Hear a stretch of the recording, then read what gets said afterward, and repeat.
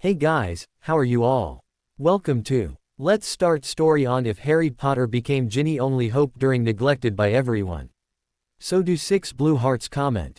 Be sure to subscribe to our channel and like this video and please share with your friends and watch till end. Also check out Patreon for I have upload Harry x Ginny uncensored spicy version, link in description. The sheets felt amazing to his searing skin. For once in 3 years Harry Potter felt as though he could sleep without fear, and he could not wait to let the world disappear. Moments before, the remaining Death Eaters had fled, leaving the students and teachers left to roam the halls of Hogwarts with relief. Harry remembered the cheers and crying after Voldemort had been murdered at last. And Harry himself could not believe it. After all this time, it was done. Just like that. He did not know if it was adrenaline or fatigue, but Harry fell to the grounds of Hogwarts in heap. An attempt to steady his breathing, it was finally over. Harry! Ginny screamed. He felt her frantic hands grab his shoulders, turn him over to his back. He squinted in pain. Harry, you're going to be fine. Poppy is coming. Harry could hear the older woman attempting to get through the crowds, clinking the box of potions she had been furiously passing out for hours. Move out of the way, Longbottom. He turned and saw Hermione over Ginny, and she was smiling softly, relieved and proud. Harry tried to return it, but found the tearing in his lungs impossible to ignore. Harry whispered to Ginny, "I can't breathe, it hurts." Ginny's hands tightened, but Madame Pomfrey did not give her a chance to speak through her tears. "Potter, thank Merlin you are here. Out of the way." She shooed Ginny away quickly and began muttering to herself, fumbling over his body to see the damage. "Nothing I cannot fix, I can promise you that," Pomfrey noted. She removed 3 vials from the box and sighed. "I only have what can heal your ribs and lungs. The pain potion is a low dose. I need you to take these and rest the best you can, Potter. I must brew more of the stronger pain relievers." Before Harry LD politely tell her anything she gave him was sufficient, his throat burned of vapors and sent his lungs bursting in pain. Harry screamed in protest, forced down by Pomfrey, but in a glorious instant. The pain faded so he could at last take a deep breath of smoky air. Hogwarts was still smoldering. "Help him to bed," came McGonagall's voice. Harry was fading fast from pain and weariness and he felt himself pulled up by Ron and Neville. "Gryffindor common room with him, and make sure one of you stays in the common room." She didn't need to say more before Harry felt himself drag off inside the castle. It was morning when Harry was placed in his bed and fell asleep instantly.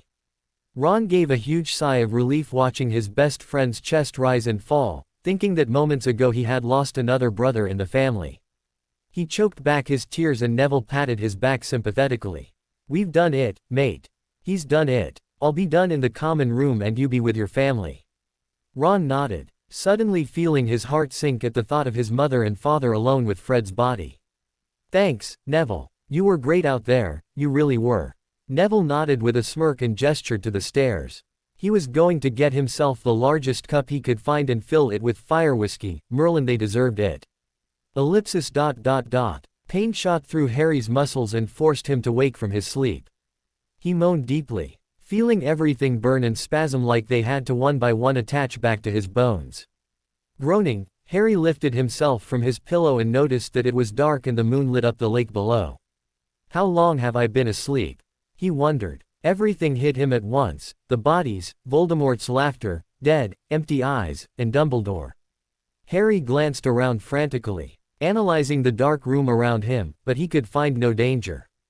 The painfulness in his body was sure proof he was still alive, yet it also proved to be an inconvenience as he was feeling voraciously hungry. Stumbling, he made it to the door and slid against the wall until he made it to the common area. Harry smiled, relieved, as he saw all those important to him huddled in the corner, with glasses of pumpkin juice and trays of sandwiches. Their voices were pleasant to listen to. Hermione saw him first. She stood immediately. "Harry, you're awake. We knew you would be exhausted." Ari accepted her embrace without thought and grinned at Ron. Ginny squealed and almost knocked all the glasses over. "Oh, Harry, you were asleep for hours. Do you feel all right? Do we need to get Pomfrey?" Ron rolled his eyes over her behavior. Harry laughed. "Yes, actually. I can barely move, but how are all of you? What time is it?" Ginny left at once and Hermione led him to the reading chair. ND handed him a sandwich and drink before replying. We slept most of the day also. I think we've only been awake for a few hours now. Too much to do. Most of the students ate in the Great Hall but we missed the meal so they gave us this for now. Harry felt as if time were infinite.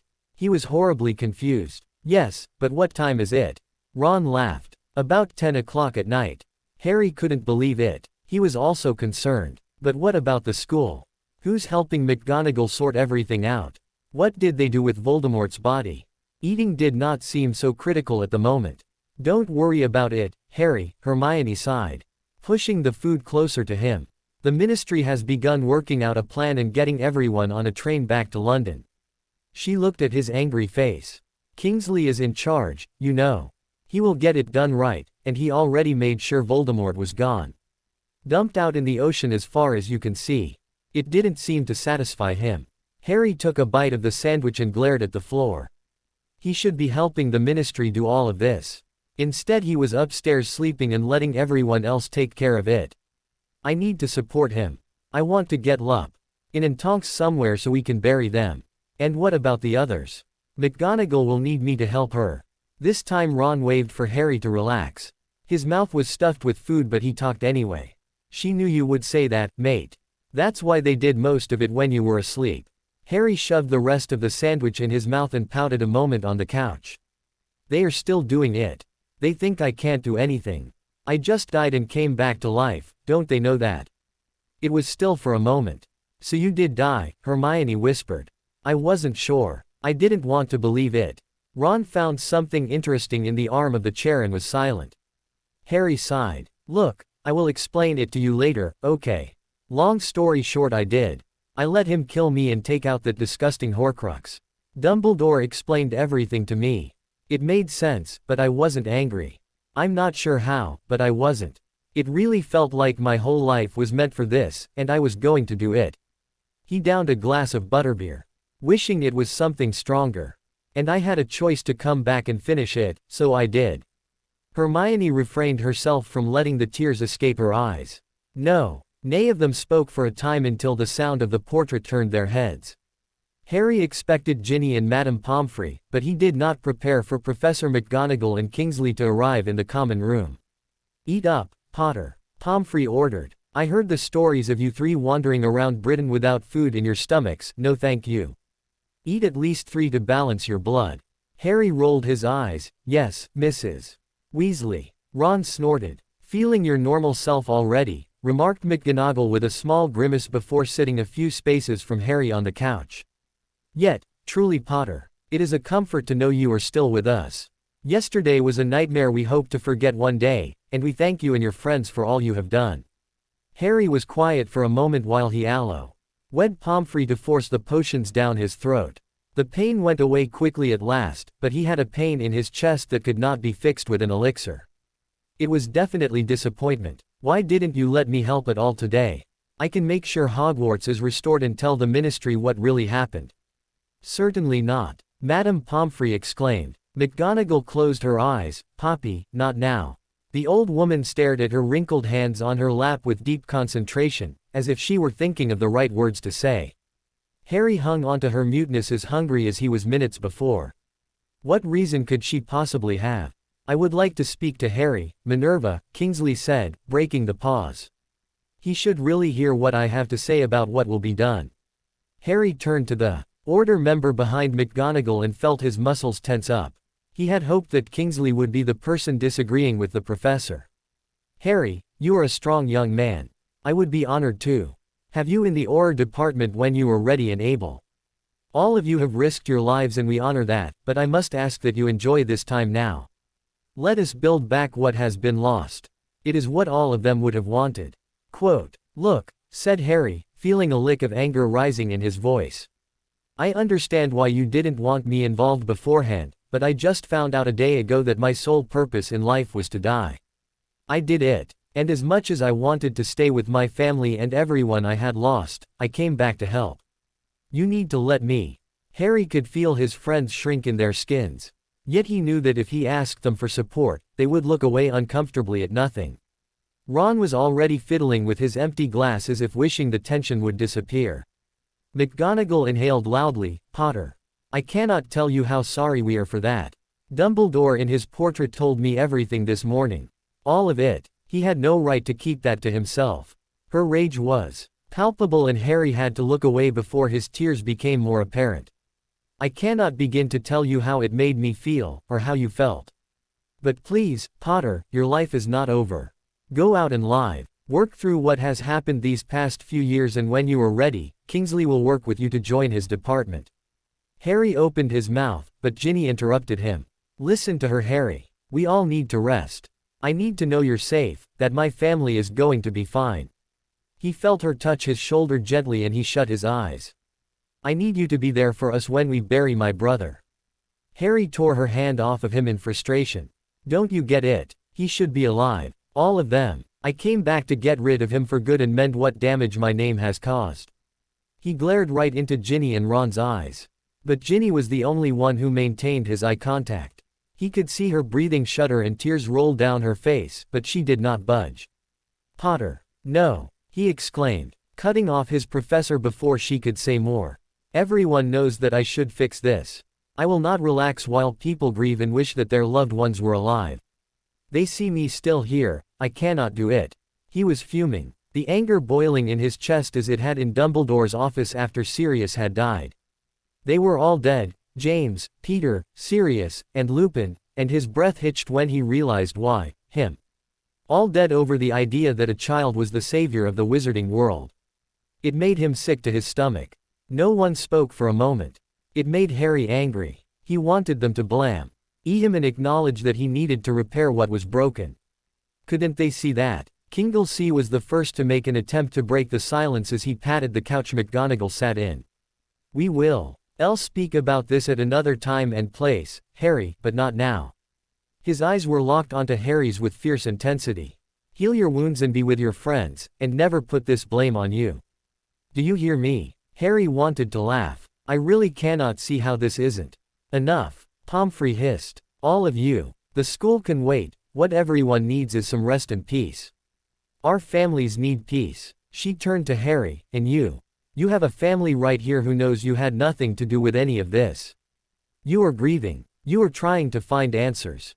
Give yourself some time to heal before you say such things. Harry stifled a bout of tears the fire was attempting to expel with great difficulty. Hermione reached out and held his hand and he ripped it out of her grasp. I need to be alone for a while. Don't wait up. McGonagall opened her mouth to say something, but he escaped out the portrait before she could speak. He had to get away. Anywhere. He ran down the spiral staircases, past the crying fifth years near the second floor, and bolted toward the main door. As Harry glanced into the great hall he saw the bodies still lined in rows, and a group of fiery redheads in the corner. He couldn't stop. Before the door could fully open, Harry escaped his regrets in the castle and headed in the direction of the place he felt was the safest. The Whomping Willow. Should we check on him? Ron muttered to Hermione as she finished the last of her eggs in the great hall. I don't know, she responded sadly. You know how he is. It would just make him angry. He can't just take off like that with some of the Death Eaters still out there. It doesn't feel right. Ron tapped his empty goblet on the table and stared at his empty plate. Even in his despair he was still debating if he should have seconds of hash and toast. Hermione was just as defeated. As much as she loved her best friend and knew he was hurting, there was still so much to do here. The Weasleys had lost their son, first and foremost. She could see George staring into the table appearing miserable, and Mrs. Weasley was trying her best to appear level-minded. Only moments before the woman had cheerfully greeted them with warm hugs and declared that this was a new beginning for them all. If only she knew that Hermione had seen her break down outside the hall the night before. Hermione's thoughts shifted to her parents in Australia. They had no idea what had happened over the past year, and she had a hole in her heart remembering her choice to keep them safe. I was thinking, Ron, she said with a stiff smile. Now that the worst is over. Say a few frightened Death Eaters, I was hoping that soon I could head to Australia and bring back my parents. Ron smiled. Yeah, good idea. You should probably they someone from the ministry go with you though. That way you can reverse the charm without risking harm on their memories. A true grin spread across her face. Why not you, instead, Ron? If I can arm my own parents to forget that I even existed and travel to another country, I think I can revoke it. Ron laughed as he finally made his decision to agree with a second helping of not only hash and toast, but eggs too. Of course. How could I ever doubt your abilities? Hermione giggled and she reached out to hold his hand. Ron truly did admire her, and he was pleased she returned the feeling. He squeezed her gently and replied, "It would be my pleasure to go with you." Ginny could see the two of them from a distance in the Great Hall. She rolled her eyes in annoyance at the two of them and Dee grew angry that they could just sit here while her brother was gone, and Harry was missing. Above all, her mother acted as if nothing terrible had happened at all. "Ginny, dear, eat your meal. We are heading home today and plan on fixing up the house. Your father has already began working on it and says it should be ready by this evening." Irritated, Ginny folded her arms and looked away from her mother. "I am not going to leave Harry here alone. And what about Fred? Are you going to leave him here too?" She didn't need to see her mother to feel the eyes piercing her. "Enough of that," Mrs. Weasley hissed. "I am trying to keep this family together. All of us are heading home today, including you and Fred. I can only hope that Harry shows himself today so we can bring him to our home safely." Ginny wished she could shed tears once more, but her sadness could not force any more from her eyes. Of course she knew all what her mother had done to keep them all together. She knew how much her mother hurt. In a way, Ginny herself was grieving. "I need to find him, Mum. I cannot leave him here." Molly shifted in pity for her daughter and sighed. Moving closer to Ginny she replied, "Minerva says he's in the Shrieking Shack. Filch saw him run up to the Whomping Willow last night, poor thing, but with the way the tree was damaged, it was easy to do. Go to him, if you must, but be gentle on him. He does not know how to think right now." Ginny could have kissed her mother. She looked at Ron and Hermione, but instantly thought against asking them to come with her. They were still holding hands and smiling to each other, completely oblivious to the world around them. Harry stirred from sleep and remembered immediately where he was. He could see the sun through the broken windows of the shack and the dust swirl across the floor where he laid. For once, Harry felt at peace knowing he was alone and calm. He had no regret of last night when he had grabbed every piece of furniture that he saw and threw it, broke it, and cut his hands on wood and glass. Of all the places, he could not understand why he went here, yet perhaps it was where his life changed for good. It was where his idiotic decision to not have Lupin and Sirius kill Peter Pettigrew on the spot cost them the resurrection of Voldemort himself. The destruction last night was full of regret and the obsession to plagued his mind again and again for 4 years. He could have lived with Sirius that summer, learned about his family, and be able to feel as if he had a father again. It was eating him alive. Weiss sat up and glanced around at the destruction, feeling oddly relieved, and began picking at the remaining splinters in his hands. He could remember their faces plainly, and thought about that night years ago when he was 13. Snape, Sirius, Lupin, and that damn Pettigrew, all in one room. All killed, and the thought of all they had been through since then caused a lump in Harry's throat. Old not make up his mind on why this happened, or why that failed. Why couldn't Dumbledore just tell him what was going on? Why couldn't they just let him be in the Order? Was it all for the best after all, and it could have been worse? The questions tortured him. The wind whistled through the glass, and Harry glanced up to see birds fly from the trees toward Hogsmeade. He supposed this was enough destruction for one day, and decided to listen to his stomach complain about food. He also wondered if he could eat in the dormitory and avoid everyone as he wasn't keen on talking about where he had been. Harry raised himself from the dusty floor but paused for a moment, thinking he had heard something through the tunnel. He grabbed his wand immediately and felt the fight or flight instinct kick in, which quickly dissipated when he heard a voice. "Harry, are you in there? I'm coming to get you." He knew it was Ginny. How she found his hideout was beyond him. The door creaked open and Harry could see her sad eyes light up at the sight of him. He remembered how beautiful she was, and undoubtedly, how angry she was at him for everything. "Oh, Harry, we were wondering where you were." Ginny came close and wrapped her arms around him. Harry squeezed her and took in the smell of her skin, her hair, and immediately wanted to sob into her shoulders. He shifted this idea and smiled at her. Sorry I ran off. Just wanted to be alone, I guess. It's good to see you. Ginny couldn't help but see how the tables were broken, and how he attempted to conceal his battered hands. You know that it wasn't really necessary. Harry shrugged. Sounded good at the time. At any rate, I felt loads better. Yet, I take it you're here to bring me back to the castle. Well, Mum says we are heading back home today. She wants you there. And frankly, I am not leaving Hogwarts unless you do, so. Harry groaned inwardly and returned to shrugging his shoulders. Look, I really don't want to bother your family. They are grieving, and you too. There was nothing I could do for Fred, and it would kill me to be in the same house with all of you. Ginny didn't seem bothered by his statement. Oh, I know you feel that way, so does Mum and Dad.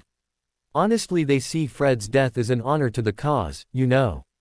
Mum wants you at our house, and she will not budge on it. We have to finish fixing the house anyway. Harry perked up at this and remembered when the house was attacked. This was something he could finally fix. He would have to deal with the Weasley family regardless, he knew. Even George. Fine, I will go to the burrow. Maybe I can even help. Ginny smiled broadly and dragged him into a fierce embrace. Once again he held her, loving every second of it. He suddenly realized he was alone in a room with a woman he loved. And it made him panic. The Weasley boys will definitely hear of this. Hey, let's go. I am famished, and I need to make sure McGonagall is really fine about me leaving. He didn't need to tell her twice. If Harry had been truly prepared for his arrival at Hogwarts, he would have remained imprisoned in the Shrieking Shack. He had completely forgotten about the students who remained at the school waiting to be brought home to their fearful families. Some parents would soon realize their child would not be returning home alive. It became quickly apparent as they approached the main doors of the castle. And Harry could see a first-year and a sixth-year weeping on the front steps, and the eldest looked straight into his eyes with intense fury. Her wand was brandished from inside her robes. He's dead because of you. Our brother is gone. How can I tell my parents that he died when you could have turned yourself in? Harry was stopped in his tracks, and he could not say anything. He felt his heart tug in fear and remorse, and he made no attempt to take the Elder Wand in defense. He did give himself over, Ruth. Ginny shouted furiously. Your brother defended Hogwarts. He should be treated like a hero, but do not blame Harry for this. Oh, please. Everyone is saying he is the hero. Like we didn't matter. How long did it take for you to turn yourself in, hero? Did you wait until our brother died? Ginny continued to puff up in defense, but Harry responded to confess. I am not a hero. Trust me, I would rather be dead than all of these people. I lost 3 people close to me in a matter of hours. I would give my life to have them back. Tell your parents the truth, your brother was a hero, and died a hero. Ruth lowered her wand, but her anger did not leave her body. He knew it was not enough what he said. Try telling that to my parents. He was their only boy. He was going to be something great. Get out of my sight before I curse you. Go. Harry replayed the girl's voice repeatedly in his head as he sat at the table. As if Ruth's words weren't enough, he was getting death stares from the Slytherin table. Their parents were now dead, imprisoned, or on the run. And it was because of him. We're leaving now, Harry, said Mrs. Weasley's voice from far away. He blinked. Due to what Ginny had said happened with that girl, and threats from the Slytherins. It's best we leave now. Do you have your things? Harry nodded and put his backpack on. He figured it was for the best since he had also rid the wizarding world of the Elder Wand after he returned. It would only have brought more destruction. He was, quite literally, defenseless. The Weasleys gathered together and Hermione took Harry's hand. We are taking brooms to the burrow. Aren't you excited? Harry tried to smile. Of course, it's been forever. He didn't want to remind her that the last time he truly flew they lost Mad-Eye Moody and his beloved owl, Hedwig. Harry took the firebolt from Kingsley. And gave him a confused look. Kingsley shrugged. Donated for this purpose by the Ministry. They wanted to make sure we could be there as soon as possible. Okay everyone. Mrs. Weasley chirped. Let's go outside and head home. Kingsley pushed Harry forward to the middle of the group. You remain on the inside. We can't have you vulnerable without a wand. As much as Harry knew this made sense. He felt his anxiety pulse through his heart as they made their way to the grass. It was like leaving the Dursleys all over again. He was sure he was sweating. "Hey, mate, you feeling okay?" Ron asked, nudging him with his arm. Harry could only nod. This was the only way they could leave, he had to do it. He did his best to ignore seeing Voldemort's scarlet eyes gleaming into his. And the sight of poor Hedwig falling to the ground. It made him so tense he was surprised his bones didn't snap. "All right, everyone, I will take the rear," said Kingsley. "We do not expect an attack. But this is for prevention purposes. Please stay in your designated places and make sure you stay aware of your surroundings. Should only take us over an hour on these models. Everyone ready?" Harry did not have a choice. The group lifted to the air, and the only thing keeping him on the broom was knowing it would soon be over. Arthur Weasley was a man of his words. With some assistance from Harry and the group, the home was finished down to the last nail before evening. Mrs. Weasley couldn't be happier, and routine at last came back to the family. Fred was arriving the next day, and the funeral would follow in the evening. It was enough to make Harry want to hide in the attic with the ghoul. Andromeda, Tonk's mother, would take her and Lupin from Hogwarts and have a private ceremony at the cemetery. And invited the Weasley family. All Harry wanted to do was hide, but he pretended to be strong for his friends. "Mrs. Weasley," he said, "I can help pay for the funeral. I really want to make sure Fred gets the best." Molly teared faintly and patted his cheek. "No, darling. McGonagall is assisting all the families hurt from the attack. Hogwarts has a great deal of funds designated for this. And we cannot accept a single penny from you, darling. It wouldn't feel right." Harry felt dejected. He wanted to scream at everyone that he felt truly responsible, and at all of his money should be used to make it all right. Yet, as true as he was feeling, Harry could only nod in defeat. He really wished he could say what he meant. As the weeks went by, Harry felt as though he spent more time out of his body than in. He could barely remember Fred's funeral, let alone Lupin and Tonks. He had attempted to give Andromeda funds to support baby Teddy, but she politely refused. "Don't worry, Harry. Between the two of them, Remus and Nymphadora had a healthy amount to help me support little Teddy. I couldn't take anything from you. We are alive because of you, I truly believe that." Harry was simply more confused than ever. What was he supposed to do?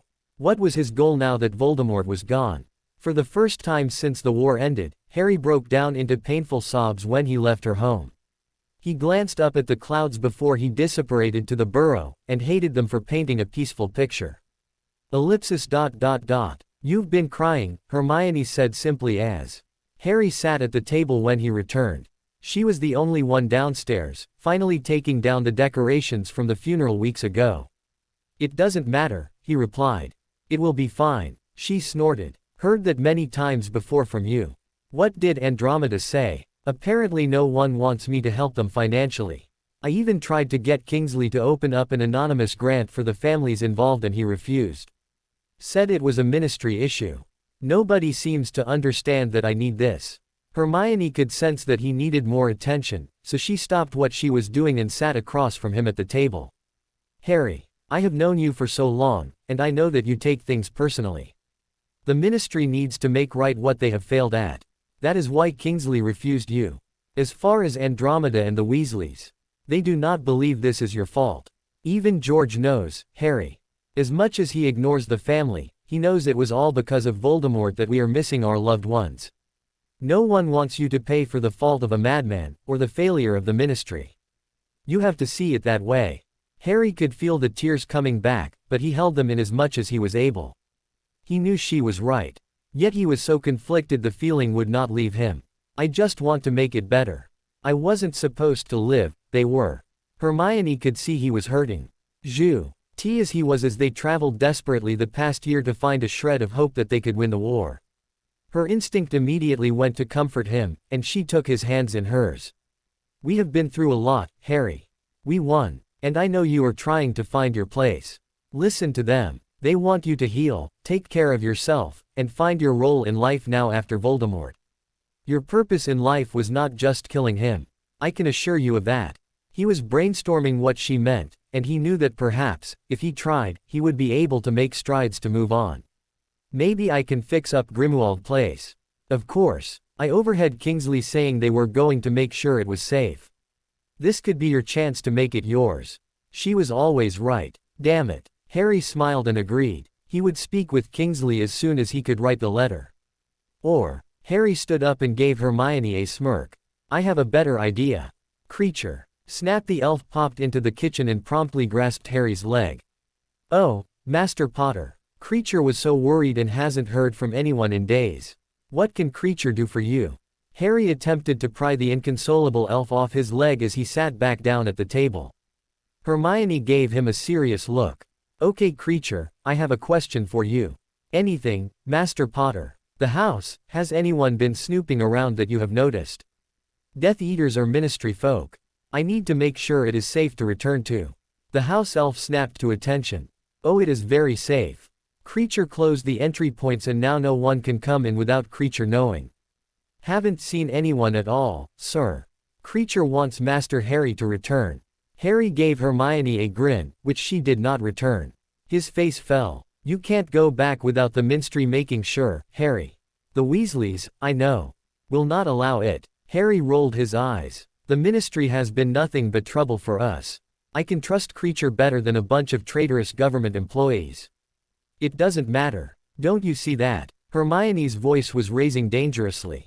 There are still some of them out there, and we have had enough of grief for one day. You cannot go back until I know for sure you will be okay. A creak on the floorboards made them jump.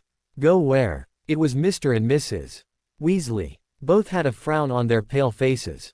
Harry could see they had been weeping. What is Creature doing here? Creature hopped onto a chair and proudly made the announcement before Harry could shut his mouth. The home is safe for Master Harry to return. Creature made sure of it. Harry managed a weak smile, but it wasn't enough to take the shock off their faces.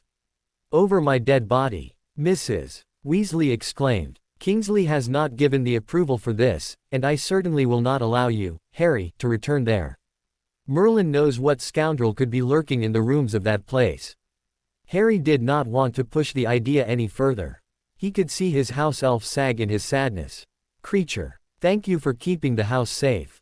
I will be there when I can. Just head back home and keep doing a great job. Creature perked up and bowed. Of course, Master. With a snap he was gone. Harry heard the loudest silence and gave Hermione an awkward glance. She gazed away and focused on a very interesting crumb of bread on the table. Mrs. Weasley approached the table with her finger pointed threateningly. And he couldn't help but feel anger as she began to screech at him. You are not going to that house. I am not going to risk any more lives in this family. You are going to stay here until the ministry makes sure that home is livable, and no planning things without us knowing. What does it matter? He yelled. I can do what I want to do for once in my life. I'm not a child anymore. And I am definitely not one of yours. If the slap had come slower, Harry wouldn't have tried to stop her. However, Mrs. Weasley's hand hit his face with exquisite speed, and he silenced himself at once. With his eyes tearing, he saw her with tears in her own, but she could not utter a sound. It was Mr. Weasley who spoke for her. Go upstairs, Harry. Dinner will be ready in an hour. Harry found himself moving without wanting to. He bolted up the stairs and slammed the door shut, fuming. Harry picked up his backpack and threw it against the wall, tears falling from his face. He was scared of his own rage. Hitting his own legs in frustration on the bed, screaming, and wanting to be a million miles away. When he calmed, Harry noticed that he wasn't alone. Ron sat on the chair near his bed reading a Chudley Cannon's magazine, gazing at Harry alarmingly. Shit, Harry muttered. Didn't know you were there. Are you okay? You don't look okay. Harry became drowned in fatigue and nodded.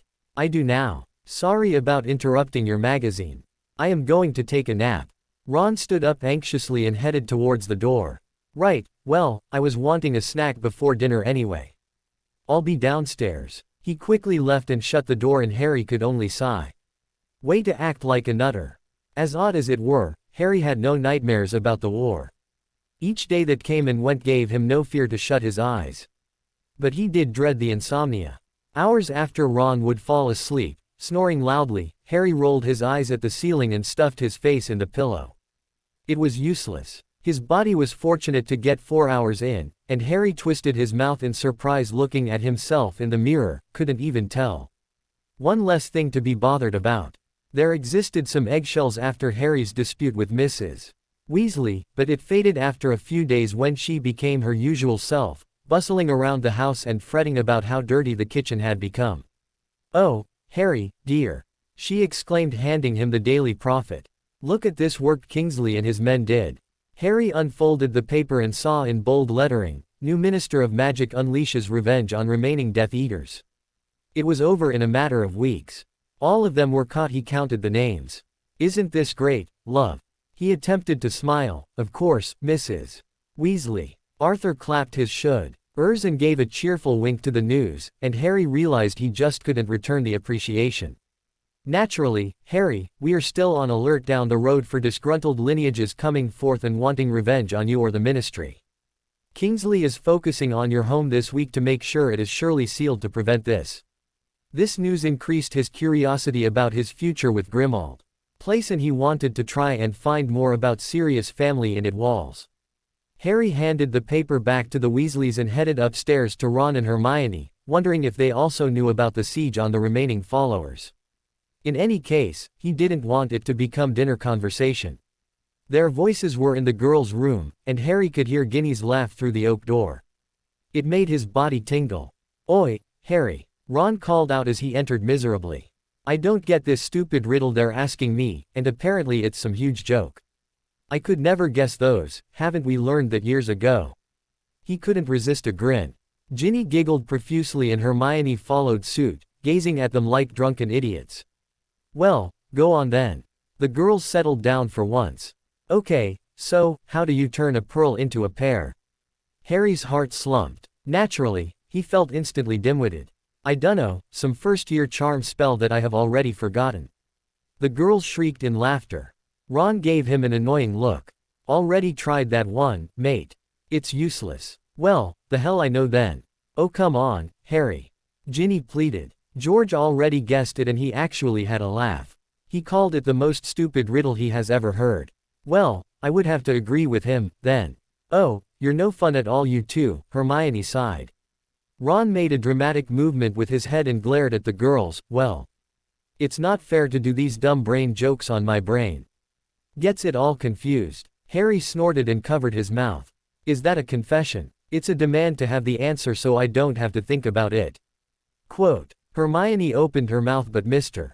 Weasley's voice echoed from downstairs instead. He sounded alarmed. "Harry, get down here."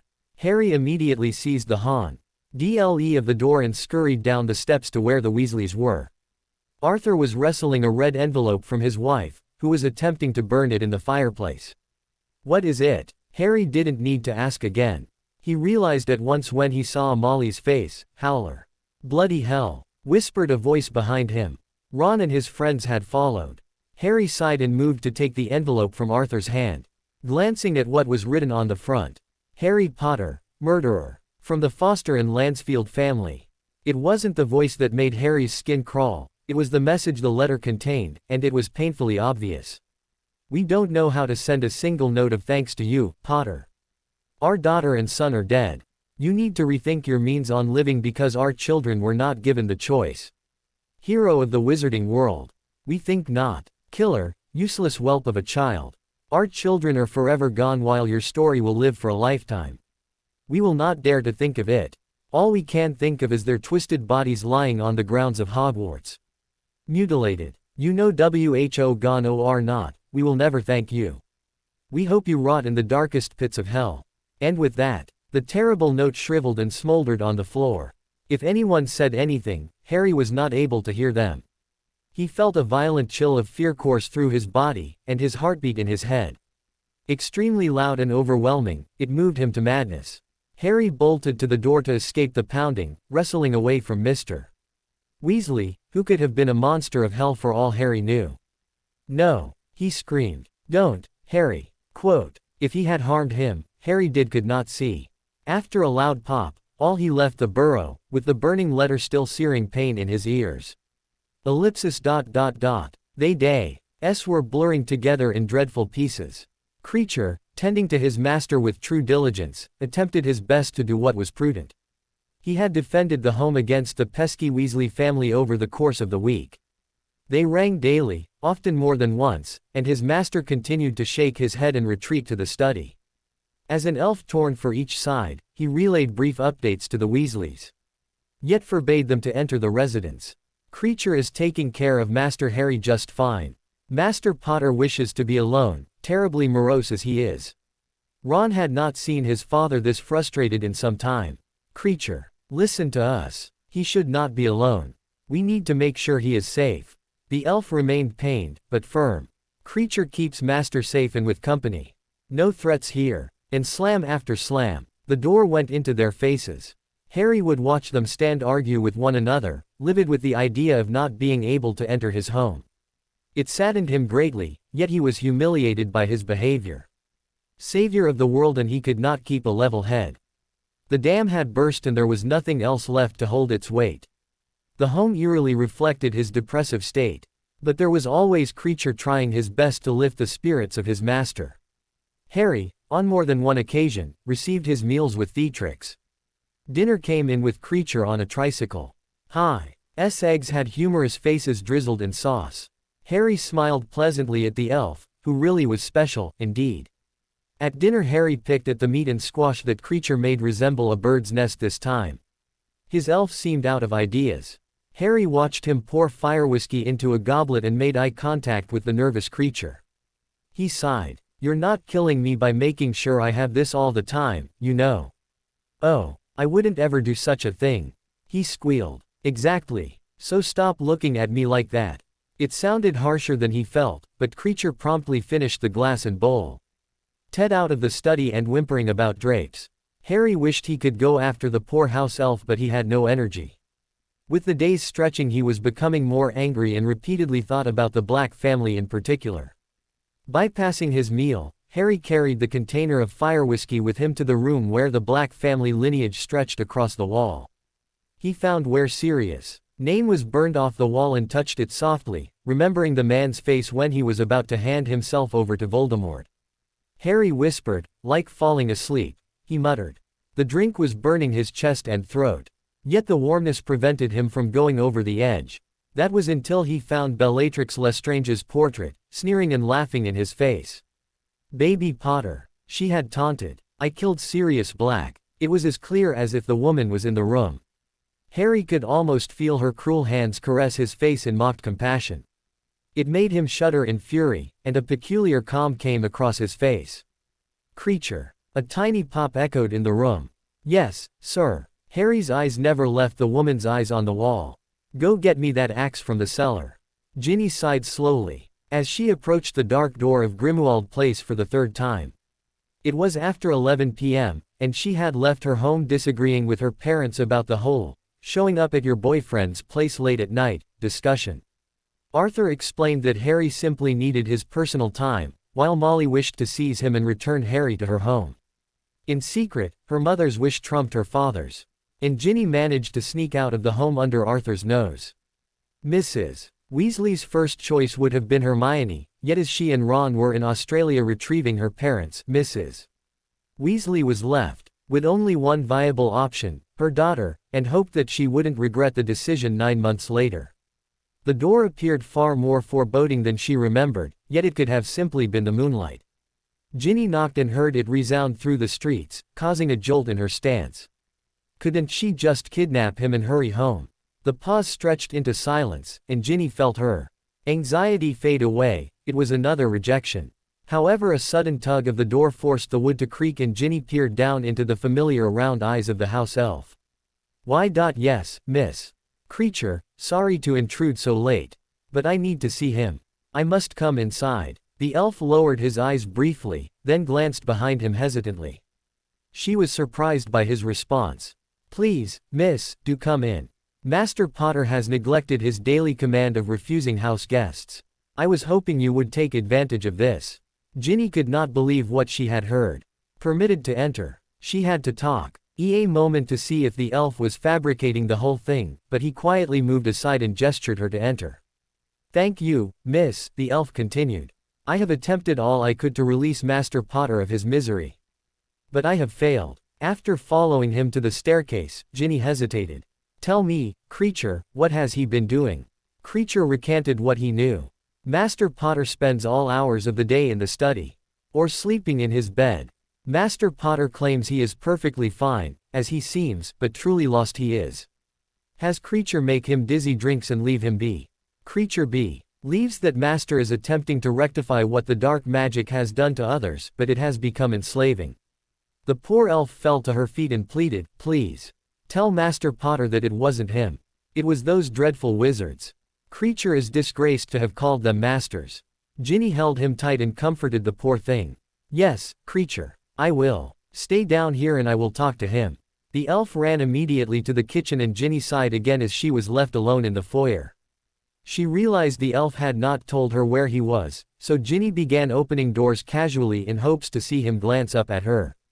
The halls were eerily dead of sound, but there did exist an echo of noise, a thud followed by an odd scraping sound. Ginny let it lead her to the farthest room on the right, which she remembered held the family tree of the Black family. The scraping continued as she neared the door, partially open. She could at last see his form, which faced away from her, and around his body was an accumulation of debris. Wood, dust, paneling, and even brick from the fireplace, which had light dwindling from it. Harry sat on the floor against a piece of furniture, left intact, and was repetitively grinding the tip of an axe against the wooden floorboards. The wall had been bashed to pieces. Nothing left of the family tree could be seen, and Ginny knew all too well that the outrage was directed at Bellatrix Lestrange. The door creaked and Ginny froze at once.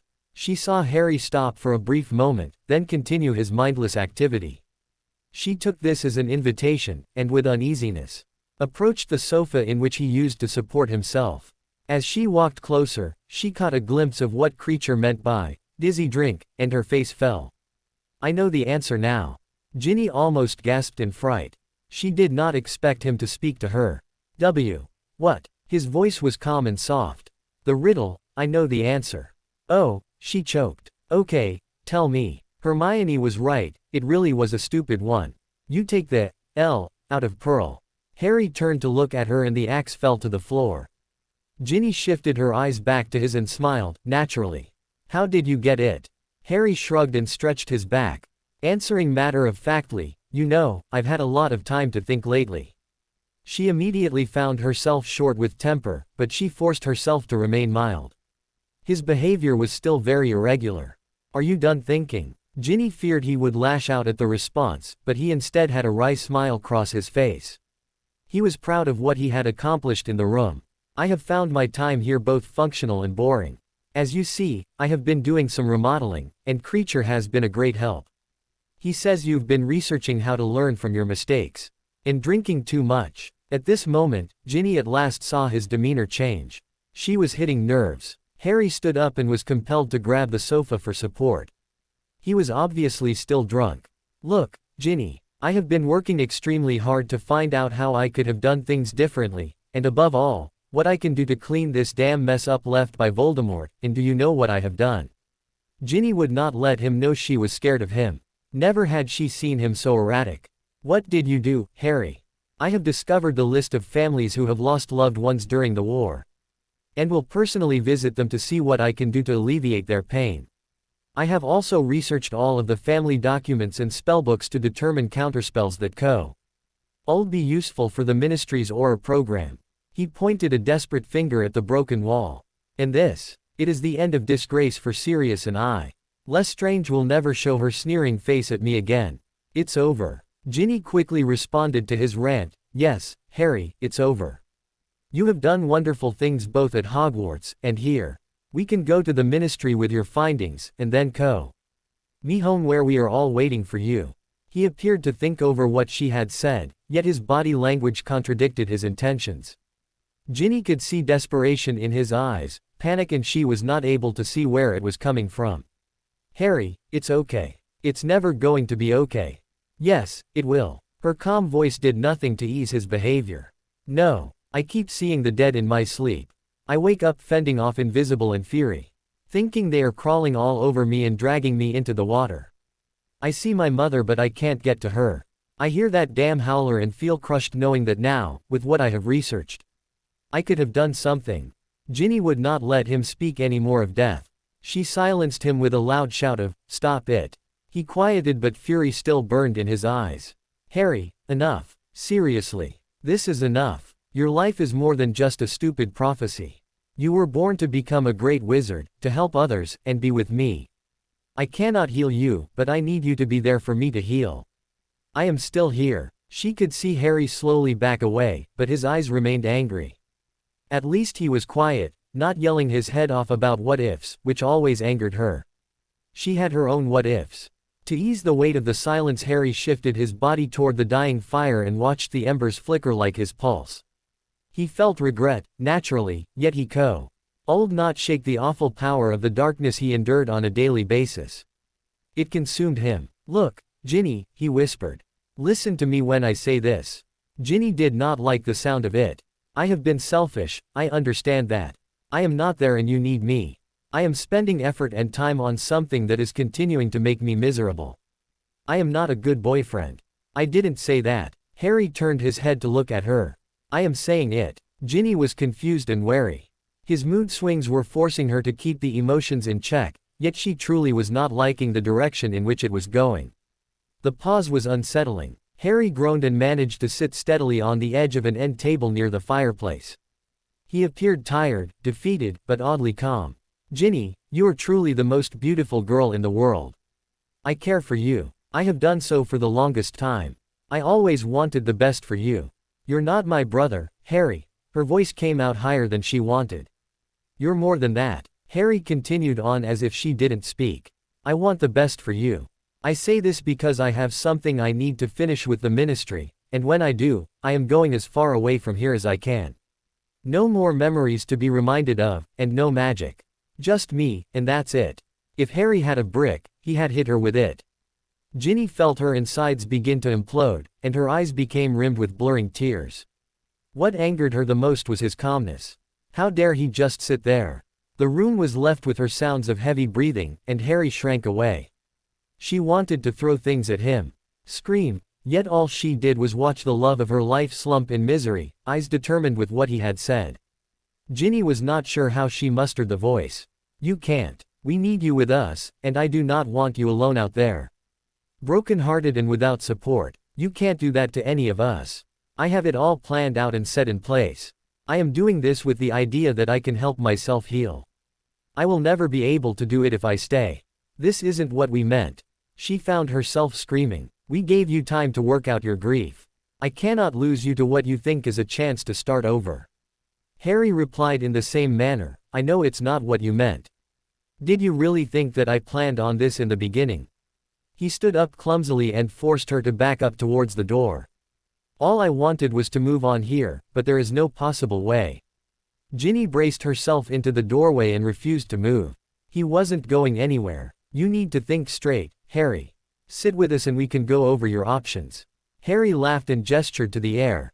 "Oh, to see how to get these witches and wizards to magically treat me like a normal person.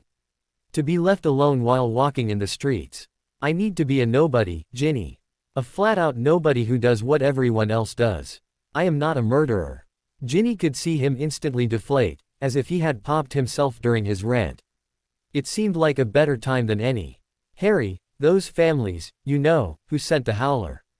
Harry held himself as if shivering but said nothing. "Kingsley and my dad visited them yesterday morning. At first they were angry. Speaking about the usual blame, but Kingsley explained it all, you know, Harry. And they had actually stepped down from their blame. I don't believe it," he muttered.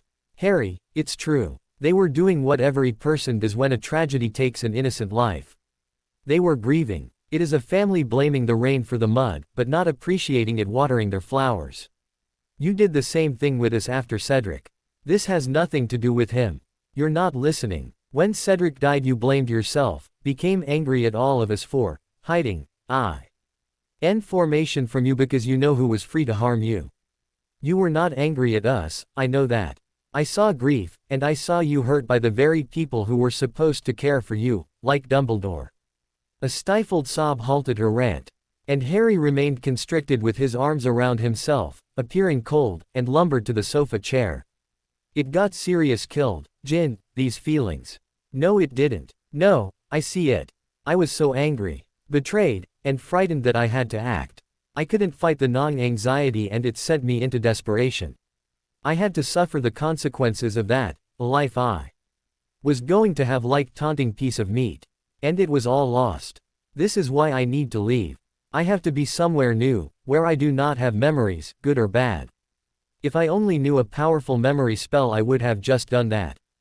Ginny remained where she was standing. Harry had muted tears building in his eyes, yet he wiped them away before they fell. She did not know how she felt at his remark. He appeared to be looking forward to the future, but a desperate man may try that memory spell he could not perform just to see if he could be successful. Harry, please. I am growing weary of worrying for you. I just need you home with us. I want to see you every day, and know that you hadn't died. I am grieving for the old you. Can you just please stay with us so we can go through all of this together? All I need is for us all to talk. Harry remained closed-mouthed, and she could feel her heart sag. His breath was tight and ragged as he worked off his anger, and she held onto the sill. Ents for any response he could offer her. She almost didn't hear him whisper to her. Fine. Just one day. Unsure if it was the alleviation of her stress, or just simply because she was in love. Nny moved toward him and pressed her lips against his. Harry recoiled in surprise, but she wasn't going to allow him to move away. She continued to kiss him, and he pulled her towards himself on the sofa and returned her passion. Ginny felt on top of the world. Her childhood dream was finally happening, and she wasn't even dismayed by the fact she smelled fire whiskey on his breath. It was only the two of them, fully in lust. And she found herself sitting completely on his lap. Harry had no idea what had gotten over him, but he truly did miss the smell of her hair, and the sensation of the strands ticking his face. She placed herself over him, and immediately his passion for her escalated. He could imagine the look on Ron's face if he knew that his best friend was snogging his sister, and that made him want to do it more. He moved to her neck and her gasp forced him to pursue every inch. He stroked the sides of her waist, her back, and rolled his fingers through her fiery hair. He loved her so much, he truly did. Ginny was alive and well, sitting on his body, and it felt marvelous. Harry panted softly near her ear, and he could see that she was allowing herself to become more daring. Ginny took his hand and had his fingers graze her breast, and he used all his effort not to sigh in pleasure. As much as he was enjoying this, he feared how far this would take them. She displayed no desire in stopping. And it was definitely apparent when she moaned in his ear and placed her hand over his very excited erection. Ginny, he gasped, we have to stop. I'm sorry. Ginny pulled away and he could see her concerned face, slightly disappointed, and searching for answers. It's okay, Harry. It's all okay. He shook his head, fighting the angry pull of his excitement to listen to her. Ginny, first of all, I am still very drunk. Second of all, I want us to be ready.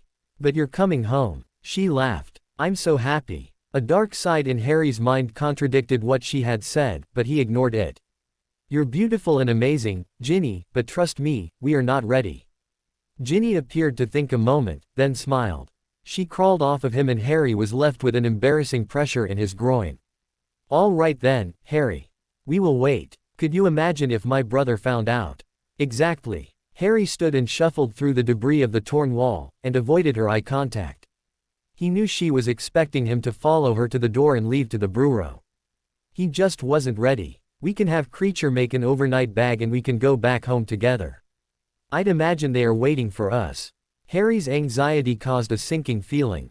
Look, Jin, I am in no condition to show myself in front of your mother. I will go tomorrow before noon. He could see her battling what to say next. And to prove his capabilities, he purposefully swayed as he turned toward the door.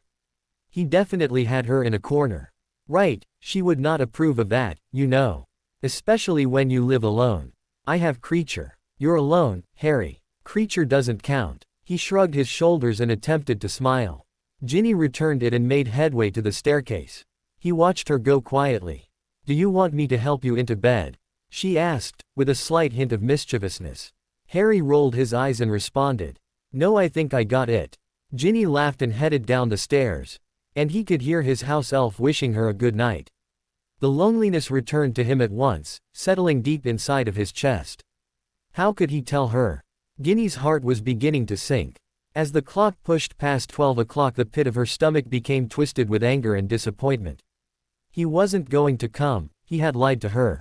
The realization of her gullibility was extremely palpable with the other Weasleys, who glanced at one another as if to see who was going to be the one to confirm what Ginny was feeling.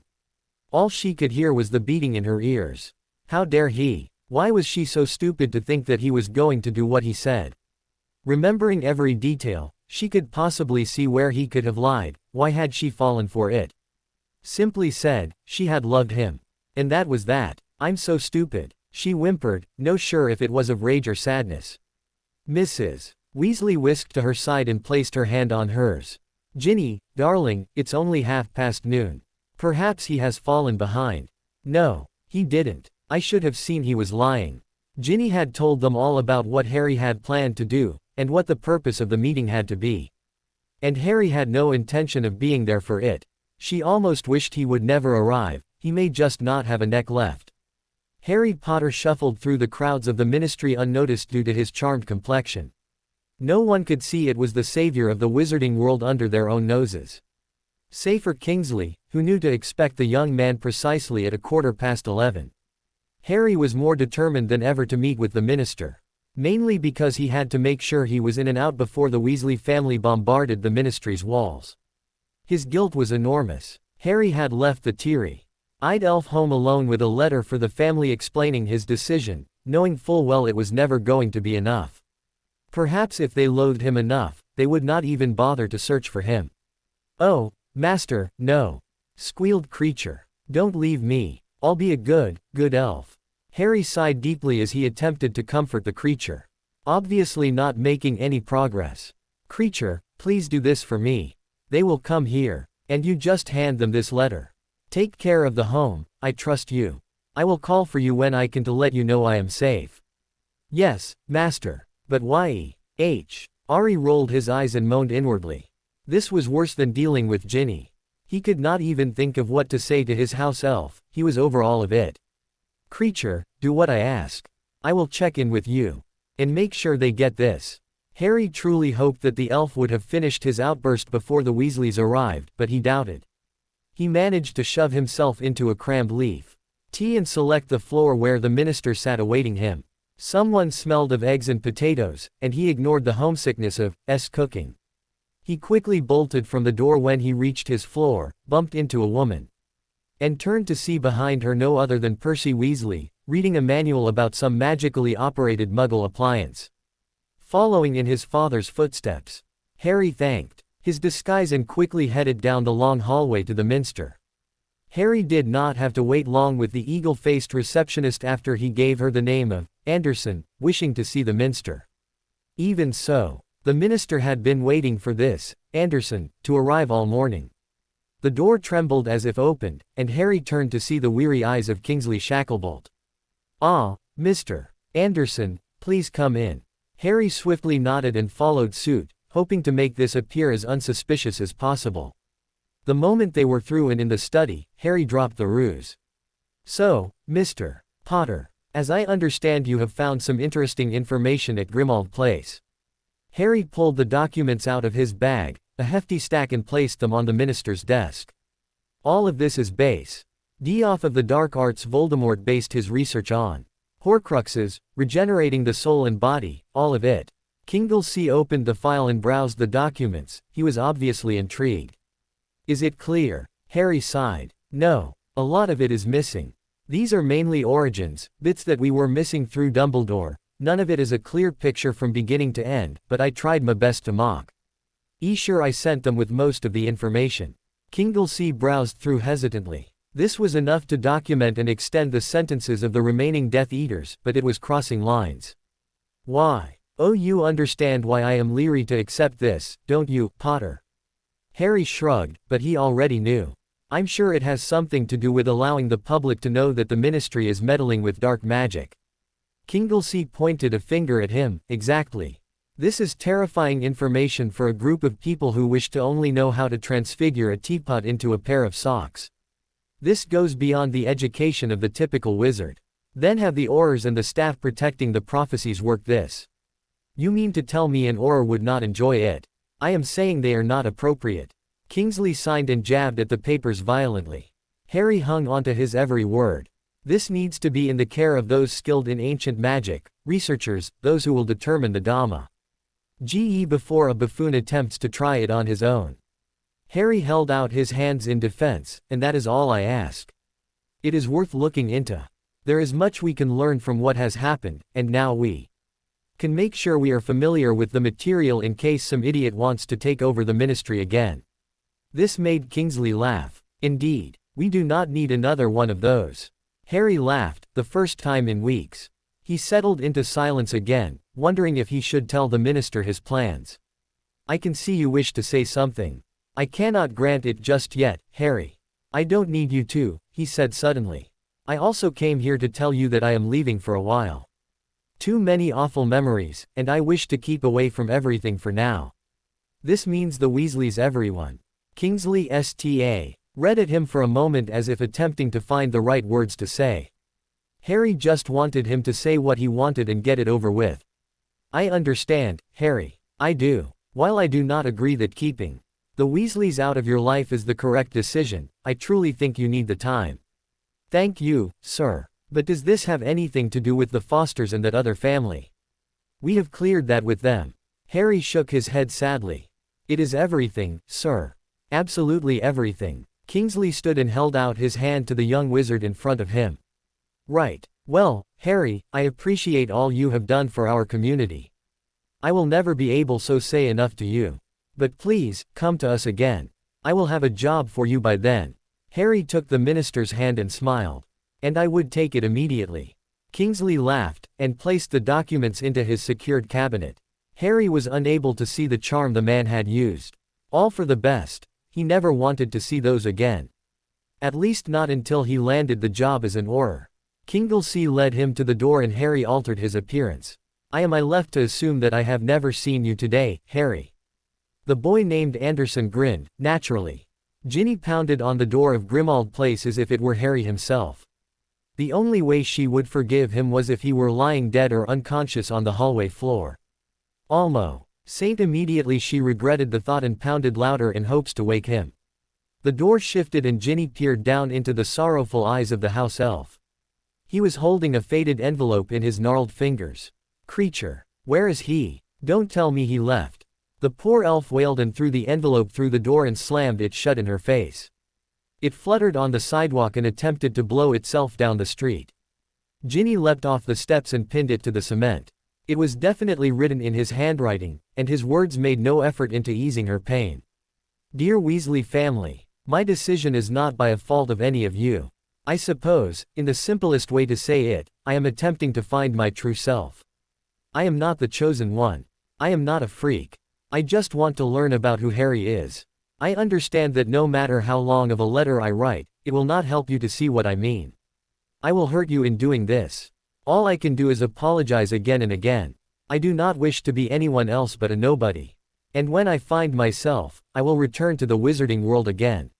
Will it be in a matter of months, a year, years? I don't know, and I am not supposed to know. I will write briefly. I appreciate your patience in this, and all the love these past 6 years.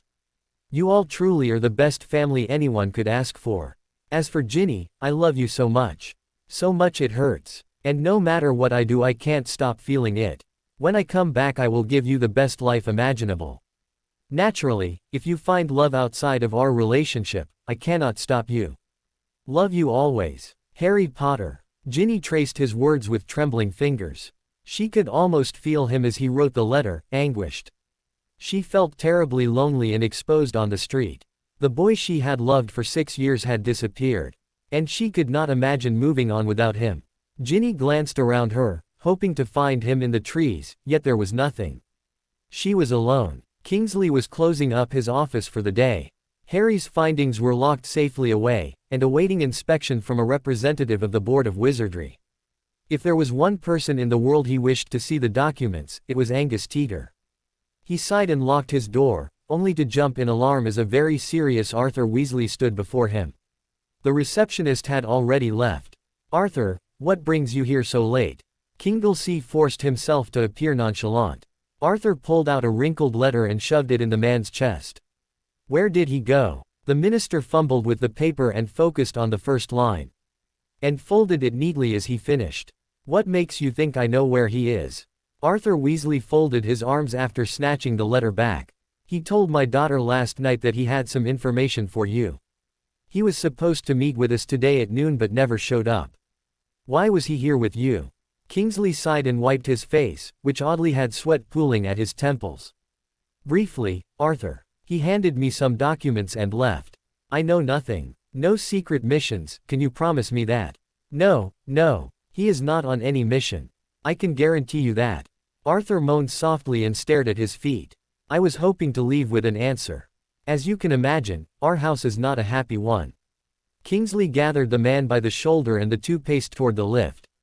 "Arthur, listen to him. He is not a boy any longer. He is not giving up. He simply wants to live a life he had lost. Harry is doing exactly what we asked him to do. He will return in his own time." Nodding once, Arthur agreed and opened the lift. "I hadn't thought much about it, Kingsley, but after these past few months, it truly feels as though I have lost two sons." The man was comforted as the two proceeded down to the main level of the ministry. Harry still couldn't believe his luck. After walking into Gringotts, pulling as much gold as he could carry in his vanishing money bag, he left the overbearing wizarding world behind him. He felt almost giddy, and as he spent the nights in multiple hotels, just to be sure he was not tailed, Harry never felt more free in his life. The fear of nightmares were not as heavy before he slept. And even when his memories tore him awake from his sleep, the unfamiliar Muggle room made him feel safe. He was becoming used to a more independent and predictable life. Even if he had to remind himself how to use a darn microwave. Harry awoke slowly, not wanting to move. He had chosen to stay at the Midland Hotel in Manchester and was not afraid to hand over HEAV. Why money in order to ebb away the pressing feeling in his chest? He knew it was guilt, and he continued to tell himself otherwise. Upon seeing the sun behind him peek through the white curtains, he became lost in thought about the life he left behind. He knew it would only be a period of time before homesickness came through, and he wished it would just go away. Not only was he alone, he was discovering the Muggle world in ways he never could with the Dursleys. Harry had gone to gaming store, rented out a system, and played a fantasy game for 8 hours straight. Just the other day he ventured to a car dealership and sat in every floor car, then told the salesman he wasn't interested just because he could. It felt amazing to sit in the driver's seat, and not crammed between the door and his fat cousin. The experiences continued to get better, but his disappointment only seemed to creep deeper. Being alone was not as amazing any longer, and his memories were beginning to return. Attempting to avoid the darkness, he sought out the faces of the Weasleys and what they could be doing at this moment. Mrs. Weasley was possibly tidying up the kitchen. Mr. Weasley would be tinkering in his shed with Muggle items, hoping to find the correlation between their odd contraptions. Ron, naturally, would still be asleep and snoring heavily. Yet Ginny was brushing her red hair in the mirror. Tear that a simple clip pulled the hair from her eyes, and she stared at herself as if she were looking at him. Silent, with a glint of a smile in her eyes. Harry groaned and dropped the pillow on his face. This was really putting a damper on his renewing happiness. He listened a moment to the sounds of the street below to get himself refocused. "I'm miles away," he told himself. It would take forever without magic to get to them anyway. Harry truly was avoiding magic. It was a way to trace him, and who knows what he would find if he dared to. Harry managed to drag himself to the window where the typical morning buzz was occurring 5 stories below. Women impressed him with their quick footwork in heels, and how many crates of books one man was able to load on his motorcycle. Sirius had a motorcycle. Damn it, he hissed. Why did he think of that? Harry knocked on his forehead as if to punish himself. He had been 3 days without dwelling on the fact that he was the foolish one to get his godfather murdered. Everything he did brought a new memory, whether it be the Dursleys or Dumbledore. He had to follow an older gentleman in the botanical garden just to make sure it wasn't his Dead headmaster masquerading as a muggle. Harry thought of Ginny and the night she came to Grimmauld Place and could still smell her hair, still see her smile. And as Harry peered down at the Vienna coffee shop, his eyes focused on a dark man with broad shoulders drinking alone. He had a newspaper firmly in his grasp, and Harry was holding the curtains just as strong. This man appeared to be Kinglesey's brother in resemblance. And that was all Harry needed. Kingsley had been avoiding the stack of research Harry had left him for weeks. It was a thorn in his side, and he knew that the sooner he called Angus Teeter, the sooner his conscience would subside in pestering. The man in question, Sir Angus Teeter to be formal, was a well-respected orar amongst the rogue sort. Disdained by the ministry, as was the man to the ministry itself, was the reason Kingsley sought his knowledge. Not only was the man responsible for discovering the spies in the First War with who must not be named, he became best known for the research in dark arts to benefit the very government he turned in. It was not the thorn that urged the minister to send an urgent owl to Teeter, but an elderly owl who bore a letter written on plain paper. Kingsley approached the animal with interest, noting the stationery to a hotel, and obvious muggle ink scrawled in messy handwriting. Kingsley, I suppose I am writing to check in and state that I am alive and well. I have experienced life in ways I never have, and although alone, it does not limit me. There still has been plenty of time to think, whether I cared or not. I know that you have gotten the historical accounts from Ron and Hermione, as well as the students at Hogwarts, and I believe that I am ready to disclose what had happened after the pensieve. All of this, no one else knows. And I feel compelled to tell you, and only you, what had occurred in the forest. I assure you it is far more compelling than anything I could dream up. I do want you to pass on to the others my regards. If they take it, meet me at the London City Hotel Sunday at 11:30, and alert the lobby staff if you can. Naturally, I will be free most of the day. Anderson. T. His simple letter had Kingsley's heart racing in excitement. Adding Harry's historical insight to the matter of Voldemort's demise would close the gap in wizarding history. Above all, it meant that Harry was healing. After pacing several moments, Kinglesey rushed to his calendar to see his schedule for the week and dismissed the bureau luncheon that was occurring at noon. Any excuse to avoid the Malfoys' advocate was a bloody good one. The hotel itself was not far, and he knew Harry must be hiding there in the meantime in fear of being seen. The feelings of excitement became muddled with concern, remembering that he still had not given Angus the research. Instantly, he opened the lock and removed the papers, and making sure he had every document. Kinglesey burst through the doors of his office and hailed his secretary, who appeared frightened at the noise. Lana, summon an owl for Angus Teeter at once. He is at a conference in Southgate. Yes, of course. Kinglesey was about to shut his door, then turned to face her. And when you're done with that, call Arthur Weasley. Arthur was preparing to catch up with his son, Percy, for a bite of lunch and sighed at the load of work he needed to finish. Due to the ministry's restriction on Muggle items and interactions lifted, everything was backlogged. Just the other day they had to rescue a ministry owl from apparent Muggle bird watchers, who thought it was interesting that a barn owl had something strapped to it. Arthur had to play on the idea that they were college professors assisting their students with a communication experiment. It seemed to work, and he was glad since he didn't have to risk ruining a memory charm on the old chaps. After a final sigh, he proceeded to exit the department's door and head down the hallway, ere he ran straight into an interdepartment memo. Arg, he moaned. The pointed tip left an impression on his forehead, which he rubbed vigorously. Arthur tore the seal and breezed through the words, picking up speed as he read. Kinglesey had interesting news that he wanted to share, and it could only be about one person. He waddled through the main atrium, up 3 flights of stairs, down another hallway, and rushed the front desk of the minister. He was sweating profusely. Hello, Lana. I was summoned. Lana grimaced at his appearance. Yes, I will call him at once. Right, thanks, Mr. Weasley paced the waiting area, not really understanding why he was so anxious. He truly hoped it was good news.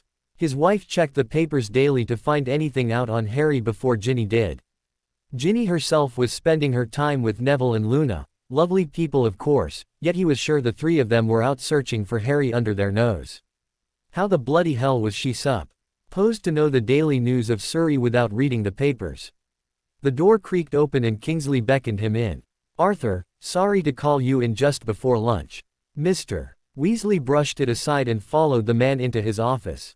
"No issue, Percy can wait." Kingsley returned from his desk and handed the letter from Harry to the man. "It's only been a month and he seems to be pulling around. I will be sending an owl to him soon to confirm this and bring good words from the Weasley household, if that be the case." Arthur pored over the boy's words and nodded. "Yes, of course. There is no ill feelings towards him from our family that will not mend. We just need to know he is safe. Well, he is doing some good hiding. He uses no magic, even without a wand. Since this letter, I had a ma. And I trust locate him in Manchester where the stationery originates and was successful.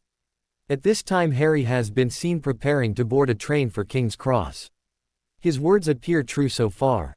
Mr. Weasley sighed with relief. "I am pleased to hear this, Kingsley, but that boy needs a wand. Even from my department I hear stories of Slytherin families retaliating against the Ministry for imprisoning their loved ones. Please convince him to buy another from Ollivanders." Kingsley took back the letter and shrugged helplessly. "It is up to him, Arthur. We have to remember that he is a man, not a child. For once in his life his decisions are his, and I cannot order him to expose himself to the wizarding world if he is not ready." The man sighed. "Right. A habit of ours, I suppose. The threats are still there, Arthur. I do not deny it, but the angry Slytherins are a minority. Most of them are bending to the Ministry's will to get out of Azkaban. Harry is the safest now more than he ever was." Silence followed the minister's voice, and Mr. Weasley was left to ponder on his words heavily. Eventually he handed over the letter and was unable to make eye contact with the man. "Please, send him our warm wishes, will you? We miss him terribly." Kingsley cupped a hand on the man's back gently, easing his worries. "He will know exactly who his family is." Mr. Weasley swept through the halls of the Ministry with purpose. Harry was alive, and he was coming back to London. The day was fading fast and Kingsley was exhausted. His secretary had left and he was preparing for the next day's meetings, one of which was determining if the evidence holding 2 Death Eaters were fit for trial. Kingsley could not fathom that after over 20 years, this nightmare was over, and 2 wars won by a mere child with powers he never knew he had. The new reality would be difficult to imagine, and the man could see the reason as to why Harry was feeling terribly lost. The door made a sudden, thrusting movement, and the man turned his wand upon the stranger who dared to enter his office. There, with his scarred face pitched in darkness from the fading sun, was Sir Angus Teeter. "Come off it, Kingsley," he laughed. "You're the one who left the door open." Harry was oblivious to anyone following him to the station in Manchester. Being aware of the surroundings was Hermione's skill set, and focused PR. Merrily on his quickening anxiety about returning to familiar Muggle London. He truly did enjoy spending time alone, and he felt great satisfaction in experiencing his independence as both a Muggle and a wizard. Obstacles were present, as usual, normally in requiring identification for services. Harry had to turn down multiple hotels due to their needing his ID card for holding a room. One more thing he needed to do, and naturally, he hoped it would not require finding Aunt Petunia to get the documents. He approached the ticket counter and smoothly asked for the next train to London, and the transaction in cash occurred without fail. Harry gathered his things over his shoulder and became lost in the crowd, something he was becoming very good at. Arthur Weasley was not able to determine if exposing Harry's plan to return to London was his best idea. The very same day Kingsley showed him the letter, he passed the information on to his fretting wife and children. "Oh, you mean it, Arthur?" Molly exclaimed. "He's coming back." "Well, yes, dear, but he is meeting only with Kingsley. I cannot even see him." Whatever hope Ginny Weasley had was stomped. Why is he just seeing him? Is he joining as an Auror? He should be able to see us. Ron refused to join into the conversation. He could tell it was not going to end well and he would have rather agreed with Hermione and gone and visited her and her parents for the afternoon. Arthur shrugged his shoulders and accepted the cup of strong coffee that his wife placed in his hands. From the letter it appears that Harry is wanting to share a bit of information of what happened in the forest. The night Hogwarts was attacked. Yes. And only Kingsley is asked to hear about it. He has to accept this meeting. The ministry has had information missing for months. No one really has any idea how Harry survived. Hagrid swore Harry was dead after the curse. Ginny folded her arms in contempt. He will be dead after mine if he doesn't come home. Ron rolled his eyes. Oh. Here we go. Shut up, Ron. He's out there trying to avoid us and all you and Hermione are doing are running around together and snogging. Hey, leave Hermione out of it. His ears were turning pink. Exactly. Bring her back into it. You haven't seemed one bit worried about him. Arthur sighed heavily. Ron straightened his back and returned the argument. I don't worry because I know why he is doing it. Think about it for a second, will you? He's spent his life stuffed into a closet and a locked bedroom, hated, hunted, and all Harry wants is to feel normal. I am giving him that space and not telling him what to do like everyone else. Ginny wanted to knock his lights out, but her mother put an end to it with a resounding, enough. That rattled the walls. All four of them fell silent and Mrs. Weasley was now the only one standing. As much as all of us want to see Harry, Ron is right. Harry is determining his life now, and if he wants to meet with the minister alone, he will do so. Again, Mr. Weasley pretended that it was his best idea to tell them, and ignored the fact that his beverage was terribly burning his mouth. Kinglesey instantly felt the fear ebb away as he realized it was Angus Teeter in his office. It was replaced with a stab of irritability that he could not wait until the next day, as it had been a very taxing afternoon with ministry details. Of course, Teeter. I see that I have neglected to lock my office for the evening. I was just about to step out. It wasn't going to work. Angus coolly walked around and stared at the trinkets on the shelves, habitually touching the most breakable items. It irked Kingsley immensely. I thought I would drop in to see for myself what the savior of the wizarding world had for me. He paused with a mocked, surprised face. Oh, apologies, I thought you said it was urgent, was it not? Kingsley sighed. Of course, you just caught me before I left. Good. The man barked. Well, let's have it. Will you be leaving with these documents? The man had a spark in his eye that the minister did not like. I would rather we delve straight into it tonight and make our judgment. No need and having this material strewn all over London. Yes. Kingsley wanted to groan but held it back. What was another 4 hours in the workday? The man had already made himself at home, and was already setting up the cushions on his maroon sofa. He was preparing to light a cigarette. A muggle one at that. Here you are. All found at the Black residence. A great start already. The man exclaimed. Home of the cousins of Miss Lestrange and that tosser Regulus. Indeed. Kingsley muttered. It is very interesting to me, all these so-called pure blood families, they are so bent on preserving culture and wealth they agree to marry their own blood. How desperate. The minister was having difficulty maintaining composure with the man. Without asking he had gone through the drawers next to the sofa and pulled out random items, and when he did not find what he wanted, attempted to stand up from his seat. What do you need, Teeter? Angus lifted his wand as a response. Accio magnifier. And just like that, the desk across from the man jiggled and produced a lens in the hands of Teeter. Ah, yes. Much better. Kinglesey's anger was palpable. Oh, don't get yourself heated, minister. Where are your manners when you have guests? My guests come at reasonable hours and are respectful to my belongings. Nonsense. Look what I have found already. Teeter patted the paper with a very Slytherin look on his face. The Potter brat has already brought up history of the founders of Hogwarts. Who knew how relevant they would be today? Yes, about their ties to the Horcruxes. Teeter straightened his back. Oh, but it's much more than that. And Potter knows. As I skim down all of this information, Kingsley, of what little I have seen in this enormous pile, the lesson is permeability. Do you know what I am saying? The man's grin did not settle with the minister, who was attempting to remain calm. I do not. I think we forget how small our community really is. Every Terry BL. EFO has been down the same path as the rest of us decent chaps. The same process, if I could clarify. It has been this way for centuries. Our history is based off the same framework, same knowledge. If you think about it, we have all done the same thing since the beginning of established education in the magical arts. You lost me. Kingsley was getting too tired for this. Hogwarts, minister. The whole establishment of Hogwarts is divvied up from the ideals of 4 buffoons who have laid the foundation of how our society works today. Every wizarding child in England enters its doors, learns its lessons. And whether you're courageous, sneaky, crafty or a complete dolt, you are a product of these founders. The man became more excited as he continued to read the documents. Rightly so, th. Are always the rogues like myself who fight the norm, as many of our evildoers also follow. And it's more than me just being a Slytherin, my friend.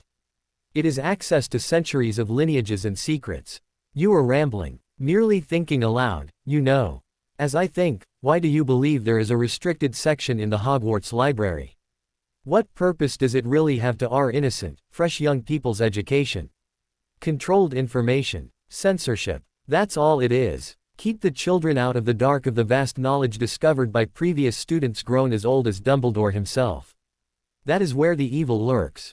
Kingsley. Not as grown men, but a fragile adolescent mind seeking answers.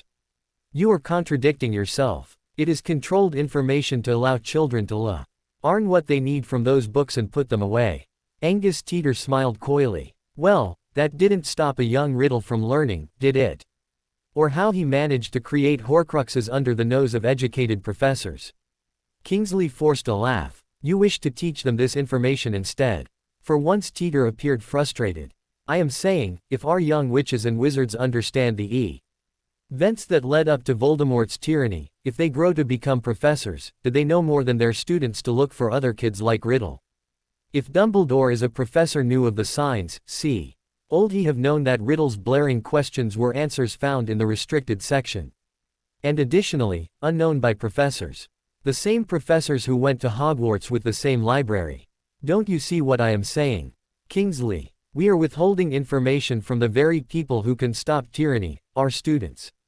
Kingsley had the sudden question if Harry himself had used the restricted section to discover withheld information during his school year. If so, had it stopped destruction? This was something he needed to address with Harry the next day.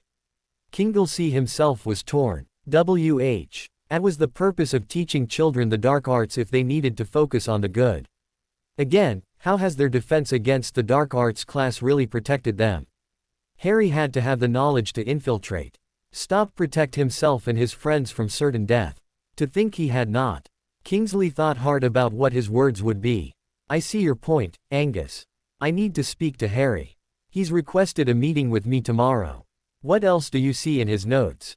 Oh, trust me, your golden boy agrees with me. How else do you think he knows so much? Probably sneaking to the restricted section all hours of the night. The rest of this is historical, some leads as to where some of what could be missing from areas such as the Department of Mysteries and the restricted section itself. That, your Aurors could delve into. I cannot have the wizarding world know we are researching families and the dark arts. Hold yourself accountable, the man exclaimed. They expect you to protect them. Find out the secrets of these families, find the ties between their lineages, and be the change this ministry needs. Fudge cannot coddle us any longer, and the people are looking for change. Let them know that you are going to make it right by knowing. Kingsley folded his hands against his forehead and sighed. Why did the man have to be right? Oh, and Minister, when you see the Potter brat, give him my kind regards. Harry paced the window at the London City Hotel and peered for signs of Kingsley arriving. He was sure he was ready, and also hoped to pass on some kind words to the Weasley family. The night before had not been restful at all, and he spent hours simply sitting at the window looking down at traffic. Harry loathed the night his insomnia refused to allow him to rest back. It forced him to think back on the past. Desperate for any kind of release to distract his mind, he had walked to the corner store and bought his first pack of cigarettes hoping it would leave him feeling better and elevated. Harry realized that after coughing several times he was slowly getting better at the habit, and felt oddly pleased at himself. With morning passing into noon, Harry opened his window and lit his fourth cigarette and continued to look for the wizard. Kingsley wore a long-sleeved blue dress shirt and dark pants on his visit to Harry's hotel. Despite the dragon hide boots, he believed he was appearing as muggle as possible. The hotel was in a busy area of town, and he had to fight through crowds just to finally reach the lobby where a bleach-blonde young woman raised an eyebrow at him. "Welcome to London City Hotel, how can I help you?" She didn't appear to care much about how he felt. Yes, I am needing to know the room of a young man named Anderson. The woman casually picked up a yellow slip of paper next to her computer and read it, then replied, "What's your name, sir?" "Kingsley, miss." The woman then sighed. Rat, wolf, dog, then what to complete the group? Kingsley stared bizarrely at the woman, who appeared increasingly annoyed at the game she was being forced to play. "I'm not sure I understand," he replied. "Well, in order to see Anderson, or whoever, you need to answer that." A line was beginning to form behind him and the woman was now raising her other eyebrow. Kingsley knew Harry was using a typical order code to prove his identity, but he was frustrated that Harry thought it was easy to figure out. "Rats and dogs. Well, do you know or not? That man behind you needs to turn in his key." Kingsley turned to see a middle-aged man oblivious to their conversation. As he was having his own irritated display in the lobby arguing into his cell phone about deadlines and something about not being able to vacation in time for hunting season. Kingsley thought immediately of the woods, and what animals he could possibly be thinking of hunting when the idea came into his mind. And it wasn't about animals. "Well, sir. Yes, a stag, or prong." He may have listed one or the other. Her shoulders shrugged and with a roll of her eyes she wrote down something on a paper and held it out to him. "Room A303. Kingsley nodded at the woman and rushed toward the elevator, cursing at himself for not understanding it sooner. Harry thought he saw Kingsley enter the hotel, but it was hard to tell from the height of his room. He became nervous anyhow, and attempted to tidy up around the place where he arranged 2 sitting chairs next to the window. There was not much to clean as he had very little. The tea was ready to brew, but that would have to wait until the man came up. Should be brew it anyway.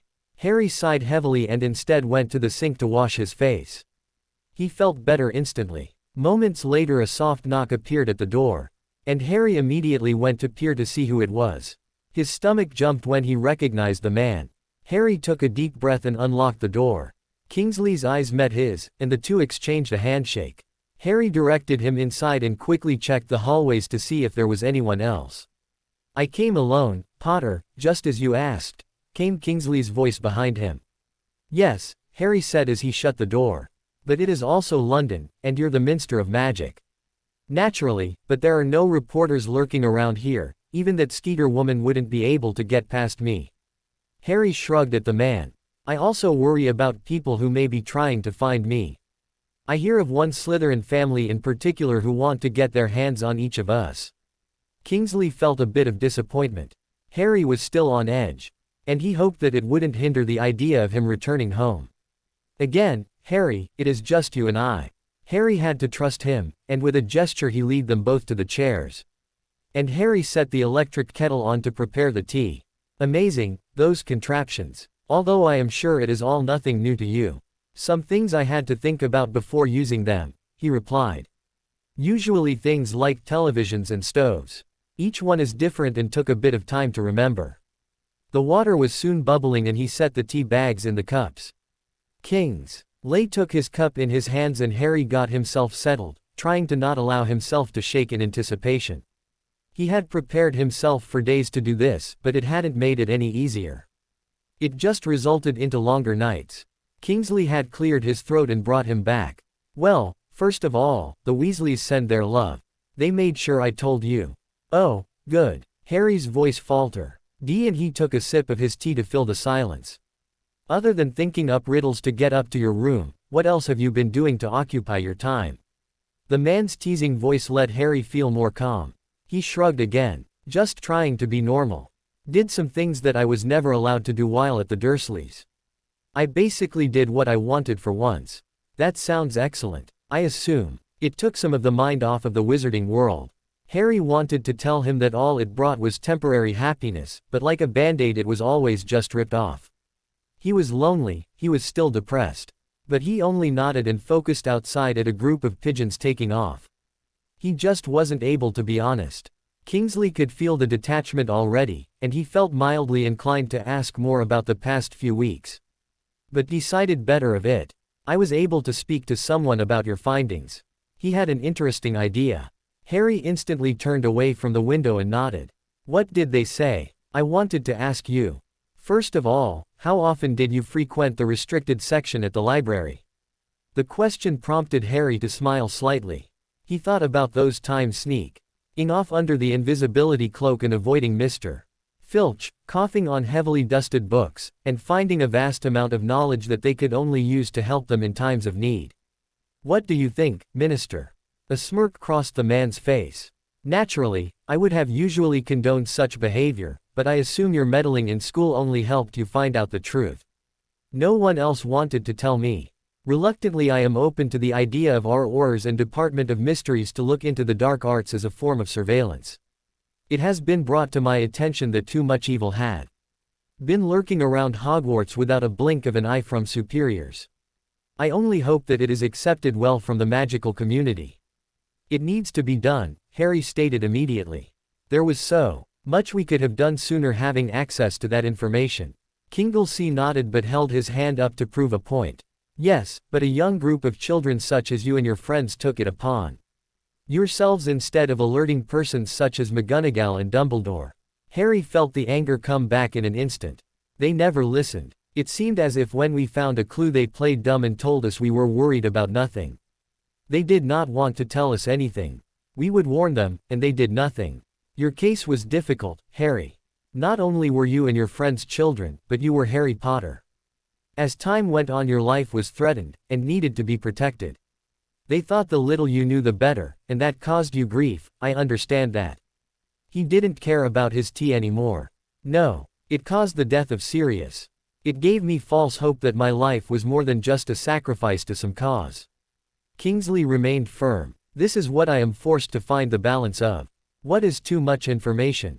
How do I regulate? A child with the knowledge of dark magic, will they use it for good or for ill means?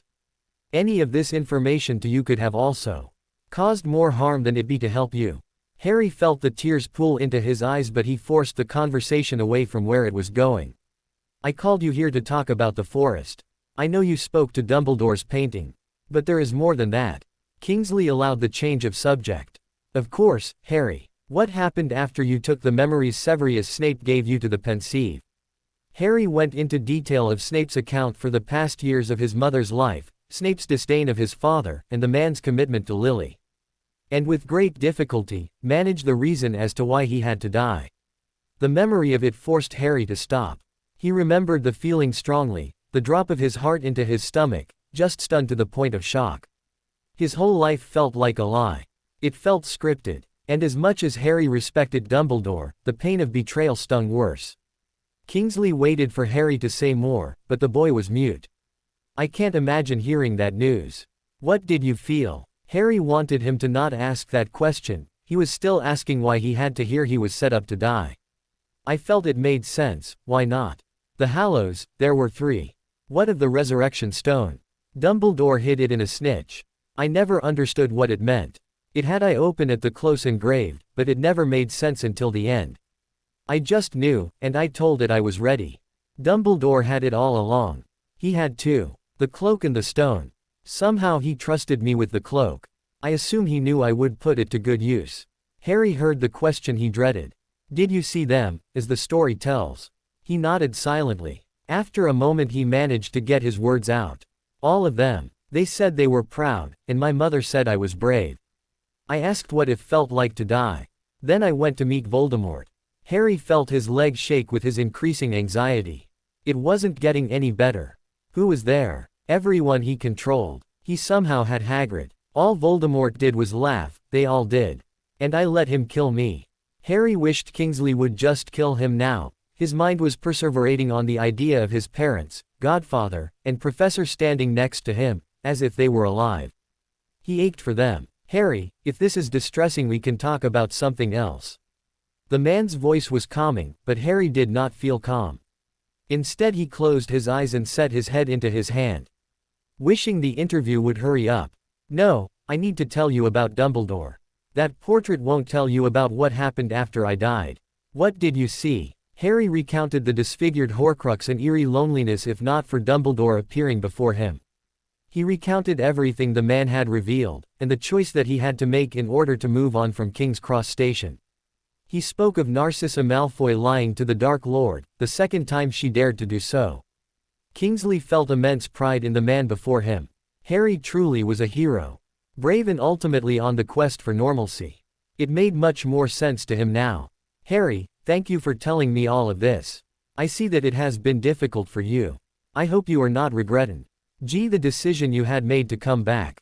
Harry paused a moment. He had thought about this question many times, and he still wasn't sure what his answer was. It depends on the day, was all he could say to the man.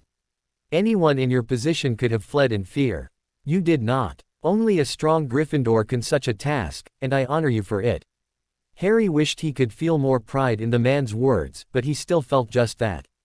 Afraid. He was afraid of himself, of his memories, and of his damn dreams. Harry, I must ask you, are you willing to go back to Ollivanders to get a new wand? Now the Weasleys would feel much more at ease if you were armed.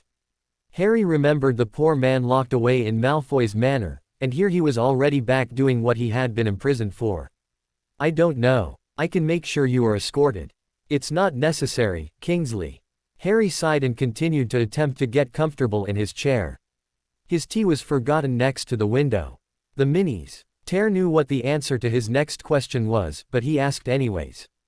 Will you return to Grimmauld Place, or perhaps the Weasleys? Harry looked at him with pleading eyes. Please, sir, I thought. I was ready but I really just need this meeting to end. I'm done with it. Kingsley was taken back briefly, but could see the boy was close to tears, and heavily burdened by terrible memories. He did not want to leave him in such a state. Harry saw this. I will be fine, I just need to be alone. He rushed the man as he stood, and led him to the door. I'm sorry. Kingsley halted at the door before he allowed him to close it. Harry, just do not forget who your family is, and who your true friends are. Call upon them if you need to do so. Harry nodded, but he felt detached. After shutting and locking the door, Harry went to the mini fridge and finished off the 4-ounce bottle of vodka. Lighting another cigarette, he attempted to avoid the rising anxiety in his chest that drove him mad. He had to get out. Harry took the wadded cash he had and shoved them into his pockets before slamming his hotel door. Harry didn't know where he was going. All he knew was that his legs were taking down Burrow Street and he didn't stop until he hit the Costa coffee shop. Perhaps an iced coffee would snap him out of his rut. The place was busy, loud, and Harry managed to avoid the line by skimming the community board just to look as if he wasn't overwhelmed. There was an ad for a 5K run outside of London, and a list of music lessons. In particular, there was one that caught his eye. Flatmate wanted. $300 per month, 4/20ths friendly, pays rent on time, no pets. He wasn't sure what 4/20ths friendly meant, but he knew for a fact that hotel hopping was getting expensive, and he wasn't returning to Grimmauld Place anytime soon. Harry did not have a phone, which would have been useful to call the number of the ad. He managed to act dumb, stating that his got dropped into the sink, and the barista let him borrow their landline. He was nervous. This was either a terrible idea or he was finally becoming independent. The line stopped ringing, and a rather casual male voice answered the phone.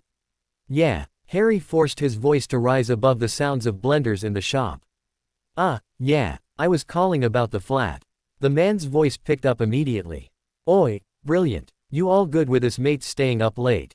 Don't sleep, so sure. He scoffed at himself, did he ever? Perfect. We are a rowdy bunch, one other bloke. You have pets? No. Good, we don't want them eating our stash. Okay. Can I look at the place today? Just about to ask you if you could. We really need the income coming in, you know. We live just off Lambeth Walk and Lollard Street. Get off the Lambeth North Station and just follow the address. Harry took down the address hesitantly. He really had no idea where they lived, but the man made it seem as if it weren't too far off as he described his living situation at the London City Hotel. The man seemed to be able to feel his lack of confidence. Never introduced myself, apologies. David, and you are? He responded after a pause. Harry. Right, Harry. How about we just come get you at the station? We'll be driving a blue car, 4-door. What you look like? Harry gave his description down to his clothes, which has become easier since for once no one knew what he looked like anymore. If you head over by 3 you can get the room. One other lad wants to rent, but he's a bit of a nut, if you know what I mean. Harry felt a rush of adrenaline as he finished the phone call. He had a goal besides running away and he felt almost giddy. He forgot about the coffee and rushed back to his hotel to check out. The blonde woman at the front Kay gave him another annoyed stare and went on about how he missed the checkout time, and charged him £25. Chump change, he thought, and went off to board the next train to Lambeth North. Kingsale. Y stepped into the atrium of the ministry and immediately had his secretary call for Arthur Weasley again. He was not quite sure what to tell the man, but he had asked to be updated regardless. It seemed, Ed, that no longer than 10 minutes that the interdepartment memo went out did the man arrive at the door. Let him in, Lana. Arthur walked in as he usually did, pacing and limiting his eye contact while concentrating on the floor. You met with him, I assume? Yes, the minister replied. It seems he was not as healed as I was hoping for. He continues to avoid talking about stressing matters, and I have serious doubts he is returning to the wizarding world any time soon, Arthur. I am afraid we will have to wait until he reaches out again. Arthur appeared disappointed. I see. Troubling, indeed. I suppose I will have to tell the family about this. The elf creature states that Harry had not come home since he left. He must have taken out a good amount of gold. I do not doubt it. But he will have to do so at some point. Perhaps he will buy a wand when he does. I do hope so, Kingsley. I really do. Towards the end of the day, Arthur arrived home and went about his usual routine, emptying to avoid his family's questions in case he appeared too discouraged. He decided to wait until supper, which was his favorite roasted chicken, wishing it would help with the awkward pauses he knew would follow the news. Pass the buns please, love, his wife asked cheerfully. He did so nervously. Of course, dear. Hermione was able to make it that night after vacationing with her parents. Her and Ron sat together as always. And it saddened him that Ginny was alone near George, both of them appearing very morose. It was now or never. Ahem, he coughed. Kingsley shared a bit of news. He met with Harry today. Their eyes lit up immediately. What did he say, dear? His wife asked desperately, looking at Ginny, who had the same look on her face. Well, I'm afraid it did not go as well as we would have hoped. Harry is still not ready to return, and he still refuses to get a wand. Hermione was offended by Harry's decisions. Why was he being so difficult? Couldn't Kingsley have brought him one from Ollivander? He needs the same wand as before, why does he need to come to Diagon Alley? I am assuming Ollivander does not prefer this. He wants to be sure it is a true fit, especially ally after Harry has been claimed by the Elder Wand in the past. He snapped it. What choice does he have now? Ron muttered under his breath. Ginny couldn't take the continuing bad news. She pushed her plate away from her and removed herself from the table. He's so stupid. Hermione wanted to follow her up the steps, but Arthur motioned for her to stay where she was. No use, just let her go. Nothing we say will change anything. Ron dawned on his sister's mood and started mopping up sauce with his bread. She's right though. Harry's gone mad and keeps running away from his problems. Why can't I do that? Because we are a family. And we do this together, his mother stated flatly. Harry has always felt alone. So he deals with his issues in the same manner, no matter how many times I told the boy he was one of mine. Arthur decided to use a bit of humor to lighten the mood. Well, it works out in the end. Then Harry and Ginny's relationship would have been so much more awkward, would it not? It took a moment, but the moodiness of the room filled with laughter. Hermione grinned. I never thought about that. Mrs. Weasley was trying not to smile, but Arthur saw it. Crisis averted. Harry almost missed the stop completely, being unable to see over the crowd what station they were on. He barely heard it over the loudspeaker and had to push through a group of teenagers to hold the door open and step out. The air smelled of the Thames and made him crinkle his nose at first.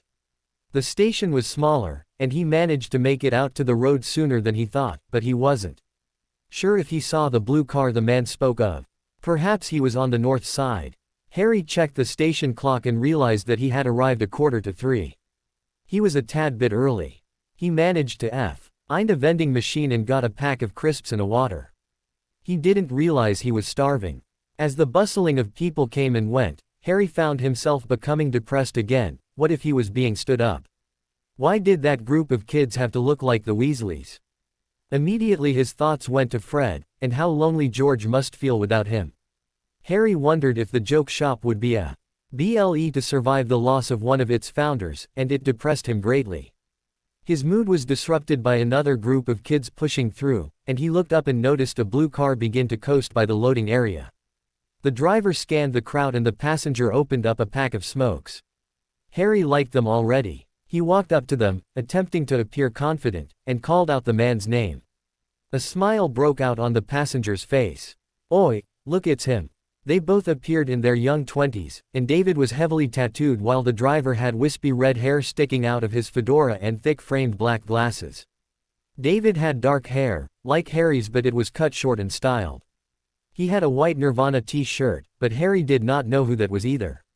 He really needed to find these things out if he wanted to be a muggle. "You look smaller in person," David noted. "Bad genes," was the only thing Harry could think of to say. "We will fatten you up, don't worry. Have you got your bags?" Harry shrugged and tried to not appear as if he were a runaway. "Nope, just my backpack. I've got stuff at another place but don't need it."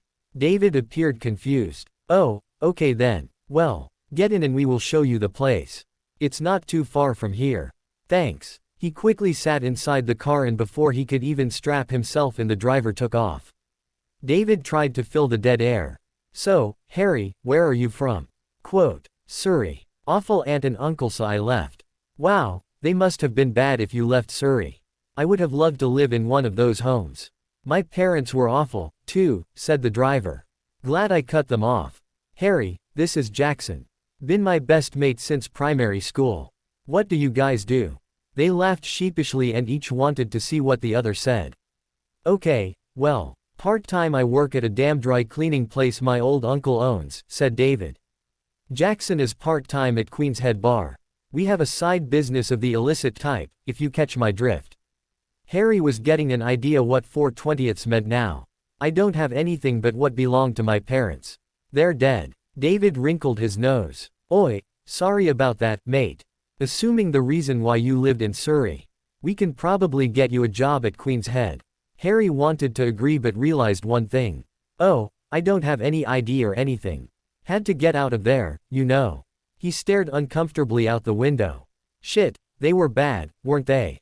Bussers aren't usually paid in checks. I'm sure Daniel could give you that job." Harry shrugged and attempted to avoid talking more about why he was on his own. As long as he played with the "ran away from my aunt and uncle" charade, he would be good. A few minutes later, they pulled down Lambeth Walk and into the last parking spot on the lot. It didn't seem too bad. "Right, we are number 36, just there. Let's have a look-see." It sort of appeared like student housing, but there was no university that Harry could see. The buildings were brick with blue doors. And 36 was just down the path and to the left.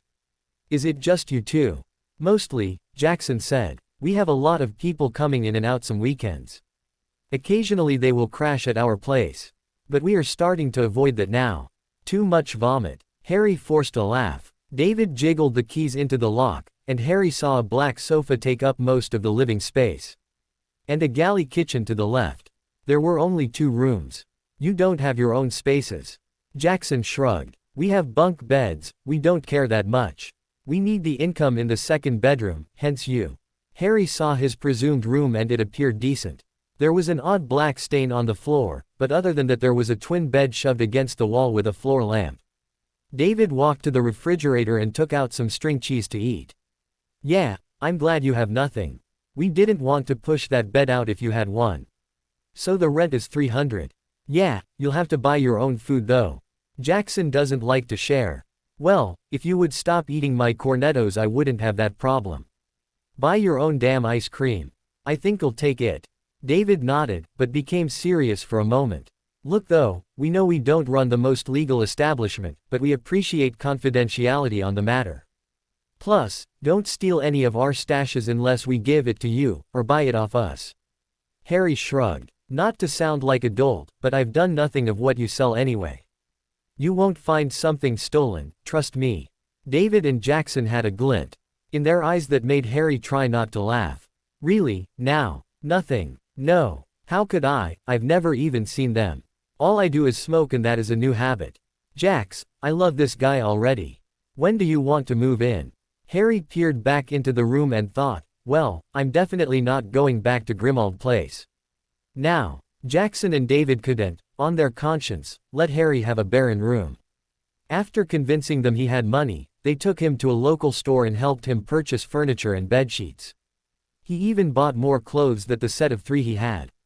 Last stop was the food store, where Harry felt excitement over being able to prepare his own meals, and not for the Dursleys. He attempted to ignore the fact that his bag was dwindling cash. He would have to have each creature get money from Gringotts at this rate. David worked 1 to 6 at the dry cleaners 5 days a week. He stated it was his uncle's dying business, and to help him on cost of labor he got a flat rate instead of hourly pay. Jackson bartended, and didn't mind the work, which was mainly 11 to 4 5 days a week.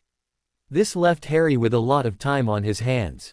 Jackson's lead, Daniel, planned on helping him out the same hours his flatmate worked as long as he was productive, not a lazy ass, as the last busser was.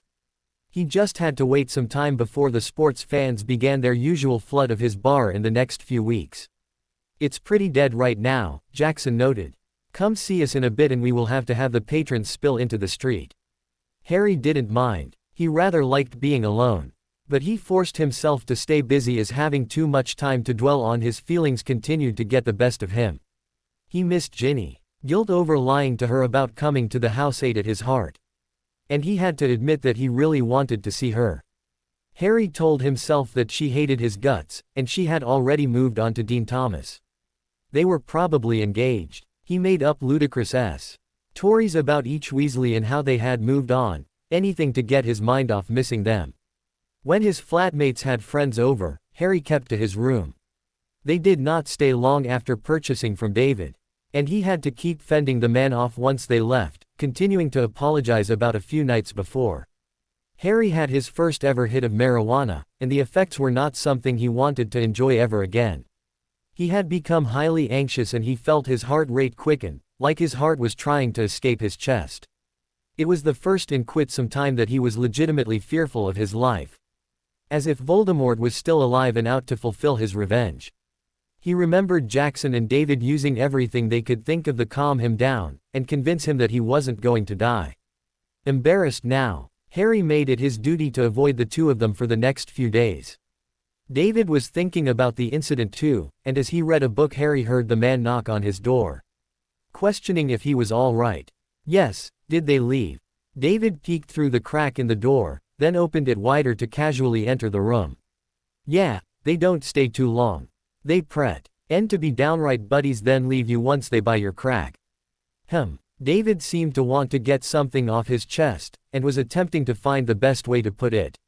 Look, you don't have to try that stuff anymore.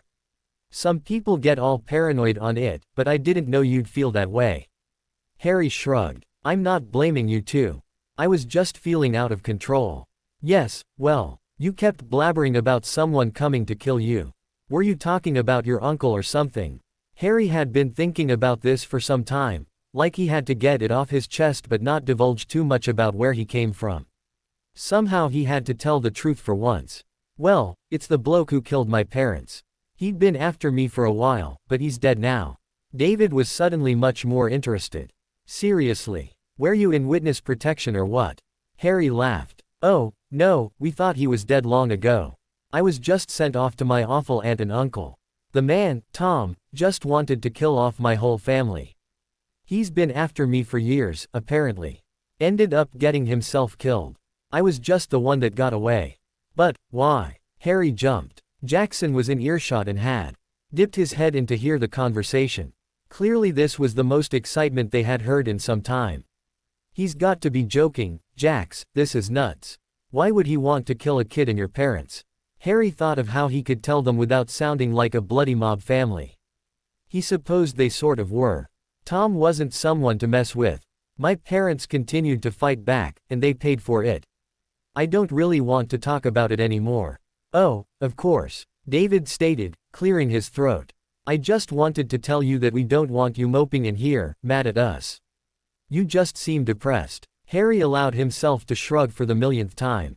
I usually am. Dave, he can't have a downer, not if we want the same thing to happen. Harry joked to lighten the room. You got something for depressed people.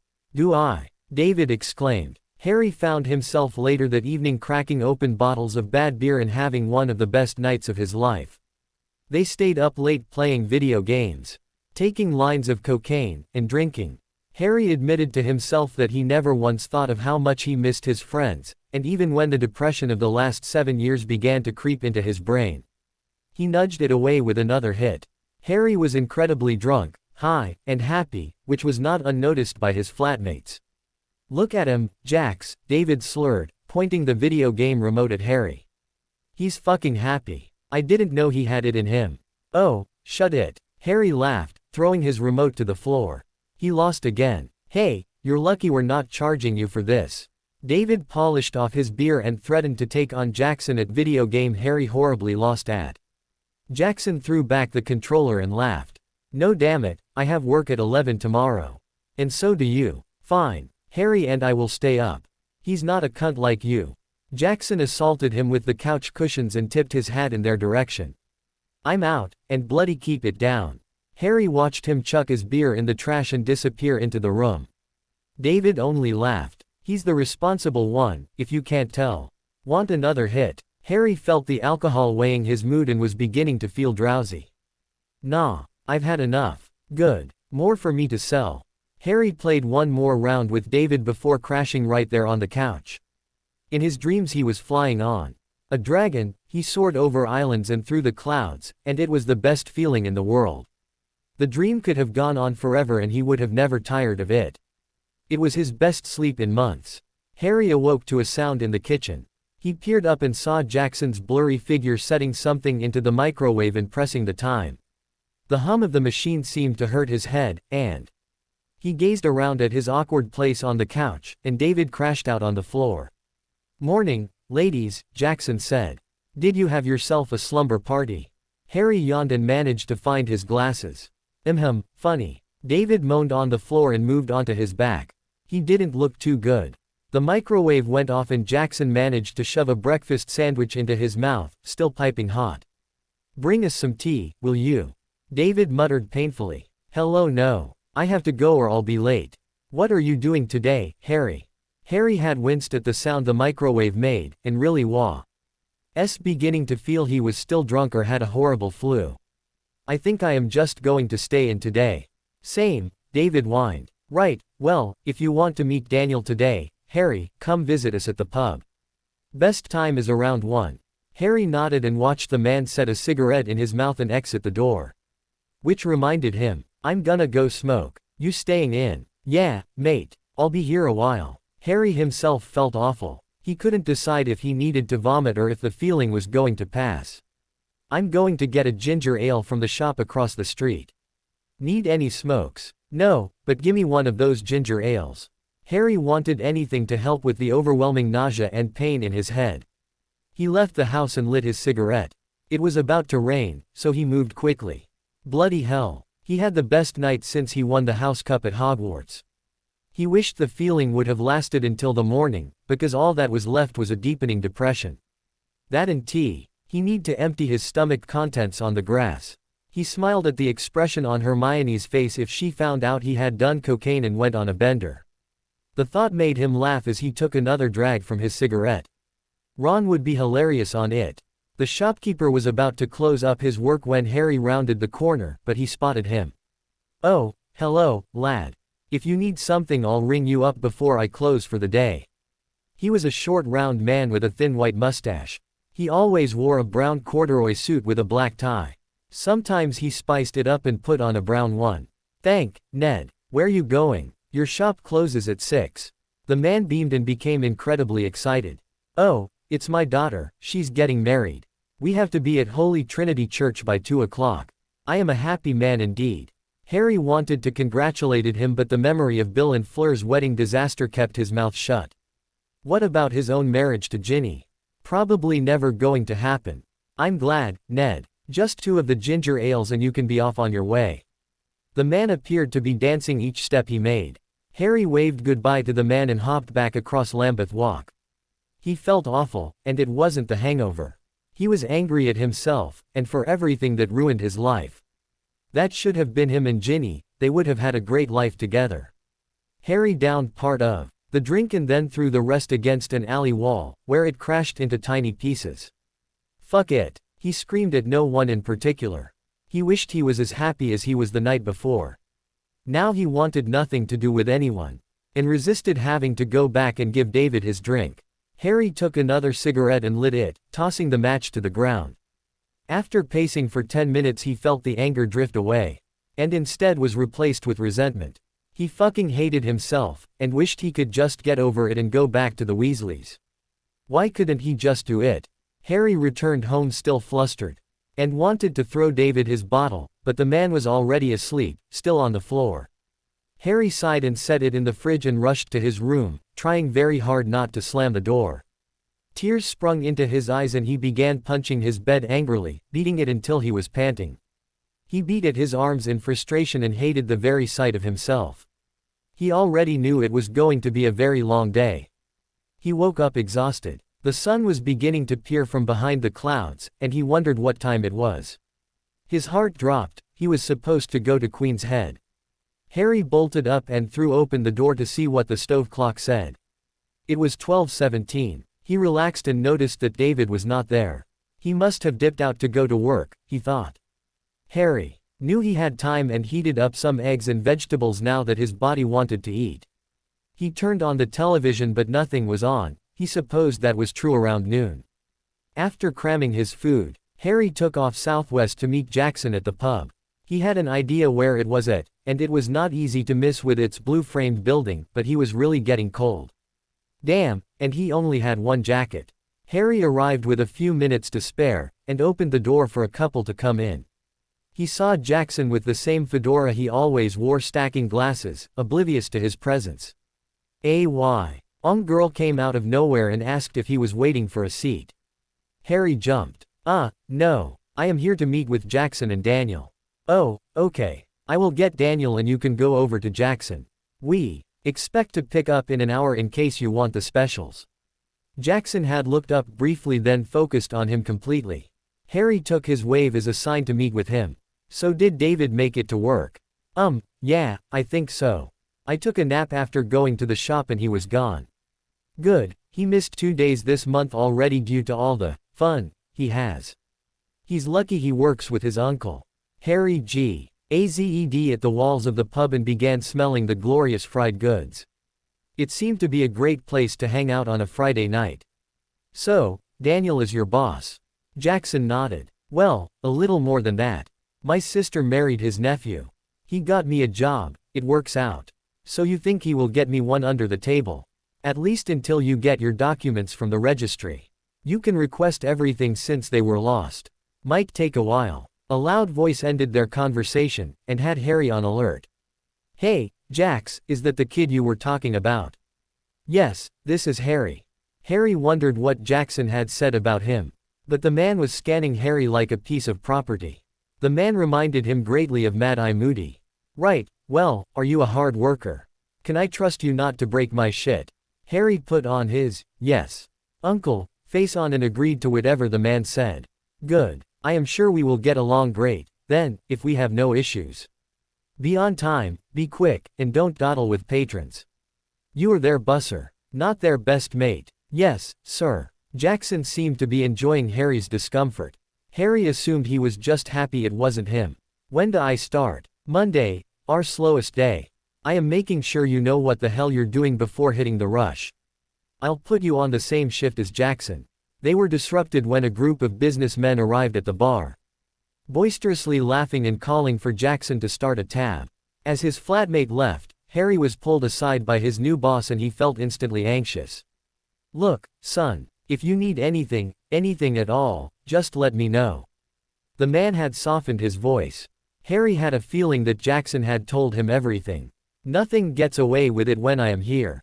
Yes, sir. I will see you in a few days. He realized it was Friday. That meant the house was going to be bombarded with insane druggies and drunks. Harry wanted to hide already. Harry managed to shake the owner and waved a goodbye to Jackson. It was after 2 now. And with nothing else to do, Harry decided to take a stroll down the next street to window shop.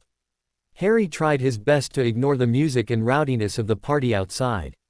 His door for about an hour and a half now. Bored of his book, he was now at his desk watching dusk fade away and sketching a picture of Hedwig flying over the Big Ben. Twice David knocked on his lock door and asked if he wanted to join the party, but he declined at once, taking his own alcoholic beverage alone to the room. He admitted that he was tempted to join the excitement, yet he felt far too awkward not knowing anyone. And too embarrassed he would have another panic attack.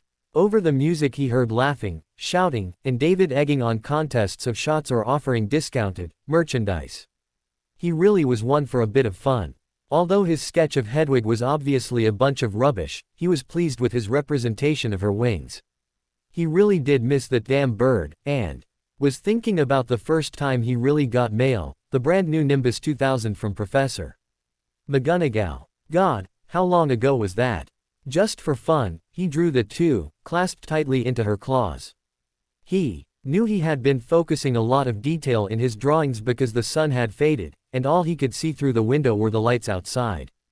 Harry wanted to finish one more thing, yet as he began the outline for Buckbeak's body, he was disturbed by another knock at the door. "Hey, mate," it was Jackson's voice.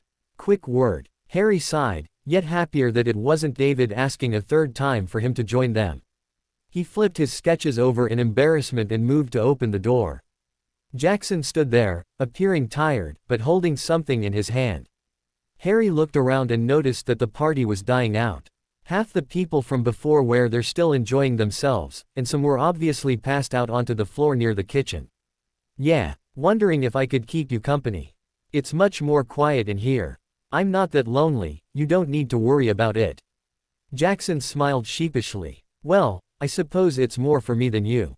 Harry didn't blame him. After an awkward chuckle between the two of them, he let the man in. "Too much fun, then." Jackson rolled his eyes and sat against the wall. In his hand he had a deck of cards and an obvious bag of cocaine. "Honestly, I just get bored of it after a while. It's hard to keep track of everyone, and instead of having fun I am the one picking up all the vomit and stopping people from stealing David's drugs. All the ones I trust are still here. Now I am running away and seeing what you are up to." Harry wished he had something interesting to say.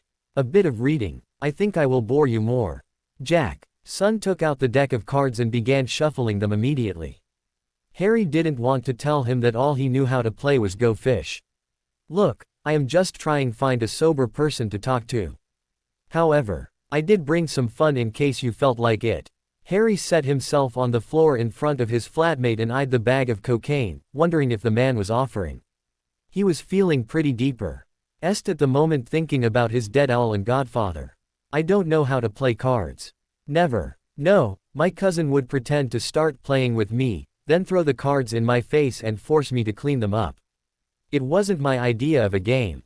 Dolt. "Well, why don't I teach you King's Corners?" Harry brought down his glass of whiskey and sat himself again on the floor.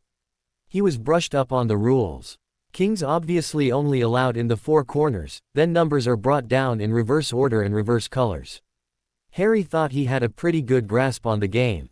He was feeling confident after a mouthful of his drink, and let Jackson go first. The feeling was warm. It was as if he were back with Ron playing wizard's chess on a free day at Hogwarts. Or that time when he and Hermione strung cranberries around the tree for the Christmas at the Weasleys.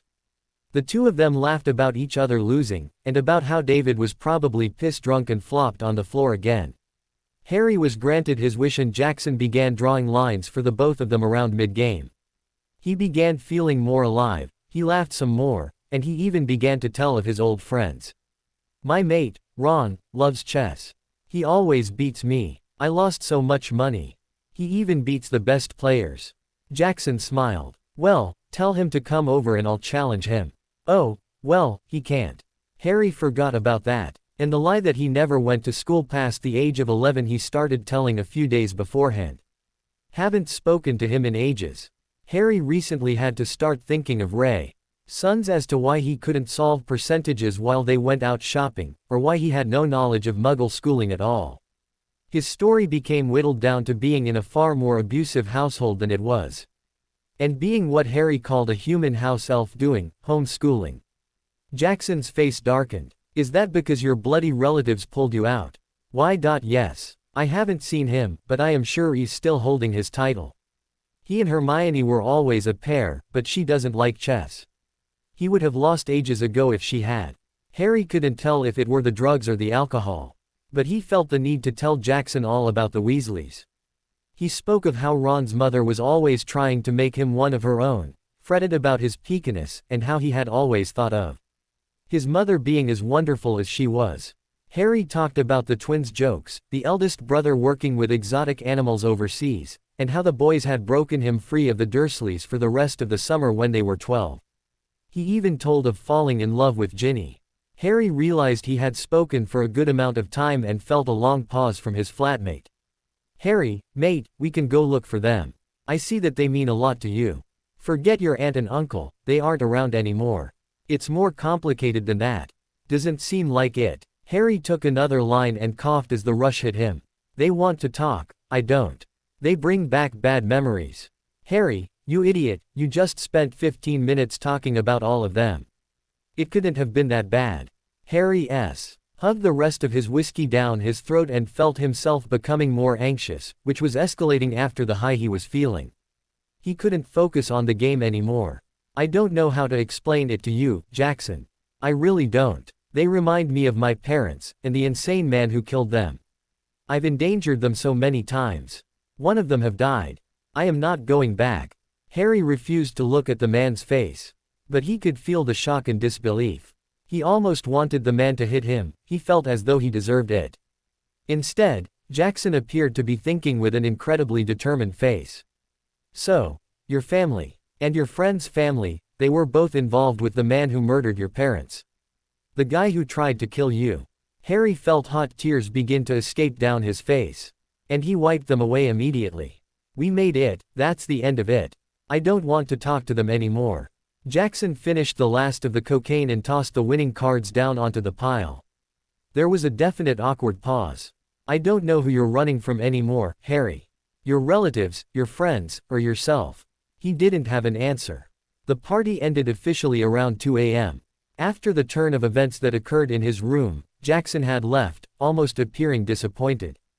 Harry couldn't sleep, or face either of his friends if he left the room. Following a quick run to the loo, he shoved on a jacket with his cigarettes, stepped over 3 sleeping bodies, and opened the front door. Hey, Harry, Jackson whispered. Why you leaving? He didn't bother to lower his voice. I need to get out of here. Harry wasn't sure where he was going. All he knew was he was still on an aggressive high that was muddled with a heavy feeling in his chest from the alcohol. Why did he have to be so enraged with the fact that he wanted his friends as far away from him as possible? He repeatedly told himself it was for their own good. Ginny deserved better. The wizarding world had their hero. And now he was just Harry. Just Harry, just Harry, he muttered over and over. He desperately pulled a cigarette from his jacket and lit it quickly. After reaching farther down, a few blocks, he found himself at a small park. He continued to smoke and sulk angrily. Yes, he wanted to see his friends. Of course he did. A whisper came from his lips. I just need to find me without them. The thought hurt his chest. They had always done things together. Every fight, every victory, was done with each other, no matter how he wanted to do it alone. He almost didn't want to fight it alone. He had to reach out to someone. Harry pulled the cigarette from his mouth. Creature. And with a pop, the elf appeared, clearly surprised by the call. Oh, Master Potter. You is alive. Shish. Quiet down, Creature. Creature was trying ever so hard to do so, and instead broke down into sobs. Oh, Master, Creature is so lonely. Creature tries hard to make sure the home is spotless for when Master Harry returns. Creature. Look. But the house elf became distracted. He peered through the dim light of the park at his master's face and began to wail. Master is ill. Master does not look himself. Harry panicked. He could imagine what he might look like, eyes dilated from the drugs and swollen from crying. Not to mention days of insomnia. He had to get his elf under control before he woke the whole neighborhood. Creature. Stop it. The elf immediately became still, using his pouty eyes as a means to communicate his discomfort. Why has Master Harry called Creature? Harry sighed. I don't know, just tell them I'm okay. Tell them I miss them all, but I can't come home. Creature made a movement suggesting he was going to wail. Don't say a word. He froze as if a stopper was placed into his mouth. I also need you to go into my vault tomorrow and bring me back 2,000 galleons in Muggle money. Okay. Meet me at noon here. And do not tell them where I am. Creature bowed. Of course, Master Harry. It will be done. Harry listened as the elf disappeared into the night. He realized how quiet it was, and it became soothing as his thoughts settled. They were going to hear that he was fine. He was going to tell them that he was still thinking of them. It was enough to force him to stand a few minutes later and head back home. He almost gotten himself lost, but he recognized the small shop down the road. He glanced up at the moon and thought of Remus Lupin. His son would be sleeping soundly in his crib, not even knowing that his father died a hero. The memories of Remus made Harry smile slightly. And he forced himself to turn in. It was still silent inside the flat, the three bodies remained sleeping on the floor. It was the voice that startled him. Go to bed, Harry. Jackson said softly, sitting at the dining room table. Just making sure you came home safe. Thanks, he muttered quietly. And, sorry about all that. Jackson said nothing as he himself returned to his room. Harry fell into bed, exhausted at this point, but still unable to sleep. His mind raced through all 6 years of Hogwarts and would not fade away. Finally, around 5:30, his eyes drifted off and the world became a dream. A rather odd pop sounded around the burrow just before breakfast. Arthur Weasley became curious and turned to his wife, who had been setting magic to grate the cheese for the scrambled eggs. Molly, dear, why has Percy decided to apparate here? He knows the fireplace is open. Molly turned to peer through the window to see her son's head, but did not see the familiar red hair. I think you might have heard a garden gnome, perhaps. Haven't had the time to take care of them. Odd. He shrugged and began making the coffee. Percy coming weekly definitely improved the mood of the family, and even Ron had embraced the idea after the older brother's ego had visibly faltered. Percy was now perfectly happy to be an average ministry employee, and the only matter he gloated on was his mother's pot pie recipe that turned heads at his department's potluck. Come to think of it, Percy was planning to come in 2 days, couldn't have been him. RGE yawned loudly and brought Arthur out of his stupor. He glanced at his son briefly, who was now squinting to peer past the other side of the curtains. Blimey, Dad, what is that ugly thing coming to the door? It looks familiar. What do you mean? Asked Molly. Is it a gnome? Arthur met up with George and immediately his eyes bulged open. Creature. Molly, open the door. The poor woman gasped and abandoned everything in the kitchen. Before the little elf could raise his knobbly knuckles to the door, she threw it open. It appeared the elf suddenly felt exposed. Creature, what on earth are you doing here? Creature shuffled his feet humbly and refused to look at them. Master Harry sent Creature to the red-haired family to give a message. Arthur rushed the meek elf into the home and bellowed loudly up the stairs for Ginny and Ron. It took less than 2 minutes to get them to the kitchen, where they both froze at the sight of the woeful creature. Ron managed to get a word out. What's he doing here? He doesn't just come over for the fun of it. Creature has a message from Master Harry. He could not have said it any more depressingly. George gave a pitiful look. From what I see, it's not a good message. Mrs. Weasley glared at her son and attempted to encourage the elf. Now, go on, darling. You can tell us. Master Harry says he misses the Weasley family terribly, and hopes that all is well. There was a drop of silence. Is that it? Asked George incredulously. Ron shrugged helplessly as their eyes met. Ginny had enough of the news. It was beginning to become very ridiculous. Creature, where is he? We have been waiting for months. The house elf squealed. Creature cannot say. It was a dark place, a grassy dark place. Stunk of the bad river.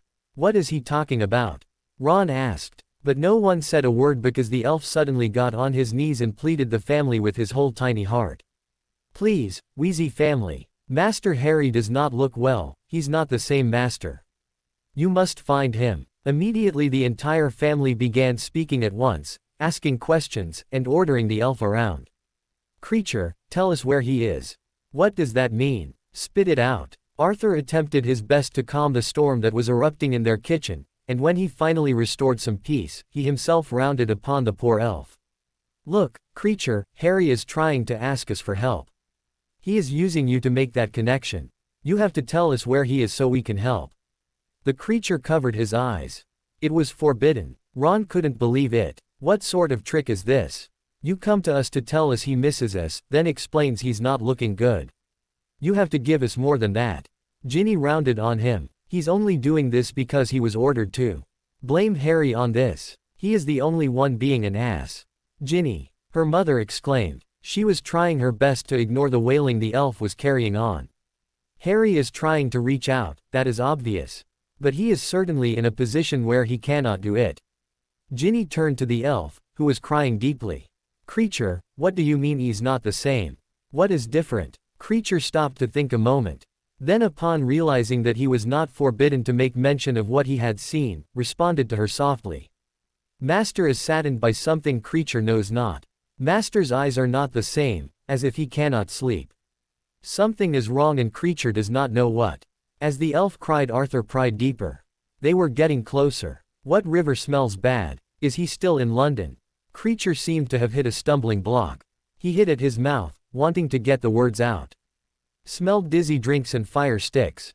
Air stunk of bad water.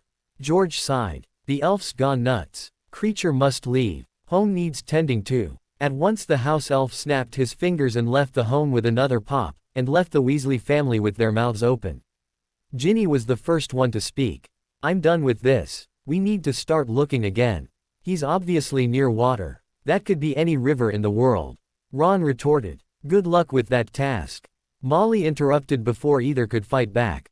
Enough. The both of you. We are closing to getting Harry back already. This is the first time he has seeked us out personally. We will take this information and go on about our day, starting with breakfast. Yes, and I will inform Kinglesey in the morning. Ron paused after his dad spoke and asked, what on earth is a dizzy drink and a fire stick? Ginny huffed, remembering the night Harry stood her up. Alcohol. I have no idea what he meant by a fire stick. Mrs. Weasley's heart melted, which was very visible, and to press on through the silence, she instantly ordered the family to the table. Everyone eat everything off their plate. We will take care of all of this after a good meal. There was a resounding sigh, but as they placed themselves at the table, the reappeared to be a stronger force in the back of their minds. Harry was alive, waiting and wanting to be found, but he was not leaving any clues to do so. It was definitely a challenge to accept. The upcoming weeks appeared in a blur to Harry. He started his new job at the pub easily, which his boss Daniel was pleased about, and he allowed Jackson to walk beside him after their late argument. Ry was relieved at the fact his friend forgave the matter, and treated him with more unusual concern. He realized that he was not his normal self, but discovering who the new Harry was became ever more exhausting. He began to toy with the idea of finding the familiar within the new. Harry thought about this often now, especially when the work was slow. He had the temptation to bring his friends to his new place and be able to do things with them again. They would avoid Diagon Alley, and the Burrow specifically, and just when he felt the urge to call for Creature again, his mind quickly squashed the idea. What was he terrified of? To amuse himself he imagined each Patron's life as he watched them eat and drink, and wondered if this is really what Tom at the Leaky Cauldron did for all those years. Jackson had a big heart. Harry realized, and when he wasn't fending young women off from slopping men, he was listening to people's stories. Harry was realizing now why it was so easy to speak to him about anything. And it was a comforting thought. On a dull Friday afternoon, Harry watched as the remaining 4 lunch-hour persons left. He pulled the tub to the table and began cleaning, keeping an eye on Jackson. The man was wrapping silverware. Hey, Jax, I have a hypothetical for you. HMN. If you could start over, for whatever reason, what would you do? And where would you go? Jackson did not look up from what he was doing, but it did not take long for him to answer. I would have gone to the university and done photography. I don't really want to be anywhere else. Harry was surprised. I didn't know you liked taking pictures. This time the man looked up and pointed a spoon at him. Pictures are what you take when you're on holiday. I am talking about portrait photography. The kind that tells a story with one shot. Oh, well, why didn't you, then? Jackson muted himself for a moment. Dad died when I was 17. Mum needed help to keep things going, especially with Nan in the house. She was too old to be moving around. So I worked, barely made it out of school, and never got the chance. I really thought it would just be a few years, but here I am. What about your brother? He was a mess back then. Good for nothing at all. He finally smartened up and is helping Mum when he can. She says I'm not allowed to help anymore. Would you go back to the university now? A sound at the door turned their heads, and young family of 3 entered the establishment. The mother was carrying a very fussy baby. They did not appear to be the type that would eat in a pub. Dining area. Just through the hall there, Shelley will assist you. Jackson stated helpfully. Harry watched them go, feeling very sorry for the mother, but was very interested in what Jackson had to say. Would I go? He asked. Not sure anymore. Last year I saved up and purchased the best camera for the money. See all the portraits on the bar walls. Those are mine. And suddenly Harry did notice. Earlier he had dismissed them as replicas of another photographer's art, but it was Jackson's. They were all in black and white, a close-up portrait of a pigeon, a child covering her eyes from the sun, and an old man grasping a balloon on a string waiting for the bus. And Jackson was right, they all had a story, even the bird. They're amazing. I think you should do it. Jackson half-heartedly shrugged. Daniel says so too, which is why he has them up in his pub. I suppose I am afraid of my work losing its meaning when I am forced to do it. Why do you think so many composers failed at the end of their prime? They spent more time working for someone else rather than doing what they loved at their own time. I am more afraid of that than the cost of the schooling. Harry thought about what to say. There was some truth to what he said, but there had to be some sort of solution. Maybe start now with your material, then by the time you are in school, you will already have the art done. It's as if the meaning hasn't changed, just when you make it public. Jackson nodded briefly. Harry finished stalling his work and dumped the dirty dishes near the wash. He seated himself at the bar and began rolling silverware with his friend. For a while all they heard was laughter from the hall and music from the televisions. Well, Jackson asked. What? I assume you are already nging your life since you asked me the question, but what did you want to be before you left? Tell me it's not photography, or card playing. Harry stifled a weak laugh. How would he explain an horror? Well, I suppose I wanted to be like a detective or an officer. I was always trying to protect my friends, and I never listened when adults told me to not get involved. I got screwed over by that, but I couldn't help it. Jackson nodded. I could see that being something you would do. But it seems more like you're avoiding it like me. Yeah, well, I don't wish to be reminded of everything I left when I go to work. I don't want to fail at helping people again, or be the reason why people die. Their conversation fell silent for a moment, but Jackson never stopped what he was doing. He continued to pile silverware as he kept to himself for a short time. Harry felt his shoulders sag at the response. Whatever happened where you came from, mate, you can't run away from. You need to talk about it, and to the right people. Otherwise you will just turn into a remorseful old man that will be a photograph on a wall. And your picture will just cause people to say, look, that man appears to have. He lost so much, and it will all be told from your face. Harry felt himself squeezing the napkins harder than he intended. Jackson's words struck a strong chord in his heart and refused to look into the man's eyes. I'll just lose control. I am avoiding it to keep myself from falling apart, and honestly, yes, I do have regrets about leaving. Then go back. No, Harry retorted, louder than he wanted to. Then talk about it to someone. Quote. He rolled his eyes. Fine, I am talking to you. Harry, you know what I mean. Someone qualified to work things out with you. I'm not going to pay someone to tell me what I already know. Or if they will even believe me. Jackson watched as a few of the dockworkers came in after their shift. They were heading towards the bar. People will believe anything they hear. Do it before you turn into a lonely portrait on a wall, or dried up and wasted like David. Harry had to move himself so the group could set themselves against the bar, and he left to pretend to wash the tables. Jackson's words chilled him, but what could he do? He felt as though bridges of his past had already been burned. We're going to a party tonight in Newington, said David aft. Both Harry and Jackson returned from work. It seemed David had gotten off early and was enjoying some afternoon television. Okay. Harry replied cautiously. What the hell is out in Newington? Jackson sighed and went to the bedroom to change after smelling of old potatoes and beer. Harry could do with a change himself as he had remnants of butter smeared along his forearm from cleaning. Jackson doesn't like my friends out by the university. They are a different breed of party animals. So, can I just stay here? David rolled his eyes. Embrace the fun, Harry. You're miserable enough on your own. Why don't you enjoy yourself? I can do that here. Plus I am saving up to buy a phone, he lied.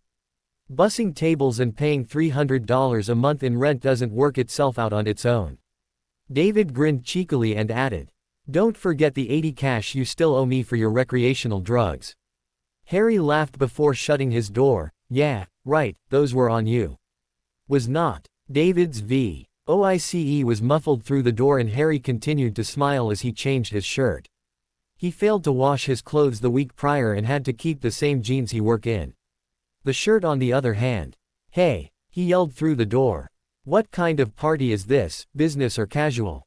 David laughed. What do you think? Casual it was then. He picked a plain blue V-neck and called it that. Now it was time to attack the hair. Harry could hear Jackson open the door to the other bedroom and complain. Damn it, David, you know how I hate impromptu parties. I just want to relax after work. Harry opened the door and sat on the couch. Watching the two argue. You are going to relax. Besides, I heard Olivia is going to be there. Jackson quieted a moment before muttering a reply. I don't know. How she is friends with Quincy and all those idiots. You'd think a girl like her would be with the introverted art students. Harry interrupted. Don't mean to be stupid, but where is Newington? Jackson replied, not far. It's off the station and near the university. These guys are usually interdisciplinary studies majors who really have no idea what degree they want. What does Olivia do? David giggled. Yeah, Jax. Tell him what she does, you know all about her. Harry could see a hint of pink splash the man's face. Teaches ballet to kids. She's a dance major and plans to do choreography at Sadler's Wells Theater. David couldn't help himself. Near the spa garden where they will take long romantic walks. With a loud clap Jackson's hand struck David's head, which didn't stop the bouts of laughter. Harry grinned. It was just as funny as Lavender Brown calling Ron, 1-1. Then he remembered she died and his grin fell away. Damn it. David turned his attention to Harry, which made his stomach turn. Mate, do something about that hair, seriously. That's how it is supposed to look post-party. It is what it is. It wasn't a good enough excuse, and after David had grabbed his bottle of styling gel and rubbed it through Harry's hair, it really was a done deal that he was a hopeless case. Harry did admit though, that it perhaps made him slightly more groomed and a bit handsome. After about 10 minutes more of complaining, Jackson, David and Harry were conned, styled, and loaded with contraband David hoped to sell for a hefty profit. They made a pit stop at Ned's shop for snacks. And Harry found himself relatively excited. How do you know these people? Harry asked while they were riding towards the Elephant and Castle stop. It was Jackson's turn. Yes, David, why don't you tell him? He had a smug look on his face. Sort of dropped out of economics. Thought I wanted to do it for a living but I was just doing what my dad wanted. Got caught up selling this tough like hotcakes and found that much more rewarding. It's too bad though, this is the last quarter they will be attending classes. Where else do I leave my legacy? Harry snorted. He moved over to let a man sit next to him. As the afternoon rush hit the train car, others were forced to stand. Harry felt the hairs on his neck stand up, a feeling he didn't have in quite some time. On alert, he scanned the crowd, wishing he had actually done what Kingsley had told him and got another wand. What an idiot, he thought.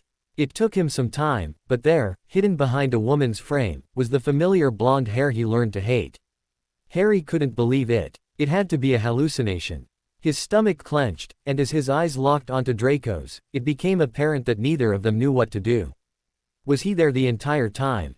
Draco's appearance was more curious than anything. His black pants and shirt were more worn, and his face much more tired. The only similarity was his slicked back blonde hair, iconic as ever. Harry noticed, too, a bewitched ring around the man's wrist. He had seen that before. Arthur had mentioned something about it as the Ministry's manner in surveillance.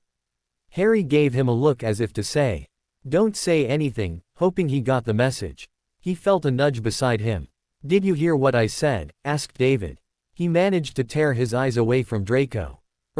No. Did you bring cash?" "A bit." Quote, "Well, count it. I don't trust some of these drunk kids." David's voice seemed to fade away, and as he heard their stop echo through the compartment, Draco's S. Tear followed him as he stood up to exit to the platform.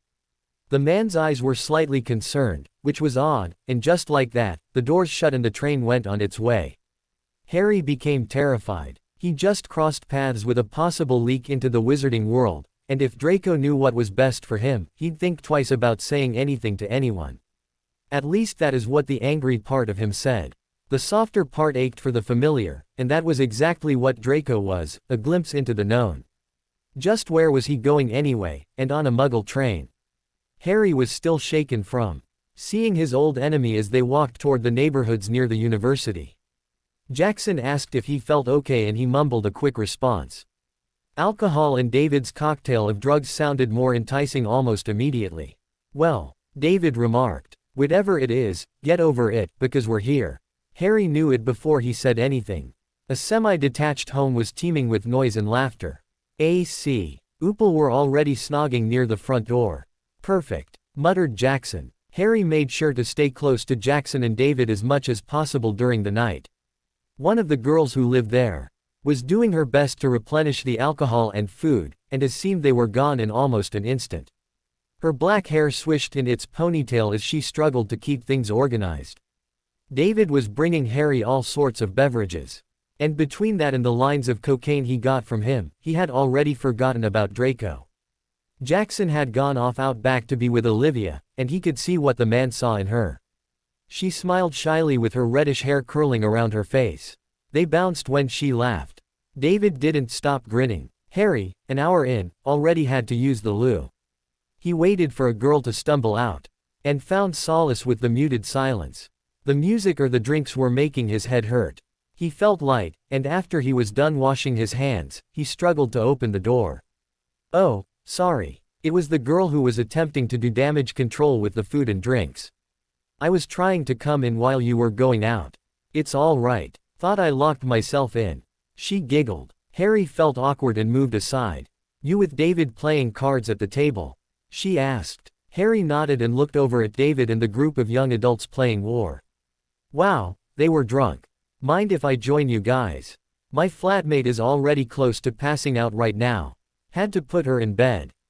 Sure." He didn't know what else to tell her. David was already calling him over, and he gladly followed. As soon as he sat down, his friend was already speaking into his ear. "Mate, if you can avoid it, stay away from that one. She's a train wreck." Harry sighed. "You're joking." She asked if she could come over and I told her it was okay. "Fucking hell, mate. What was I supposed to say? Hell no. What's so bad about her anyway? From what I hear, she uses everyone for everything. She keeps telling me she will pay me back for the damn MJ I gave her 5 months ago. She's late on her rent on purpose just to make Ginny sweat a little. She even tried to cry all up on Jack KSON one time because he refused to take her drunk ass home the last time. Not worth it." Harry regretted his decision, but it was already done, and they watched her leave the bathroom and make way in their direction. David took another large gulp of his beer. Harry moved over so the girl could sit down on the bench where they were playing, and she sat, a little too close, and smiled at him. "Hi, I'm Sydney." Everyone at the table smiled meekly. They already knew who she was. "Hi, I'm Harry." Sydney held her hand out to shake his and he did so awkwardly. "Don't tell me you live with this man," she said pointedly over at David. "I saw you two come in together." David flashed a sarcastic smile. "Yes, and he pays the rent." There were snickers across the table and Sydney's eyes darkened. "I do feel terrible for you, Harry. David can be quite a handful." David didn't take a break from playing the card game. He was on a winning streak. "Oh, don't spill your drink, love." Harry attempted to ignore the hostility and finished off his drink quickly. Already he could feel the drugs wearing off. David wasn't selling as many as he had hoped for, but the occasional customer came and went, and even came back within the hour. At the table, everyone was high on something, and Harry felt himself feel drifted away at times with the smells and alcohol. Sydney was still trying to egg on the conversation. David, I've got 20 with me. I'll take whatever. David didn't miss a beat. When I see the cash you'll get it, love. The girl instantly tightened. Not with that attitude. Harry felt himself shrink between the two of them. And instead he spoke up to play, hoping it would give him something to focus on rather than the building tension. War was a game that he was actually good at, although purely on luck. Sydney attempted small talk but he replied in short sentences, avoiding any prolonged conversations. It wasn't that he didn't like her, but as hour went by, she was only getting closer and far more handsy. David managed to follow bro code and called the game quits for the two of them. Let's get some air and have a cigarette, Harry. I need to sell more of this shit.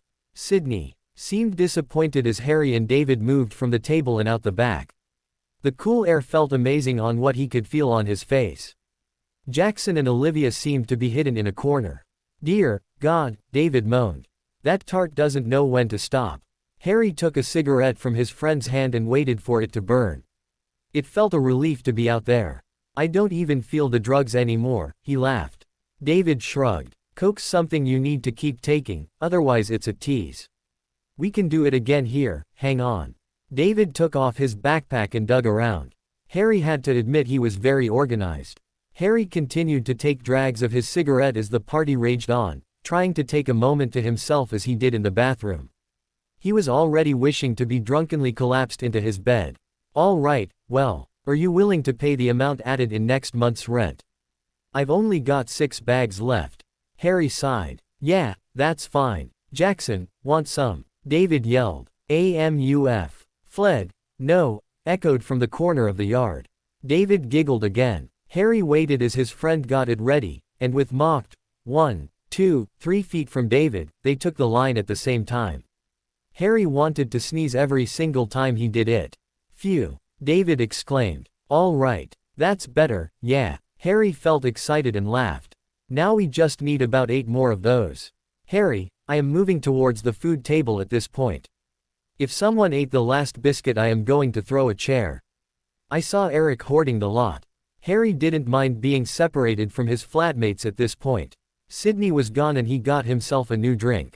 The friends he made at the card table welcomed him back and he spent the next hour losing and shouting with the others as the winner laughed at them all.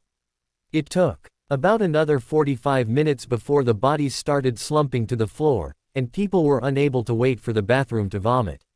Harry felt very close to this, but he slammed a water down to hope that the feeling would go away. The room was getting very hazy. Harry went back over to the loo to see if it was occupied, and he felt disappointed when he saw the light on underneath the door.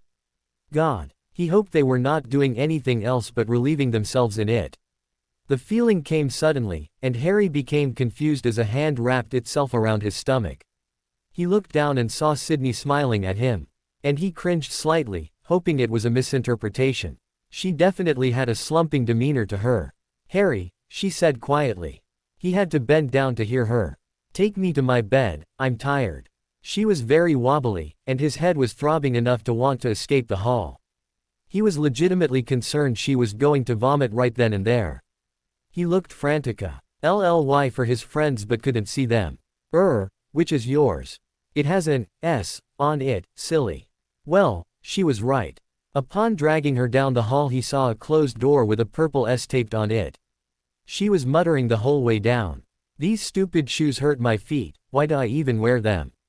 Before she got to the door she kicked them off. Harry helped her near the bed, which was conveniently near the door in case she fell. What time is it? She asked. Harry looked around in the dark and saw her digital clock glowing blue. 1:15. Sydney appeared saddened. I lasted longer last time. You think it was the rum and coke that did me in? She laughed and he did too, hesitantly. He was about to go when she pulled him back and embraced him. Please don't leave me, I don't want to be alone. Harry attempted to pull her hands away from his back but she only let go an arm to shut the door. Sydney, I can't, you're drunk. We both are. Doesn't matter. He was feeling nervous. She was practically pushing herself into him. And he was pinned up against the door. "You're cute, you know," she whispered. "You're much nicer than that David." Her hands roamed his body now, and he shuddered when she touched his groin. Her lips played against his neck and he heard her whisper moans in his ear. Harry couldn't move, and he was unsure if it were the combination of drugs and alcohol, or fear. It was definitely all three. Sydney continued to play with him, kiss his neck, and he felt himself grow hard in her hands. It was all she needed. Sydney's mouth met his, and he found himself on his back on the bed. She was smothering and grinding against him. "Sydney," he managed to gasp. "Stop, we can't do this." Sydney's face had a drunken smile. "That's not what he's telling me." She grabbed his erection and Harry groaned. He was dazed and high, and before he realized it, she had his jeans unbuttoned. Harry wanted to kick her off of him, but she was right. It felt fucking amazing, and when they were down to nothing but their bare skin, Harry lost himself completely. She felt good, and he kissed her passionately. It wasn't until they were finished and she had passed out in the bed did he rush to open the window and vomit in the bushes. What the hell did he just do? Harry couldn't focus on anything but getting out of that house. He stumbled out the door and down the hall, not even caring that he left the girl alone in the room. He saw David at the table playing cards again, and he roughly grabbed him by the shoulders. "Come on, we're leaving." David appeared very alarmed. What? Why? What's wrong? Shut up and let's go." Harry stormed off to the back door and called for Jackson. Harry's head buzzed, and he grew more and more frustrated at how long it was taking them to leave the party. Jackson came running corner and had the same face as David. "We aren't going to stay over?" Jackson asked David quietly. Harry heard him. "No, you can stay but I'm going home." "Mate, what happened?" Harry ignored them both. He said nothing as they boarded the train. He didn't say a word as they left and approached Lambeth Walk. Not a phrase was uttered as the key to the door was pulled out. But all anyone could hear was Harry's breathing. It was rapid, angry, even erratic at times. No one dared to say anything. Harry could feel their eyes digging into his back, but he tossed him aside as the self-hate fueled his rage. He wanted to destroy everything in his room, but just as he entered the feeling of becoming trapped consumed his heart. He couldn't stay. Harry grabbed the last pack of cigarettes from his desk and bolted out towards the front door. Jackson put himself between him and the way out. "Calm the fuck down and tell us what happened." "Jax, just let him go. Get out of the way." He attempted to push Jackson away, but the man refused. "I do not want you out there acting like this." Harry balled up his fists tightly, fighting ever so hard not to hit his friend. "You're not my mum, Jax. Get the fuck out of the way and let me out." "Yeah, well, you know what? She would say the same damn thing. You're not leaving." The fact that his friend cared for him deeply was not in Harry's mind.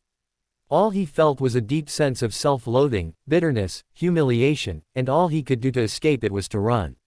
The two fought at the door, and David tried his best to step in and break them up and yelling at the both of them. Jackson hit the back of Harry's knee and he felt himself buckle to the ground with the man pinning his arm to his back. Harry screamed in rage. Almost in a fit of survival, his strength returned as his elbow reached back and collided with Jackson's face. He felt the man fall back as he grunted in pain. Harry immediately kicked him back and bolted for the unlocked door. The last thing he heard was David's voice call out after him, but he did not bother to hear what he had said. The darkness was getting colder but Harry could only run faster. He screamed as he bolted down the streets and down the industrial sites near the Thames. Without stopping he scaled a chain-link fence and ran to an abandoned building. Harry, with tears dripping down his face, grabbed the brick rubble and threw it at the dusted windows. He made it his goal to break apart every piece. The larger pieces he threw against the wall. Harry hated himself then more than he ever had before. He had completely ruined the very thing he felt important enough to hang on to. It was his commitment to Ginny, his hopes to return and love her one day, and it was the only thing of his that wasn't taken away from him. Until now, and he fucking did it to himself. There was nothing left of him that remained untouched, pure, or held with great worth. The dread-ed feeling of emptiness filled his heart, and Harry collapsed on the ground heavily. The terrible thoughts came back. They had plagued his mind more than once in his life, and far too often. He wanted to waste away. He wanted to fall away from the world and never look back. He did not give a damn about his life anymore. The thought scared him at first, but it was a self-assurance that this time it was something he might be ready for. Just as it had been when he came out of Snape's memories in the Pensieve. Harry sat and looked over toward the river and watched the city lights shimmer as his thoughts became darker. The desire to die left him foolish, perhaps, but his heart was tired. His will was depleted after years of caring. It was now just him and the darkness, and nothing else seemed to matter. The tears dropped down without any effort. He felt nothing. A train rattled by, and it brought brief comfort to him, as if he were safe but for a moment. Harry laid back and stared at the stars, blurry through his teary vision. But a sound forced him to sit back up. It was a vehicle. Harry assumed it was Jackson and David driving by to seek him out, and he sat there in defeat. Might as well go back to wasting my life, he thought miserably. He didn't bother to even look at the car that pulled up behind the fence and put a torchlight in his direction. His interest peaked as he was exposed. Then he felt a tightening in his stomach as a voice echoed from the vehicle. "You there, this is police, what you doing out here?" Harry felt panic rise into his chest and his heart sped up. He couldn't say anything. Instead he ran. Harry burst through what was left of the door in the building and raced through the dark. Shouts from the police echoed against the brick, and he could hear them scaling the fence.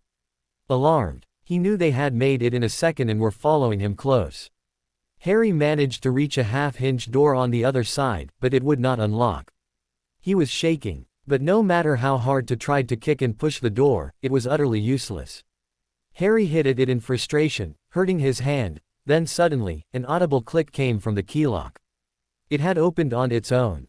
Harry groaned inwardly about the accidental magic and fled toward the street. The officers were gaining. "Harry, stop." He looked back in fear, thinking in some wild turn of events it was someone from the ministry. But no, they were definitely muggles. It did not make him any less terrified, and through the dim light he was forced to make blind turns to head back to the main road. He had to shake them. It did not last long. Harry became cornered in against a fence and the police. He could not see what they were threatening him with, but he didn't care. They were all gasping for breath. He picked up a rock and threw it at them and screamed, "Just fucking kill me. I don't care anymore." Harry found another stone and aimed it in their direction. A man reacted in pain, and he thought for sure he was going to die for this. "Son, calm down," a voice on the left replied softly. "We are not going to kill you. It doesn't fucking matter. I don't want to be here anymore." Harry's mind went wild, and he turned to face the fence and climb it. He was going to leap into the Thames whether it killed him or not. He bolted up the fence but the officers seized his body and dragged him down. They attempted to pin his chest to the ground but he fought them as hard as he could. Harry landed a punch to one of the officers' head, he landed another, and just as he was going in for a third, a thick arm wrapped around his throat. Instinctively, Harry let go and gasped for air as he was forced to allow both the men to hold him to the gravel and handcuff him. It was over, just like that. And all Harry could do was continue to weep. The men were panting, but their voices were of concern.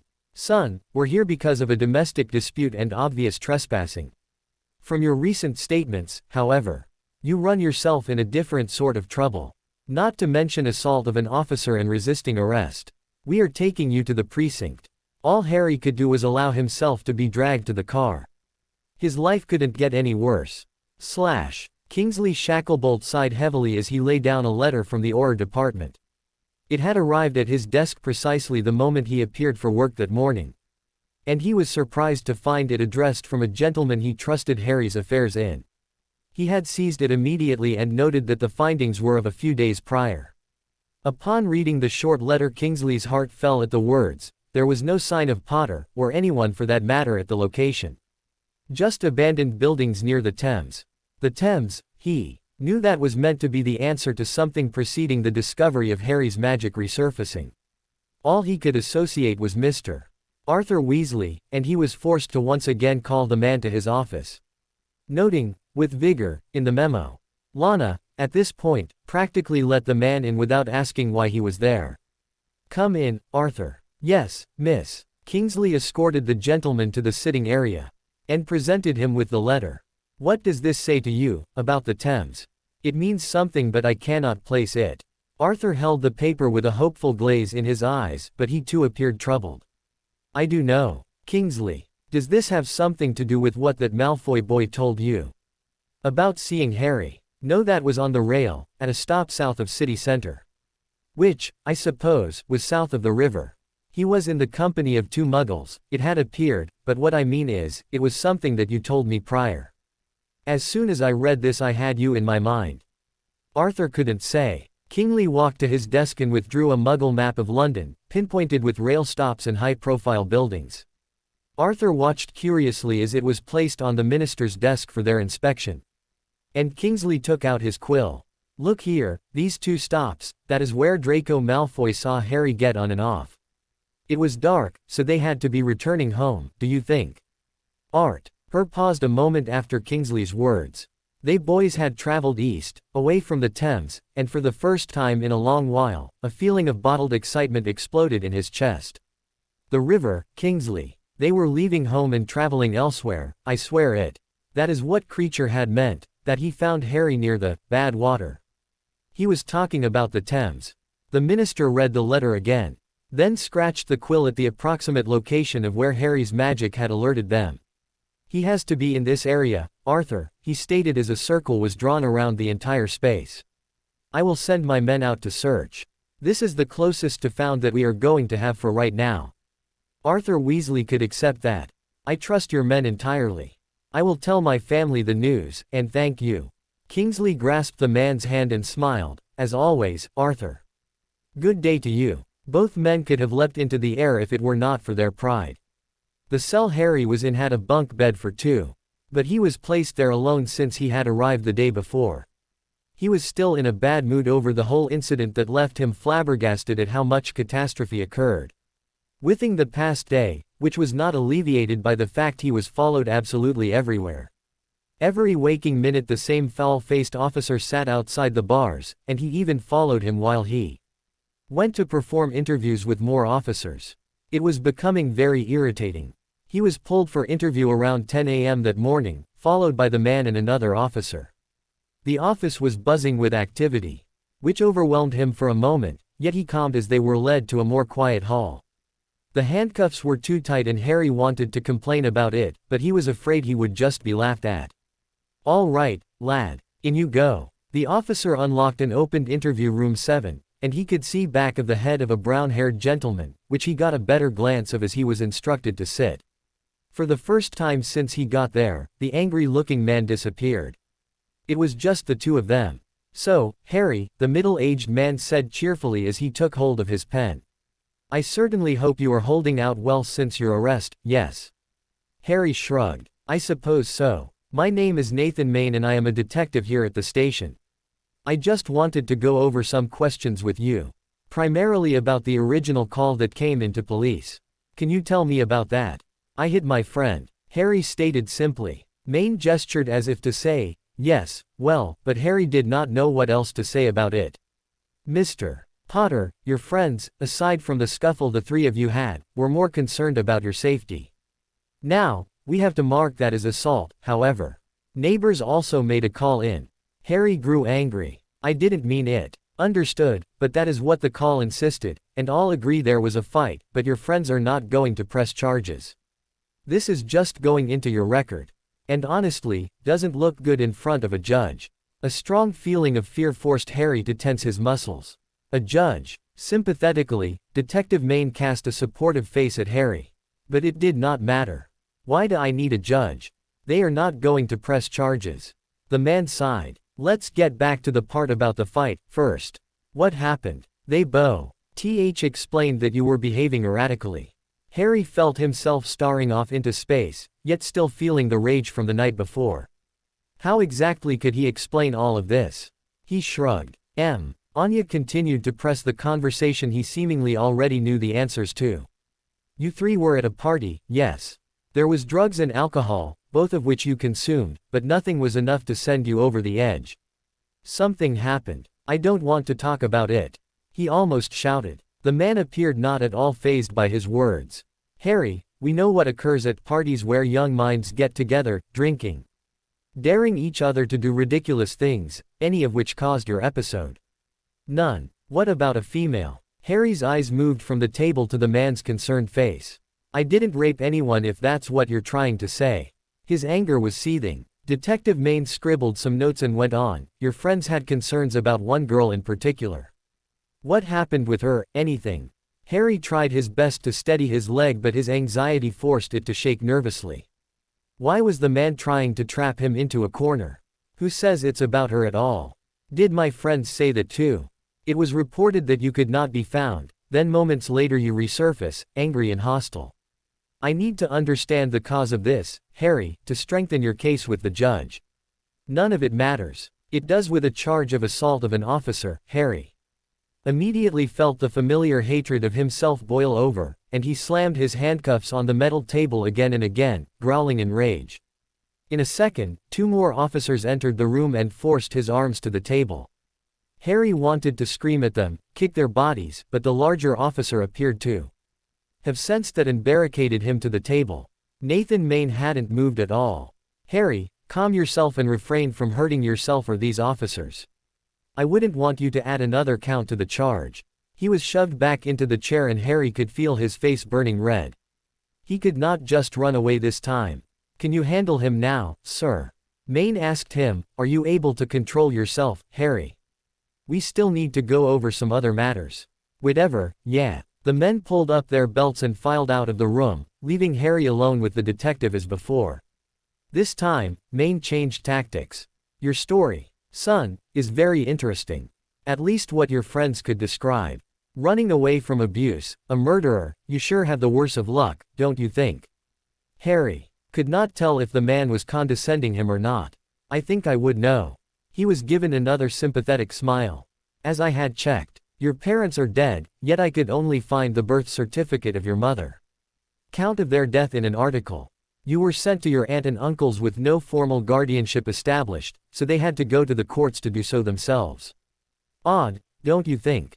Someone just leaves you there. Harry's anger forced him to stay silent.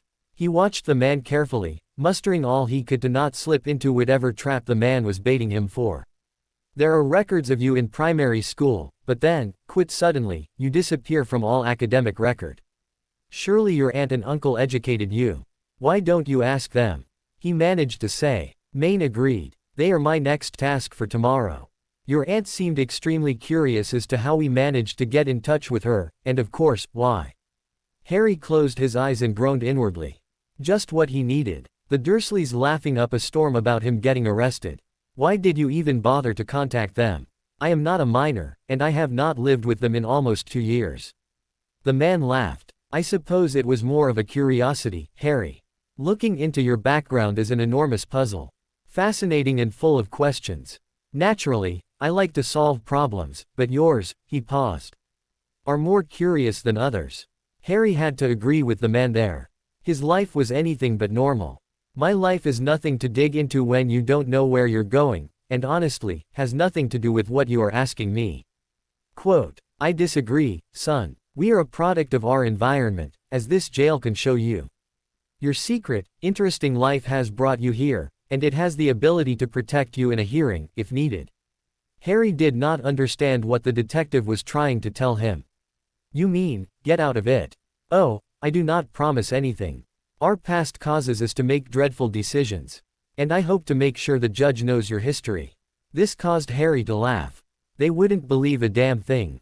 The detective appeared excited. And why is that? The gaps in your life we cannot find. The mystery of your family. Or perhaps the murderer you told your friends killed them. He did kill them. He killed many people. More than anyone in prison. Papers say they died in an explosion. Lies. Harry did not know how to tell a muggle what really happened. The detective made a sound acknowledging Harry's remark and wrote more notes.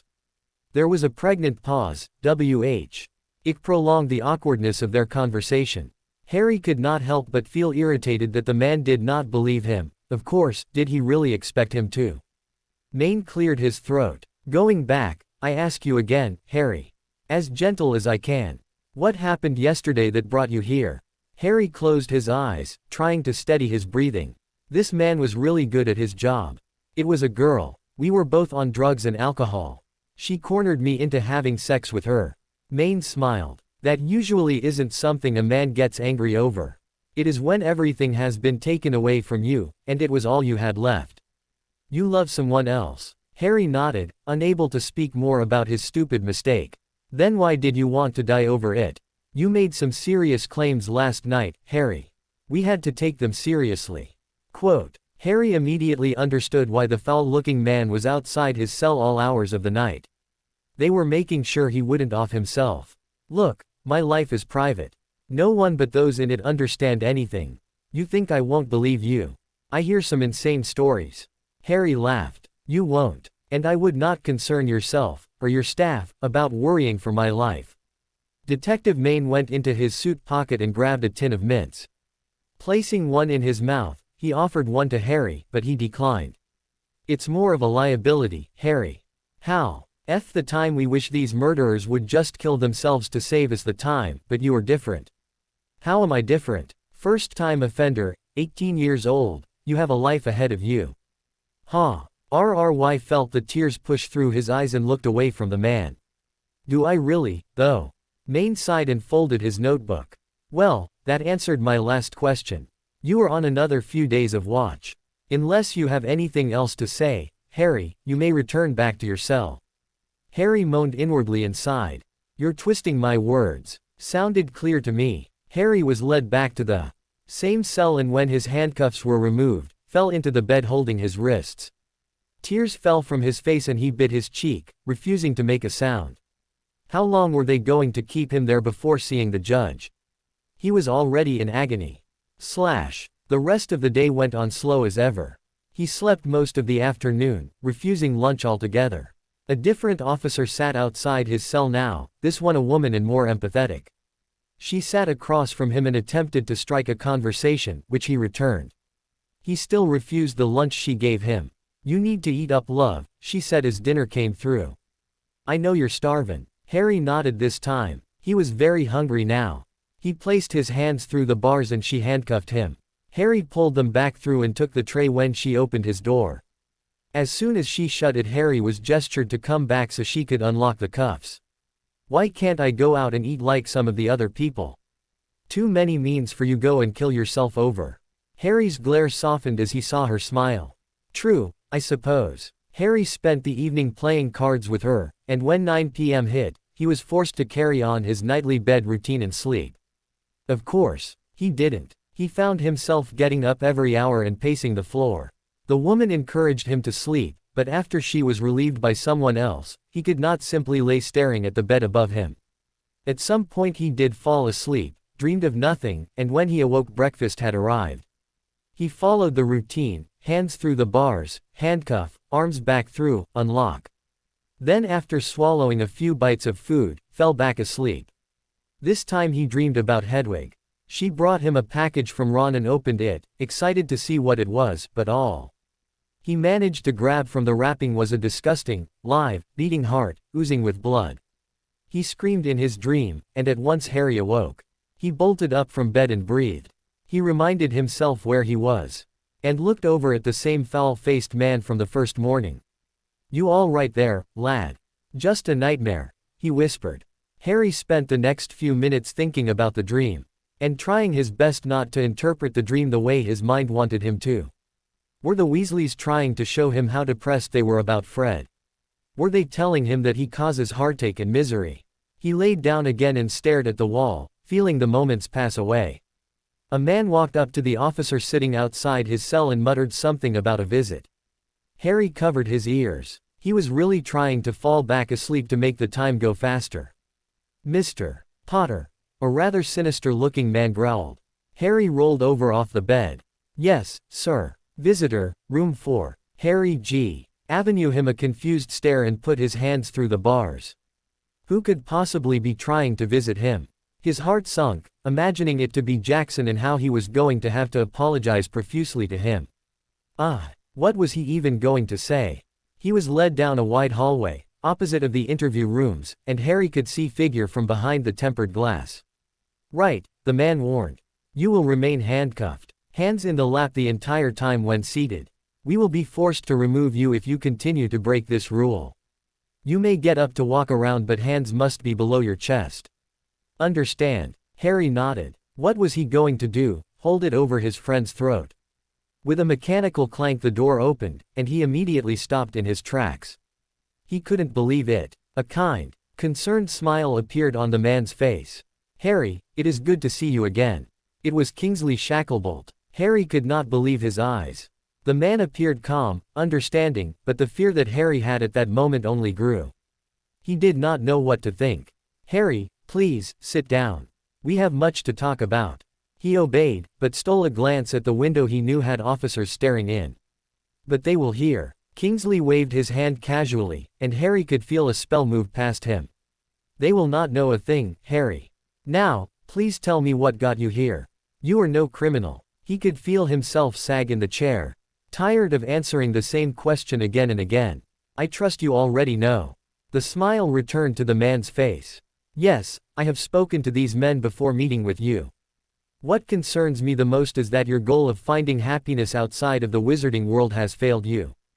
It really hasn't. I find that hard to believe, Harry. Muggle substances, bizarre behavior. Claiming to not care about your life. I have seen this, Harry, in so many Aurors and friends after great suffering. Running from this will not solve anything, and it is wasting time. What am I wasting? He asked angrily. I have nothing here, and I have nothing back home. I feel like I am just wandering in the middle and don't belong anywhere. That is where you are wrong. Harry snorted. The man fell silent for a moment and Harry could feel him searching for the right words. I am asking you to fight for yourself. I am willing to help you do that. Get me out of this jail, and out of the court hearing. Harry said flatly. He saw a smirk on the man's face. I cannot do that, Harry. You need to answer to the wrong that you have done, just like anyone else. Harry was seething. I did not do anything wrong. Think of this as a way to get help for yourself. These people here act as though they are above you, but in speaking to them, they care for you immensely. As plainly as I could. I have told them the suffering you have endured. They will pass that to the judge. Oh, I am sure Detective Mayne had a field day with that information. Kingsley laughed. He is an interesting fellow, for sure. You are the most curious thing here to them, Harry. As I had stated, you are no criminal. Harry felt depressed. The person who he knew could help him was letting him sink and reach rock bottom. So, in other words, you're doing this to help me in some bizarre way. I am doing this to help you help yourself. It is up to the judge to determine what happens next. Harry sighed. He just felt as if he was going further and further in the opposite direction. He was not any closer to finding happiness, and he knew deep down that the man was right. He was as miserable as always. And running away only made it worse. How do I even move on from this? What if the judge makes me stay in jail? How is that going to help me? I would not be concerned about being sent to jail, Harry. I managed to get the court hearing for tomorrow. Let's just say I know a few squibs in the system. The man winked. Let me guess, that's how you knew I was here. Kingsley smiled. I have eyes in the Muggle world too. You know. And when a squib sees Harry Potter on a docket for court, I will hear about it. Harry leaned back in the chair and covered his face tiredly, then dropped his hands immediately. He just remembered the rule he just broke and was surprised he didn't hear the glass knock. You look like you wish to say something, Harry. Yeah, does the Weasley family know that I am here? For the first time the smile fell from Kingsley's face. Yes, Harry. I told them this morning. He ignored Harry's moan of frustration and went on. They wish only for your safety and agree that for now. This is the best place for you. Harry laughed vindictively. You know, I overheard an officer say he was surprised I was not sent to a hospital yet. Those mental ones. Kingsley kept his voice stern. The court hearing is blocking that at the moment, but Harry, I can tell you that sending you there is not yet off the table. You made serious statements, and with your history, you should have been sent there long ago. Harry looked at him incredulously. Are you mental? I am not going to be locked up with a bunch on loonies. That's a myth, Harry. People lost a ND desperate like you are sent there to be stabilized. I am allowing the Muggle system determine what happens next, Harry, as you are not in the wizarding community any longer. Harry couldn't believe what he just heard. So, you are turning your back on me. That is not what I said. That is what you are telling me. Harry, you chose to come to London to find a new life. You made this your home. And you will be going through the Muggle system. I can only guide you through as subtly as I can, but the decisions you have made are your own." Harry fought back the angry tears. He felt awful, disgusted with himself, and terribly alone. "I just don't care anymore, Kingsley. I feel like a complete failure." The man leaned forward and waited for Harry to make eye contact. "None of us think of you that way, especially the Weasleys. This is your fight, and one day you will feel free of the prison you have made for yourself. It takes time and effort, and this time I think you will be ready." Harry fell into silence for a moment, lost in thought. Of all the words of wisdom Dumbledore had said over the years came back to him, and each with a much stronger challenge to them. Yes, he always agreed with what the man had said. It made sense, but now to exercise it became daunting. He was not sure he had the strength, and it was so much easier to just lose himself in his misery. He had lost his proactive personality once Voldemort had died. Kingsley's voice cut through his thoughts. "What's on your mind?" Harry laughed shortly, thinking of how to say it. "I always thought back on the prophecy, you know. None can live while the other survives and all. It's all over, but it feels as if, somehow, Voldemort is still alive somewhere. I haven't been able to live at all." Kingsley seemed to understand what he was saying. "Guilt will do that, Harry. War steals more than just lives. But there are always new beginnings, and I can tell you, there are always new beginnings, if you look." "You sound like Dumbledore." There was a brief silence, then both broke out into laughter. Harry beamed for the first time in days, and Kingsley was attempting to stifle himself. "I suppose I must take that as a compliment. As long as you do not compare me to Cornelius Fudge." "Oh, forget that." Kingsley felt into his pockets and fished out a black pocket watch. Harry could see he was pressed for time. "All right, Harry. I must leave you now. I will be at the hearing tomorrow, and I trust you will be on your best behavior." Harry smiled mischievously, naturally. Right. Kingsley stood up and patted Harry on the shoulder. "Until tomorrow, then." The door suddenly opened and a red-haired officer led Kingsley out, and another officer motioned for him stand up. "Right then, lad, back you go." And just like that, Kingsley was gone, and Harry found himself heading back to his temporary cell, just as before. A feeling of change, he could feel, was about to occur, but what sort? He assumed anything was better than feeling like a zoo animal at the moment. The dumpy man was back, finishing a pastry. "Do you know when I see the judge tomorrow?" he asked him. "From what I hear, it's at 8 a.m. Then I heard 11 a.m. "Don't ask me." Harry shriveled. Well, he supposed he was just going to have to wait. But wasn't he supposed to have some sort of lawyer? Meanwhile, miles away, the Weasley household was once more in an uproar. Arthur was attempting his best to keep the peace. "We are not going to the hearing," he explained for the fourth time. Ginny was livid. "Why not? I don't care what Kingsley says." Her mother scolded her. "Ginny, that is your minister. He is no longer fighting alongside us, he's a leader. We need to trust him." Ron and Hermione were trying their best to stay out of it. But Hermione was also frustrated.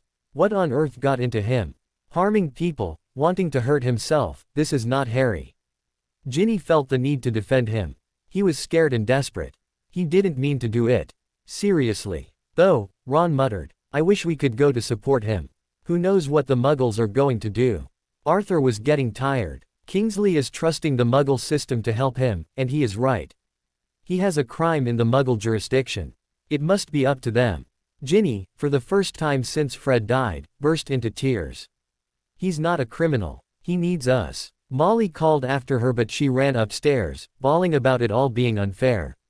It fell quiet, and Ron raised an eyebrow. "Well, that was a bit dramatic." Hermione shushed him. "Be nice, Ron." Arthur folded his hand over his face and sighed. He was so tired. "I am going for all of you. I will report what was decided." And that was the end of that. Ron and Hermione were left on the couch and both did not know what to say. There was exasperation about all the events that had led up to now. How far gone was their best friend? "Look, it will be all right, I just know it," Ron said, attempting to be more sympathetic. "He'll come around. And we will all be together again. Just like before." A soft smile spread across Hermione's face. "It will. I don't care if I have to wait years. I don't know about that long." They laughed. "But, really," Ron stated quietly. What was he thinking? Getting involved with the wrong crowd, losing his marbles and attacking that or. It's a police officer, Ron. But I know it does not sound like Harry. He's being himself, impulsive and reckless. What else is new? Ron shrugged. Well, not to that extreme. He's just using it somewhere else rather than a Death Eater, or fighting trolls. He thought a moment. Yeah, which is worse. Hermione laughed again and put her head on his shoulder. Don't worry, he always comes around in his own stubborn way. Boredom was consuming Harry. And he really wanted a cigarette. He was reading a book of Grimm's fairy tales that he was able to get after complaining about him dying with nothing to do. It was the day of his court hearing, which he learned was actually at 10:30 a.m., none of which the man was right about, and he still had not heard from a lawyer. He's coming any time now, Det. Maine told him earlier that morning after breakfast. We were told he would be in by 9 a.m. But what if he doesn't come? Then your hearing will be rescheduled. Harry moaned. So, it was 8:45 in the morning and he was reading a book about sadistic witches and animals instead of speaking to the very person who could get him out of trouble. He kept watching the clock on the opposite wall, and waiting for the officers to open the door. There was a bang, and Harry almost dropped the book. The man on the other side of the bars stood up and nodded to a very decorated officer, who stopped at the cell. He has a visit with the lawyer in room 6. After that we will transport him to the court building. Harry stood up and put his hands through the bars. He was led once again to the visitors area, told the same information about his hand placement, and practically shoved into the room, where a rather young-looking male sat facing him. Hello, Harry, the man said weakly. Please have a seat. My name is Sean Willow. Harry did so and was not sure how he felt about the lawyer yet. He seemed very flighty. So, one of your friends in London recommended me, as I am familiar with your background. Harry stopped himself in his tracks and became very interested in what the man was saying now. I have read your file, and have listened to multiple people, especially your friend, about ways I can help you escape a more serious outcome. Harry did not recognize the name. He lowered his voice. Are you in the community or outside? The man replied flatly, outside. So the man was a squib. Harry nodded briefly. Why and motioned for the man to continue on. What do you want out of this, Harry? I don't know. I guess I want to stay out of jail. I can tell you what I hear they wish to do. Willow opened his notebook and skimmed over a report. Harry could almost feel his stomach freeze. It is 3 months in jail and a year of probation. You will also spend a month in a mental health facility before you are sent to jail. Harry wanted to vomit. What do you think of that? Harry could barely speak. Well, it is definitely not something that I want. It's no Azkaban, Harry, but you definitely do not belong there. Especially after what you did for our community. I personally would not want to fail and have that happen. Harry knew the man had some edge, braving the mention of the wizarding world in front of muggles. He had to trust him. What are you proposing? His lawyer did not seem overly excited about that option either, and it made Harry nervous. Mind you, Harry, this has come from multiple people. And I believe it to be the most good for your cause. The main reason for these charges come from your feelings of instability. You yourself understand that working on this will help you. What are you saying? Dartford residential treatment. The only way to show the judge that you will prevent yourself from becoming another resident in jail is if you improve the areas that lead you to commit these crimes. Harry couldn't believe what Willow was telling him. Residential treatment. What does that even mean? His lawyer appeared uncomfortable. Behavioral health facility. It's at or what the other side will be asking for. Harry fell into his arms on the table and said nothing. Tears were beginning to burn in his eyes, and he felt incredibly embarrassed and vulnerable. Harry, did Kingsley tell you that? He said, with his voice mumbled from under his arms. I told you, it was multiple people. I am not pointing fingers. Harry sat up and he knew his face was red, and his eyes glassy. But he was forcing back angry tears. How could this be his only option? If this is the only way, which I doubt, how long will I be there? Willow brought more bad news. Courts like to see a minimum of 6 months, Harry. What? You're getting less time than your other option. Don't push the judge, they can always request more time, up to a year. Think of how many years from your past you are going to be working on. 6 months is not enough time. Harry was afraid to say anything else or he was going to lose it. His lawyer could sense this. "I will do my best to get you out of jail, Harry. That is what you wanted. I will see you very soon." Harry said nothing and allowed the officers to take him out the back, fully handcuffed on his wrists and ankles. He was barely aware of the ride to court. And he was thankful that none of the officers said anything. Harry hoped he could keep it together in front of the judge. He remembered the hearing with Cornelius Fudge, and if Dumbledore had not been there he would have been in so much trouble. Harry took a deep breath. The deepest and longest one he imagined he ever did. He stood outside the rear door to the courtroom and waited for the officers to escort him inside, still so nervous he wanted to drop to the ground. His damn grand entrance was almost as if he were preparing to jump on stage and show off his act, but he definitely forgot all his lines. He moaned softly, not wanting to let his guards realize the amount of pressure he was under. Through the door Harry heard the judge's low voice mumble, but he couldn't make out a single word. He seriously wished the judge would just determine a sentence so he did not have to sit and hear it. "Potter," said the guard as he made sure the handcuffs were still fastened, "what else would they be? In a moment a knock will allow you in. Sit next to your lawyer and say nothing unless asked. Understand?" "Sure," he mumbled, although he felt as if it came out more as a whisper. "These hearings don't last long. Say 15 minutes, but I will tell you, it's the longest 15 minutes of your life." "Okay. Thank you." Harry caught a glance of the man's face and it did not smile. It must definitely be true then. A sudden knock rapped at the door and Harry couldn't help but jump. He felt so ill. The guards pushed him through the door, and he found himself in a small room divided on each side. And on one sat his lawyer. The judge was seasoned, it appeared, and was ignoring his entrance into the court.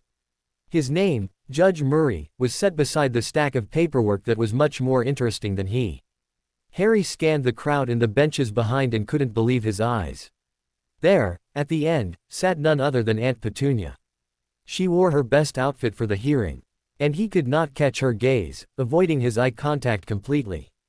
He had no idea why she was even there. Kingsley, who he expected, and on his left was Arthur Weasley. The man gave him a smile and gesture showing he was cheering for Harry. It made him feel all the more anxious, and better yet, further down were David and Jackson. David gave an awkward wave and he had to look away. Very person he was trying to avoid were all in the courtroom. Harry was embarrassed of his handcuffs and wished he could just melt away and drip into the floor. A heavy silence followed his seat into court. And all Harry heard were the papers that both lawyers seemed to be mindlessly shuffling. Sean Willow opened his notebook up and leaned over to whisper to him what was going on. "Those two on the other side are for the representation of the district on the charges, not necessarily people who were violated. There is no debating, the judge already knows all the facts. They present their charge, their petition, then it is our turn. Say nothing. Do you understand?" Harry could only nod. The less he said the better, in all honesty. At least he didn't have to be interrogated on the stand as before. Judge Murray finished his last page and shifted to an older woman to his left.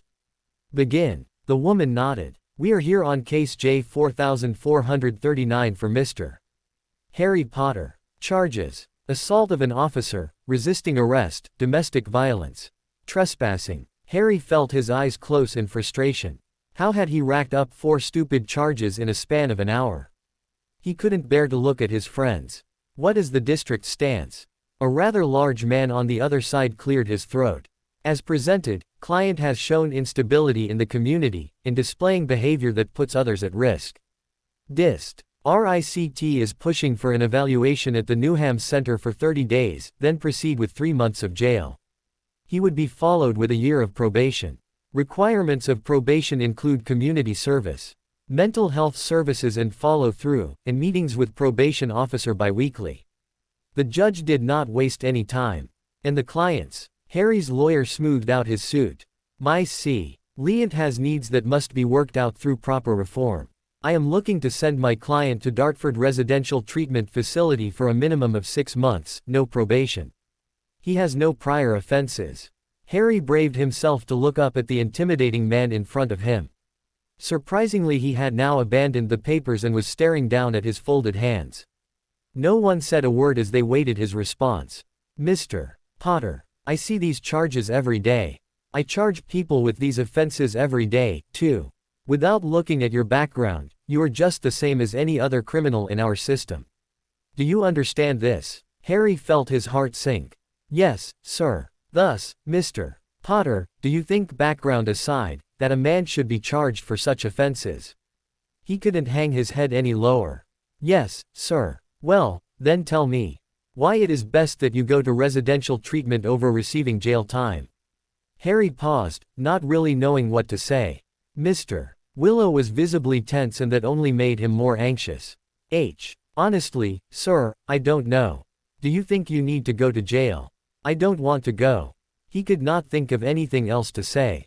Unfortunately, Mr. Potter, it is not about wanting to.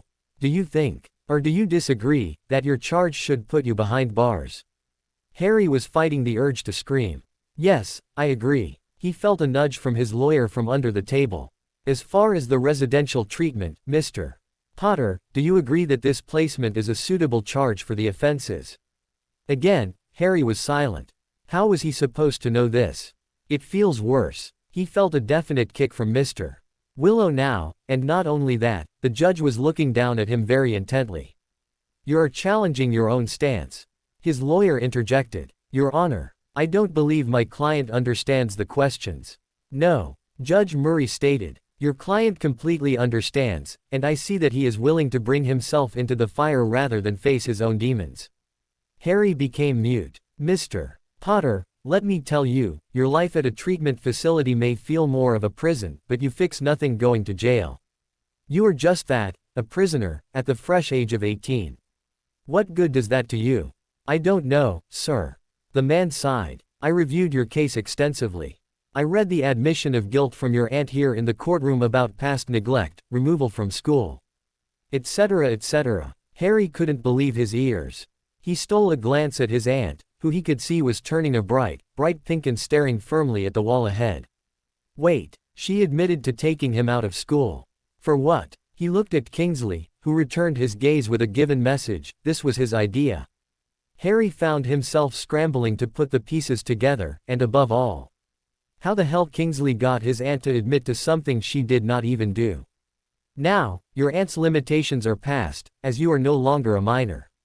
As heinous as the statements were, he gave a hard glare at Aunt Petunia. I must take your upbringing into account.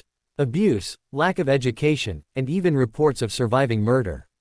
I absolutely cannot allow you to even think that jail would be the best placement for you without attempting a more lenient placement first. Harry felt a trickling feeling course through him at the man's words. It was the first time he had heard a Muggle believe him when he said the Dursleys were dreadful. How many times had he gone to the nurse at school complaining of an imaginary stomach ache so that they could see the punches Dudley offered him? When did they ever get concerned when he appeared desperate at lunch to lick every crease in the food tray? It seemed almost a relief in itself, when the conflict with Voldemort became real amongst the Muggle world. The judge was explaining that he believed him, and all his suffering. He could not describe it other than feeling as if both worlds at last acknowledged his heartache. It was enough to force Harry to shove his face into his hands. The two men on the other side did not even contest. They appeared to even agree with the judge. Harry heard the man's voice soften with concern. I am ordering you to become a resident at Dartford, and I will give you only 6 months. You will get 6 months of probation afterward to maintain. Try these charges again, Mr. Potter, and I will have forced myself to see you in jail. Do you understand? Harry could not remove himself from his face. He merely nodded and refused to show the entire courtroom the crushing blow he was experiencing. He felt himself shaking. Mr. Willow, what is the status on getting this boy a bed at Dartford? He heard his lawyer clear his throat. I spoke with the intake department yesterday. They will have a bed available today, quite fortunately. Then an order to the Newham Center is not needed until placement. Be sure Mr. Potter is ready in transport today from the courts. We're dismissed. Harry heard the sea. Lamore erupt around him of chairs sliding and mumbling of voices, but he couldn't move. He felt Mr. Willow lean into him and touched his wrist gently. Harry, relax, this will work out for you. Do you trust me? Harry shrugged. He didn't know. He knew nothing. All he could understand was that for once in his life a part of him was realized. yet in an instant, he knew he was being forced into a damn residential treatment center because of it. I need to get out of here, and I do not want to talk to any of them on the way out, he mumbled to the man, refusing to move his hands from his face. The minister wants to speak to you, Harry. They all do. I can't. Harry heard the officers approach the table and he immediately stood up and dropped his hands so that they could inspect his cuffs again. He could feel the wetness around his eyes, blaringly announcing his emotions, and Harry could have ran out of the room if were permitted to. He could not let them see him upset. The officers led him the same way he came in, and with a huge wash of relief he escaped the room. Harry took his glasses off and wiped his face, almost choking on the tightness in his throat. None of the officers said a word to him. Harry felt like the elephant in the room no one wanted to talk about. His lawyer did not resurface, but instead the last officer opened the door and met them in the hallway. Directions to the facility. He's cuffed until intake is finished, so Michael, you and Thomas will remain with him until then. The rest of you, return to your duties. The two men Harry assumed were Michael and Th. Omas pulled him along the darkened hall and back toward the loading area they came from. They both spoke to themselves about how much they would rather do this than head out to where they were supposed to be, and Harry ignored them. He thought that absolutely anything was better than this. They passed a vending machine and Harry felt a tug behind him. Hold a sec, Mike. Thomas said. I'm getting a Coke, and son. You look like you need one too. Who knows if they have this stuff where you're going. Harry was surprised by the act of kindness. He managed to nod briefly as thanks. Michael peered over his shoulders. Mate, get me a diet. Quote. Ass, Thomas hissed. I wasn't offering you anything. Just get me a blasted Diet Coke. Harry felt as if they were attempting to lighten the mood, and he felt very thankful to them. Despite assaulting an officer, the men seemed to see the hurt side of him more, and as Harry sat in the back of the van with Thomas, he felt a bit more human drinking the gift he was given. Arthur attempted to hide his disappointment. He was really hoping Harry would speak to him, but it quickly became obvious that the opportunity would not happen. Arthur's heart felt for the boy, but he knew this Dartford place had to be the best thing for him. Kingsley rose after the hearing and quickly made his way over to Harry's aunt, who was visibly uncomfortable. She seemed vague. Crossed that the man was heading in her direction. Mrs. Dursley, I appreciate you being here. You did a very brave thing today. I've washed my hands of this boy from now on, do you hear? Petunia snapped. We have admitted our treatment of him, as you had asked. I would care to see it that we never met again. Arthur wanted to really tell her what was on his mind, but he thought better of it. Kingsley himself was using all of his diplomatic skills to not say something rash either. Of course, Mrs. Dursley. The ministry will close ties with your family as of today. Harry is in good hands. The woman scoffed and gathered her things, leaving them to give each other disgusted looks.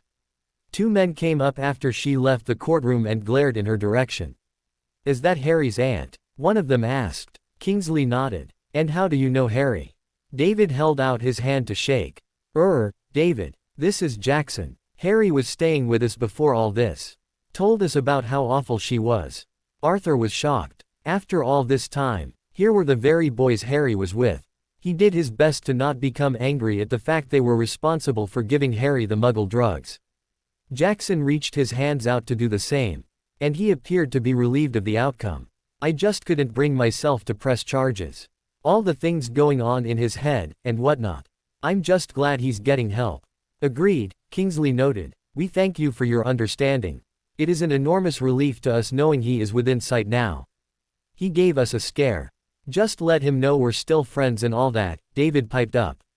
No hard feelings. They shook hands again and Arthur watched the two boys leave. He turned to Kingsley, frustrated. I don't know whether to be thankful or angry at them. It's best to move on, I think, Arthur. What's done is done. Arthur returned home that morning to an eager family. For once he had good news, and it was less difficult to discuss it. He's being sent to a place that will help him. If he is willing, we will be able to visit him on occasion. For the first time, Ginny's face broke out into a smile. I'm so glad. Mrs. Weasley embraced her. Did I not tell you it would work itself out? Love. Harry sighed heavily as the officers pulled into the treatment center's parking lot. It didn't seem that bad from the outside. Officer Thomas checked the handcuffs one last time and led him out the back of the van.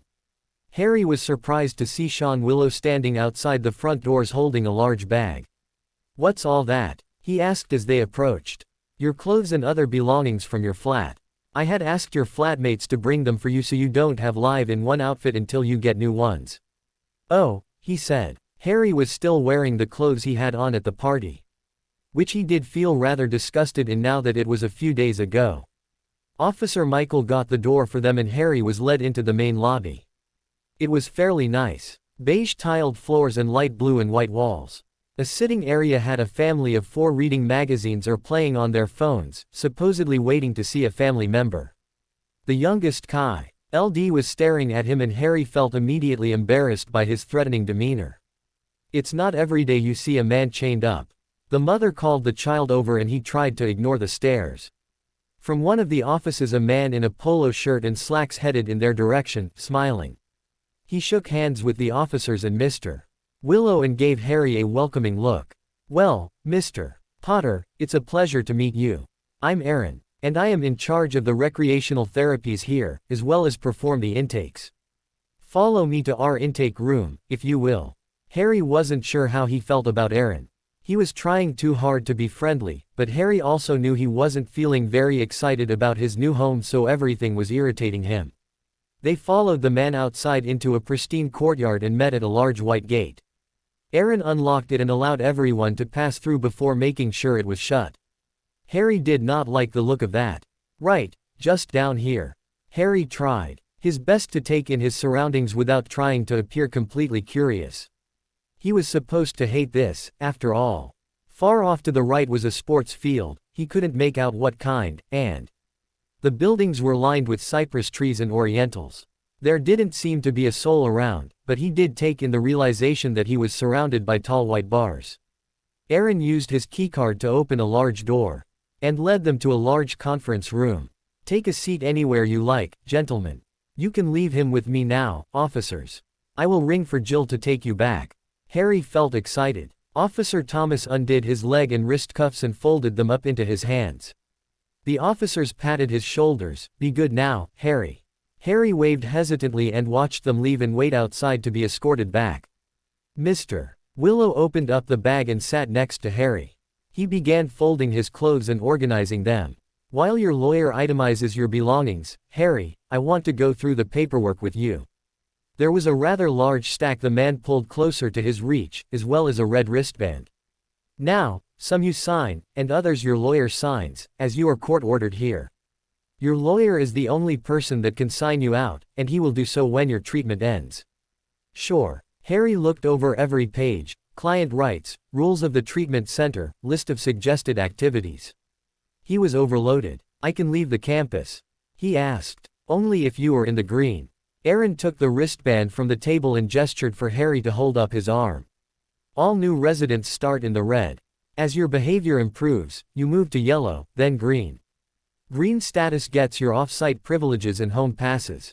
Yellow grants you things like extra snacks from the cafeteria, more rec time, and other general privileges. Red is not good. Red will get you a loss of basic privileges and even risk putting you in isolation. With this color you will definitely get more alerted attention from the staff. And that can either earn you a yellow status, or negative consequences. Do you understand what each color can do for you?" Harry felt the hospital wristband click, and he felt slightly disappointed. Did that mean he started off with nothing? "How long do I stay in the red before going to yellow?" "Usually we like to see consistency. I'd say a week of decent behavior will get you moved up, but remember that it only takes a few episodes to drop you down again. Be mindful of that." Harry then filled out paperwork on his moods. What did he think were triggers, things that he wished to change? Positive people in his life. Harry wasn't all sure how to answer them. Aaron could see his hesitancy. "Answer the best you can. The therapist goes through it with you again to help guide you." After so much paperwork, Harry was tired, and all he wanted to do was take a shower and change. Aaron shook Mr. Willow's hand and thanked him for taking the time to fill everything out. "Come on, Harry," Aaron said. "Jill will walk him back and I will lead you to your room." Harry carried his belongings the best he could and followed the man out of the room. "See you, Harry. Mr. Willow said, with a soft smile. "I'll let your friends know you're safe." Harry murmured, "Thanks." He did not look back. Aaron picked up speed and guided him along a series of hallways. The same blue and white paint were splashed on the walls, and he felt he was in a sort of rec space. When the hall cleared, he saw the open area with a small barista cafe spot and seating. In the corner were various board games, ping-pong table, and a stack of Xbox games. "This, Harry, is what you will be able to access every day when you are green status. 4 times a week is yellow, and twice a week is red." "Where is everyone?" "Depends on the dorm. We have 3 of them. You're in Maple, just outside the doors here. The other 2 buildings are Ash and Oak. Maple is in group finishing up, and EY should be back for lunch in our lodge, which is our cafeteria." Harry felt his mind spinning, wondering if he'd even fit in with these people. He was beginning to feel sick again. They exited the REC building and he followed Aaron to Maple. He noted the keycard again. "We can only go in if one of you open it. Security measure. The last thing we need is other dorms stealing belongings. Plus, IT helps the staff keep an eye on their patients." It was definitely a cabin feel. At first glance there was a wide open living area with a small kitchen. It looked like any other living room found in a home, except for the multitude of couches and sofas. Now, it is 8 to a dorm, and 2 to a room. "You will be rooming with Danny." Harry was led through the living room to a set of doors with numbers. Aaron opened number 4. Harry walked in nervously and noticed immediately which bed was his. Tucked neatly under the window was a bed with the sheets folded neatly into a square on the mattress. Across from it was a very haphazardly done bed, with what looked like crisps crushed onto the comforter. Aaron sighed. "And just so you know, food is not allowed in the rooms." Aaron cleaned up the mess and Harry was eager to set down his heavy things. "Take your time putting your belongings away. I'll be waiting in the main room until you're done and take you to lunch. Don't want to miss it, it's a favorite around here."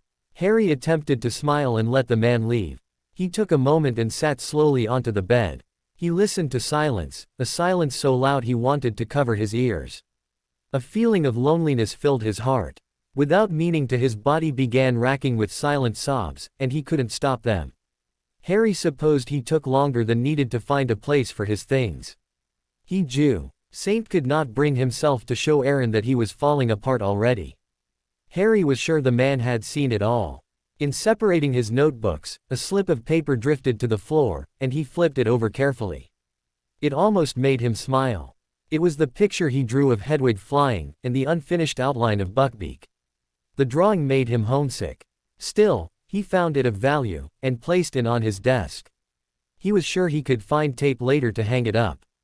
Aaron's voice echoed from the other room. "You all right in there, Harry?" "Yes, sorry. Trying to take it all in." Harry rushed tuffing his socks in the drawer and made sure his bed was made properly. Not that he ever made his bed anymore. He changed into a striped shirt and new jeans and felt better. A sudden nervousness caused him to shake his hands idly, knowing full well they were headed to a building full of unstable blokes like himself. It was like his first day at Hogwarts. Acting as calm as possible, Harry left the bedroom and let Aaron know he was ready. "Well done, then," the man said, finishing off a note in a large black binder. "Just wanted to inform you, lights out is at 10. Everyone wakes up at 7, breakfast at 8:30. Then we break into our schedules. At the end of the day, you will get yours. Today is more of a meet and greet. You will be seeing your therapist Steve Birch after lunch." Harry sighed. He just wanted to hide and smoke a cigarette. "Can we smoke here?" "Yes, of course. There are benches scattered about perfect for that." He winked. "I frequent them myself, and it would definitely be the first thing I'd ask." Aaron gestured for him to follow, and they left towards the lodge. Harry could see which one it was from where they stood. The entire campus was almost in a circle, save for the sports complex off to the side. Dead center was the lodge. Aaron saw his face. "Yes, it's the largest building here, but not just because it feeds everyone at once. Therapy, vocational, and educa. Tion services all take place here upstairs. Like yourself, many had not been successful or had the opportunity to finish school, so we provide that here. We do not want our residents to feel in a dead end, you know. Through the glass, Harry could see rows of tables with people mingling. Aaron opened the door with the keycard and pushed him inside. It was rather loud, but not many bothered to look up from their plates. Harry could smell a delicious pasta Alfredo wafting through the air. Above all, he was surprised that Dartford had female residents too. Okay, Harry, just get in line and when you're done, come sit with Nate. Your dorm lead. Aaron pointed over to where a dark man in dreads was sitting, and other residents sat eating with him. Harry was still very nervous, and he wanted to avoid everyone in the room. He did as he was instructed, feeling more and more curious eyes against his back. Perhaps if he just ignored everyone they would think he was boring and move on. Harry felt as if he were back in primary school where sooner or later, the person who smiled at him would be gone after Dudley's gang came around the corner. He quickly took his tray and made his way over to Nate, who was already shoving someone farther down the bench so that he could sit. Aaron was nowhere to be seen. Hi. Harry smiled at the girl with cropped hair sitting across from Nate hesitantly and made a feeble attempt to reply back. I'm Sarah, who are you? Harry. Did you just get here? I've been here since last month. Nate waved her off. Hold that thought, Harry. As she has already said, this is Sarah from the Ash dorm. She has been appointed to be your partner in finding your place here. Sarah beamed and appeared to be very proud of herself. Harry could see the green wristband from under the food tray. There was a young man seated next to Sarah who mocked relief. And I just want to say, I am so happy that I don't have another old man rooming with me. Nate sighed and rolled his eyes. And this is Danny, your roommate. And Danny, if 32 is your version of old, then Clark is ancient. Danny himself appeared to be in his mid-20s, but he laughed anyways. His name was fucking Clark. What young kid is named that anyway? Harry was not quite sure how he felt about his roommate just yet. Danny wore black denim shorts and a plain white shirt, which did not hide the tattoos rolling down his arm that bore a red wristband. His blonde hair was cut very short and it seemed he was due for a shave. It was Danny's voice that brought him out of his thoughts. So, Harry, what are you in for? Nate kicked him from under the table. Manners, what the hell did I tell you? What? If I am going to be sleeping in the same room with him, I want to know. Harry attempted to joke. I'm not going to kill you or anything. Sarah laughed and Danny feigned relief. See, now I feel better. Nate checked his watch. Harry, you should hurry and eat. Mr. Birch needs to see you after everyone returns to their schedules. You will also be meeting with Dr. Blankenship, the prescriber. Danny made a retching sound. Sarah giggled. Enough, seriously. Harry wanted to eat but managed to just play with his fork. An audible tone went through the loudspeaker and everyone moaned. Danny stopped balancing his spoon on his nose and gathered up his things. Sarah winked and waved at him. See ya, Harry. Nate led him over to the staircase and gestured for him to go up. The psychiatrists are here on Mondays and Thursdays. Mr. Birch is here all week, and weekends there is Ms. Train. What do I do with Dr. Blankenship? She gets a workup of your needs and prescribes medications. Harry sighed and followed Nate down a bright hallway where it then led to a small waiting room. Nate CKED on a partially open door and stated that he was there. He heard an older woman's voice muffled through the doorway. Okay, good. We will just wait for Mr. Birch then. Cecily can get his vitals. Harry felt his anxiety fade away once they left the cafeteria, but now he was full of uncertainty. He barely went to a muggle doctor and now he was going to see a psychiatrist and a therapist all in the same day. His vitals were good, according to the medical assistant, and Harry caught sight of a tall man with dark hair and stainless steel glasses swiftly head towards the doctor's office. That's Birch, Nate said. He doesn't show much emotion, so just so you know, it's him, not you. I will come back and get you when both are finished. Harry watched him go and forced himself to sit in front of the doctor. Mr. Birch sat to his right and held his notepad ready. He wasn't really sure what to expect. Dr. Blankenship's near beehive hair was distracting, and she reminded him of the Hogwarts librarian. She smiled warmly, however, and seemed pleased to see him. Harry, I have read so much about you.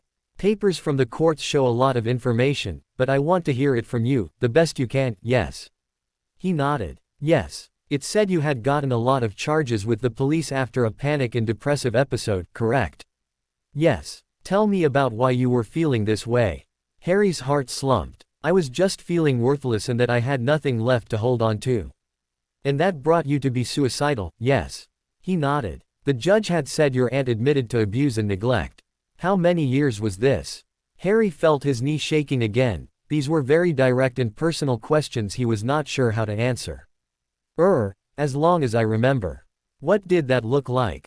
What? She repeated herself. The abuse, Harry. What did that look like? Not feeding me, telling me I wasn't wanted, practically making me a slave in the house. Harry realized he almost whispered it. Why do you think they did not like you? They hated my parents, and they did not want me in their home. Did you have any friends? Some, but my cousin scared most away so that I wouldn't have friends. Dr. Blankenship skimmed his court report as she asked her questions. He could feel himself growing more uncomfortable. It says that your parents were murdered when you were an infant, and you yourself are a survivor of attempted murder. Was this by the same person? Harry could only nod. You witnessed others being killed. Were these people close to you? Yes, they all were. Harry found himself checking out. He answered her questions flatly, without emotion, and she thankfully did not give him pitying looks. Her questions droned on and he gave her whatever she wanted as long as it would be over soon. Do you know the medical history of either of your parents, Harry? No. How is your sleep? Awful. Do you have nightmares? Yes. Do you get angry easily? Yes. Doctor. Blankenship typed furiously on her computer and the printer started spewing out multiple sheets of paper. She gave a copy to Mr. Birch. Treat for PTSD, anxiety, depression, child abuse, and what ever else you determine in your assessment. Harry continued to stare at the floor. And, Harry, I am putting you on some medications to help with your emotions that get in the way of you functioning. Celexa with help with depression. And propranolol for anxiety and agitation. The last is prazosin to help with sleeping. They will fill these today and you can start taking them all tonight. I will check in with you 4 weeks from now. All right, Harry. Harry knew he didn't have a choice but to take them. The judge will see to it. Mr. Birch stood up and led him out of the room. Harry, my office is just down the hall. We just have to go through a treatment plan for the next 6 months. Harry followed the man into a large room with a large sofa and multiple board games stacked onto a table and bookshelf. He sat himself on the sofa and stiffly waited for the man to begin speaking. After a brief moment, Harry looked up, surprised that the man was staring down at his own hands questionably. So, Mr. Potter, I don't know how to say this, but I was met by a gentleman who explained your position to me in great detail, and, well, showed me some of the remarkable talent that you yourself hold. Harry's body tightened even harder. What? He assumed by telling me you would find it much easier to speak about what has been troubling you. Mr. Birch was relatively calm, which Harry found astonishing. I take it Kingsley made a visit, he said softly. He was beginning to become increasingly more irritated at the man's attempt to control his life. He definitely cares for you. Harry folded his arms angrily. Yeah, well they've all been doing this for years. First they hide information from me, then they try to dictate my life by bringing me here. Who is they, Harry? Everyone. The Weasleys, Dumbledore, the Ministry, the Order, all of it. Mr. Birch went to his desk and retrieved a stack of papers, which he meticulously lined up with a notebook to write on. The man seemed to be in thought before he decided to speak. The minister spoke about the Order. I will need your help to clarify aspects of your life as I have no experience, but believe me when I say this, Harry. We will make progress with this. Just don't go and tell him everything. That is the last thing I need. Harry, what you say here is private, and will remain as such unless it endangers you or someone else. We will get to all that at a later time, but let's focus now on some of your goals for the next 6 months. A standard goal that every resident receives is to eliminate suicidal ideation. I would like to add 2 more goals for you, Harry. I want to hear from you. Harry shrugged. He was full of conflicting emotions, one being fueled with anger blaming the problems on the Order instead of him. And the other being defeated with no idea which goal to start on. What aspect of your life are you struggling with? I dunno, I suppose I try to ignore problems, or how I feel about things. Mr. Birch nodded. A good goal for that is, to be able to process past traumas to increase quality of life. Do you like the sound of that one? Sounds better than anything I could ever come up with. And one more. Harry was not sure what to think. Everything seemed to revolve around the so-called past trauma. He supposed, there was one thing that he really wanted. I guess I want to figure out how to forgive myself. Quote. Mr. Birch scribbled on the paper and agreed. These two will be plenty to work on for now. We can meet these goals by completing your sessions here, taking your medications, and engaging in group and other therapeutic services.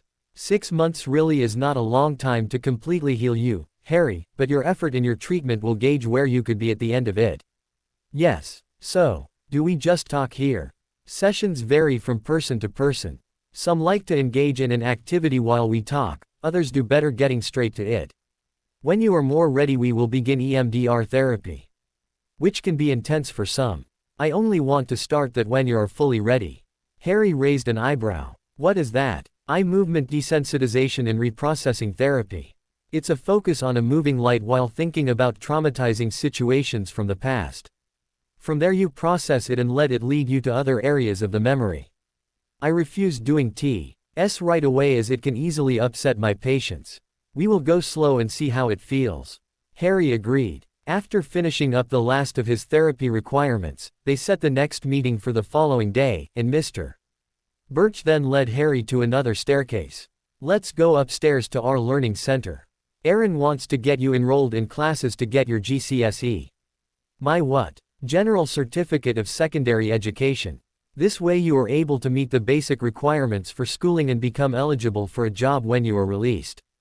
They walked through the learning center lobby and Harry couldn't believe how massive it was. It was as if a whole library and school squeezed itself together. Mr. Birch spoke to the receptionist about needing to locate Aaron, and she relayed his name over a radio. Harry could hear Aaron's muffled voice state he was on his way. How long do I have to go to school? He asked. Depends on your workload. Probably for the first half of the morning. We are now switching group and individual sessions to the afternoons. Harry watched the activity out the large window panes as people walked across campus. Standing this far away from everyone gave him more relief. If only he could hide up there forever. As Aaron took over Mr. Birch's place, Harry forced himself to get used to the man's energetic personality, which was the complete opposite of this therapist's. He groaned inwardly when he found out he had to complete an online test to determine his abilities. He was embarrassed of what the outcome could be. Sure enough, after an hour of testing, his ado cation level was that of a 12-year-old. Not to worry there, Harry. Aaron said, waving off the results.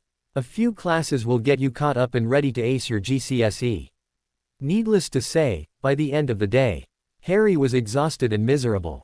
Not only did he learn he was the most stupid person on campus, but he was going to have to take medication at dinner, which he had never taken before in his life. The small amount of solace he found when everyone got together for dinner was that Danny and Sarah had saved him a spot near the window. You look like hell, said Danny. What's your name again? Harry. Yeah, Harry. What did they have you do today? Everything. School, the doctor and a visit to Mr. Birch. Sarah smiled and started dumping potatoes on Danny's tray. I don't have school but I do like Mr. Birch. He's so calm, it's mesmerizing. Danny began throwing them back on her plate. Damn it, woman, stop grooming me, I don't want them. For the first time, the sweet disposition left the girl's face. I was not grooming you. A wicked smile spread across Danny's face. Sarah's got a bit of a problem in the sexual nature, don't you, sweets? Harry felt a bit sorry for Sarah. Her face became speckled red and she was trying very hard not to completely lose it. You're so lucky. I want to go see a film with the other girls this weekend or I would totally be fine with moving down to a yellow. You're the one with conduct problems. No one got a chance to speak before a loud shout interrupted their conversation. Harry turned and saw two boys grab at each other, cursing and throwing things at their faces. Nate and other staff intervened, yelling on top of what was already going on. Harry was terrified. Here we go again, Danny moaned. Greg thinks it's all about him.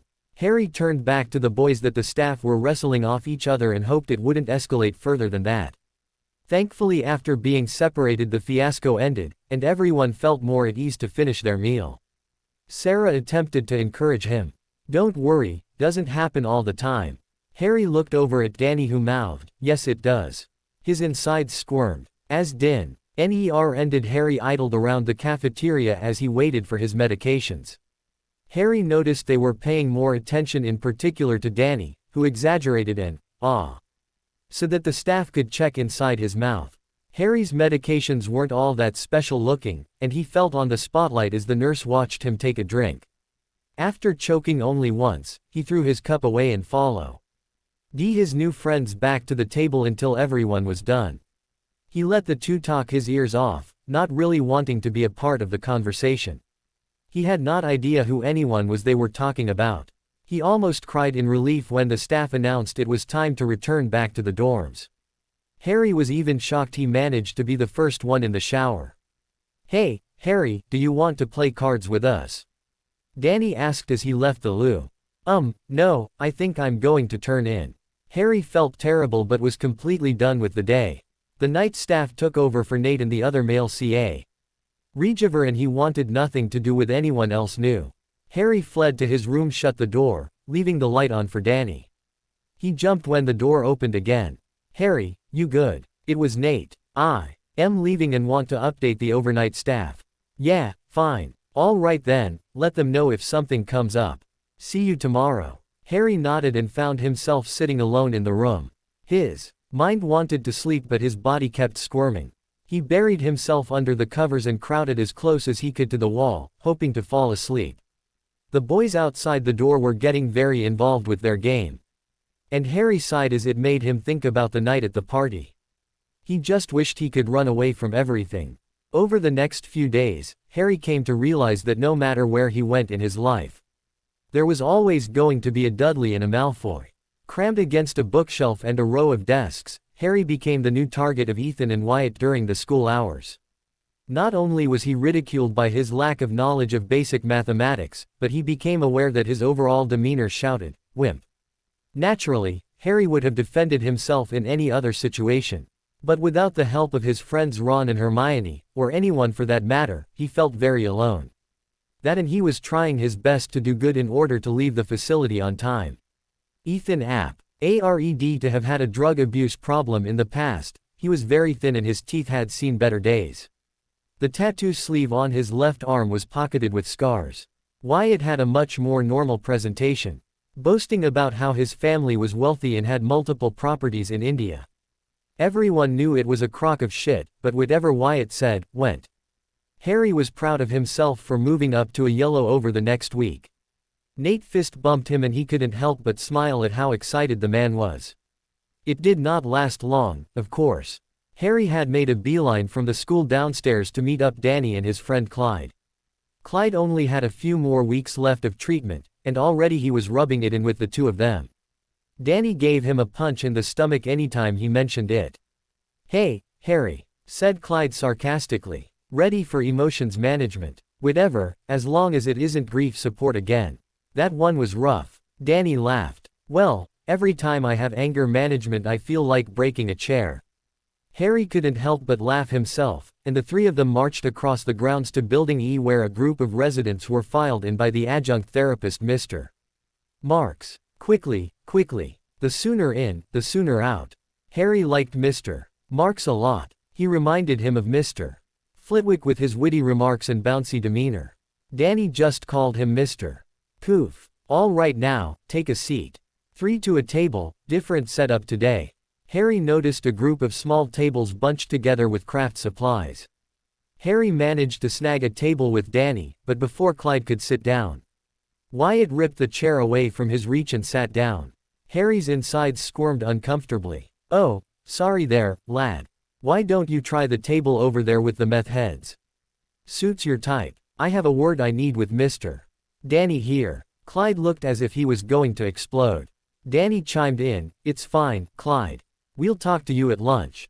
Harry wished that of all the times the man picked a fight, he wouldn't have chosen to lose this one. He was also trying his best to avoid Wyatt's sneering smile. So, Wyatt started. Where is my fucking cigarettes? I was supposed to get 4 of them. Isn't that what I loaned to you? Yeah, well my folks haven't mailed me any.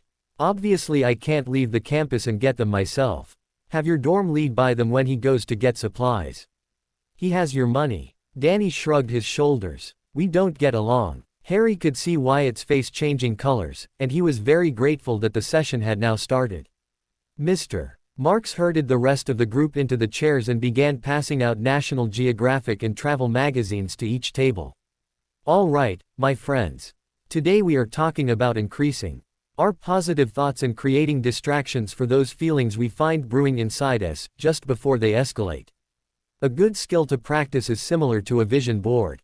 We will be finding pictures that ignite a feeling of calm, thought, and even a comedic relief. You can place this in your skills book in your dorm and use it as a reflective piece for your treatment. What sorts of negative emotions would we be trying to keep at bay when we look at these images? The Hermione of the group, Edward was first to give an answer. Anxiety, or anger. Very good. What image would you find, Edward? That would help you move past those feelings. Harry could hear Wyatt scoff and snigger, which he did his best to ignore. Edward skimmed the magazine and found deer grazing off a mountain. Mr. Marks appeared very excited. Yes, I want us to stop, take a moment, and think about the silence you might hear during this moment as if you were there. Imagine being that photographer, hearing the noise around, and the stillness needed to take the shot. This can help you to slow down the mind and meditate on this image. Very good. Harry did his best to follow directions. Not only did Wyatt attempt to grab any supply before he did, he could see the irksome smile that was always on the man's face. Danny gave Harry a look that read, "Can you believe this idiot?" Harry focused on cutting the magazine with children's scissors, which he learned earlier on was to prevent the cutters from hurting themselves. He found birds that reminded him of his owl, and a boat on the water, like they had done He was 11 and arriving at Hogwarts for the first time. He even found a black dog that was running with its owner, and a lily flower. Through the chatter and laughter from the other tables, Harry noticed that his was very silent. Danny was ignoring the both of them and spent most of his time crudely cutting and mostly coloring funny faces on the people in the magazine. Harry stole a peek at Wyatt's, and noticed that barely anything was done, and instead was a poorly made origami swan. Everyone else seemed to be doing a much better job. Harry began to glue his pictures on, and perhaps he had not made the best choices in images, because they instead made him very sad. Everything was either a memory or reminded him of someone who was dead. It was too late, he supposed, and began gluing them on the paper. Mr. Marks was doing his rounds and made tisk-tisk sounds about his two partners' work. Harry, tell me about yours. He nervously nodded. Well, these remind me of important people in my life, and, can also look calm. I guess. What sort of negative feelings do you hope it eases for you? Harry wasn't sure. The images sort of caused negative feelings, but before he could speak, Wyatt threw himself into the conversation. Probably the ones that cause attention-seeking cutters to rip up their arms, like that scar there. Harry realized he was pointing out the thick scar on his forearm where Peter Pettigrew sliced it open to get his blood. That night immediately flooded his mind, and he remembered Cedric dying. He remembered seeing his mother.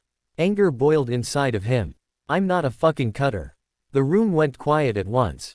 Mr. Marks jumped to attention. Enough, Wyatt, you will not be here to trigger the other residents. I need you to remove yourself and sit in the back of the room. It's not my fault he's loony. He just doesn't want to admit it. Wyatt met his eyes and smiled. A flower. What is that for, your girlfriend? Harry couldn't see anymore. The rage that had been penned up inside of him lashed out. Shut up. He jumped up and found himself kicking the table over onto Wyatt, who tumbled to the floor. Harry reached for the table legs so that he could kick the man underneath of it. But he was shocked when hands wrapped around his wrists and yanked him back. Mate, don't. It was Danny. Harry fought him but the man's hands were firm, crossing Harry's arms so that he couldn't move them. He barely heard Mr. Marks calling for assistance on the radio. Wyatt emerged from the wreckage pretending to be injured. I told you he was crazy. I need to see the nurse. Stay where you are, Mr. Wyatt. Ladies and gents, please move to the room next door and bring your supplies. Harry, Danny, stay here please. Harry was fuming. While the class was moved, he continued to fight his friend off, irritated that he would not let him rail on the man who insulted him. In an instant, Nate and another tech entered the room, huffing from their run. Nate motioned for Wyatt to get up. Go with him to the nurse if you're saying you need it. You should really lock him. I said go. As soon as the man limped out, Danny let him go. In a roar of frustration, Harry bolted to the table and threw it again at the wall. It was like his outrage in Dumbledore's office. Nate blocked his path from reaching the table again, and held his hands out as if show him he wasn't going to try and hold him back. Enough, Harry, you're done, all right.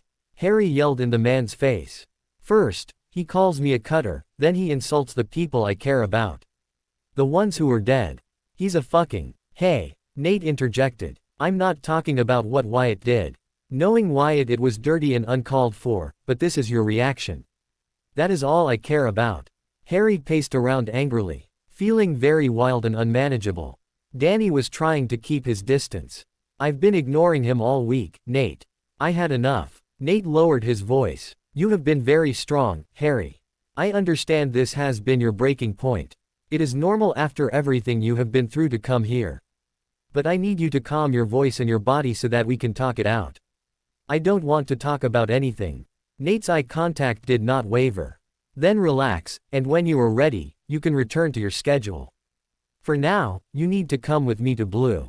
Understood. Wyatt felt his seething mood shift from Wyatt to himself. He messed up. Danny glanced at Nate, who instructed him to return to his session. Harry, I need you to set up the table again. I will help you, but we need to fix it. He nodded mutely. Harry still found himself shaking, and when the table was just as it was before, he was led out the door toward the main courtyard. After all his attempts to remain on good terms, Harry was beginning to truly realize he had a problem. As much as he wanted to say he could deal with his life, it became clear that if he had acted that way outside of Dartford, he would have already been back in jail. Nate did not say a word until they reached the blue building at the end of the campus. Harry had never seen what the quiet rooms looked like. Nate led him to the closest door. And inside were a pile of beanbags and a twin-sized bed. There were obvious dents in the walls. Harry, I hate to do this, but you need to go back to Red. But, I just earned it.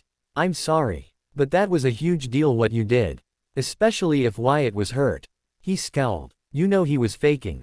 It doesn't matter. You're here for an hour. Nate clipped the yellow band off his wrist and cinched on another red. It felt as if he had disappointed him. Harry went into the room and shoved himself into the pile of beanbags, angrily brooding over how much he hated Wyatt.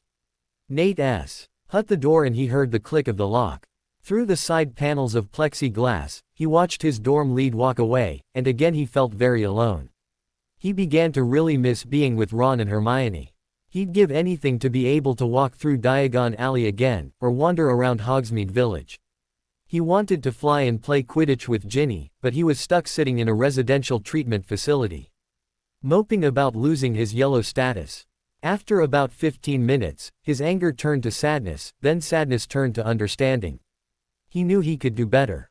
Harry felt a sense of empowerment return to him. And he realized that one bad day didn't mean it was the end of it all. He was let out just before lunch. The groups lasted 2 hours, and he made it just until the end. Nate, however, knew it was best just to avoid sending him back. I'll take you to the lunch room. We will wait until everyone comes to eat. Just so you are aware, Mr. Birch will want to speak to you this afternoon to go over today's event. Quote, fine, he muttered. He was not entirely angry about it. He was beginning to not mind going to therapy with the man. It was the first time he was able to openly talk about the wizarding world with honest insight. His therapist's neutral personality made it easy to talk without worried about what the reaction would be. Harry was able to get his food immediately. And he sat by the window he and his new friends typically sit at. Nate took this as the time for a pep talk. Did you manage to calm down after the fight with Wyatt? Obviously. He's fine, you know. Just carrying around an ice pack. I told you. Look, I am happy that you have the courage to stand up for yourself.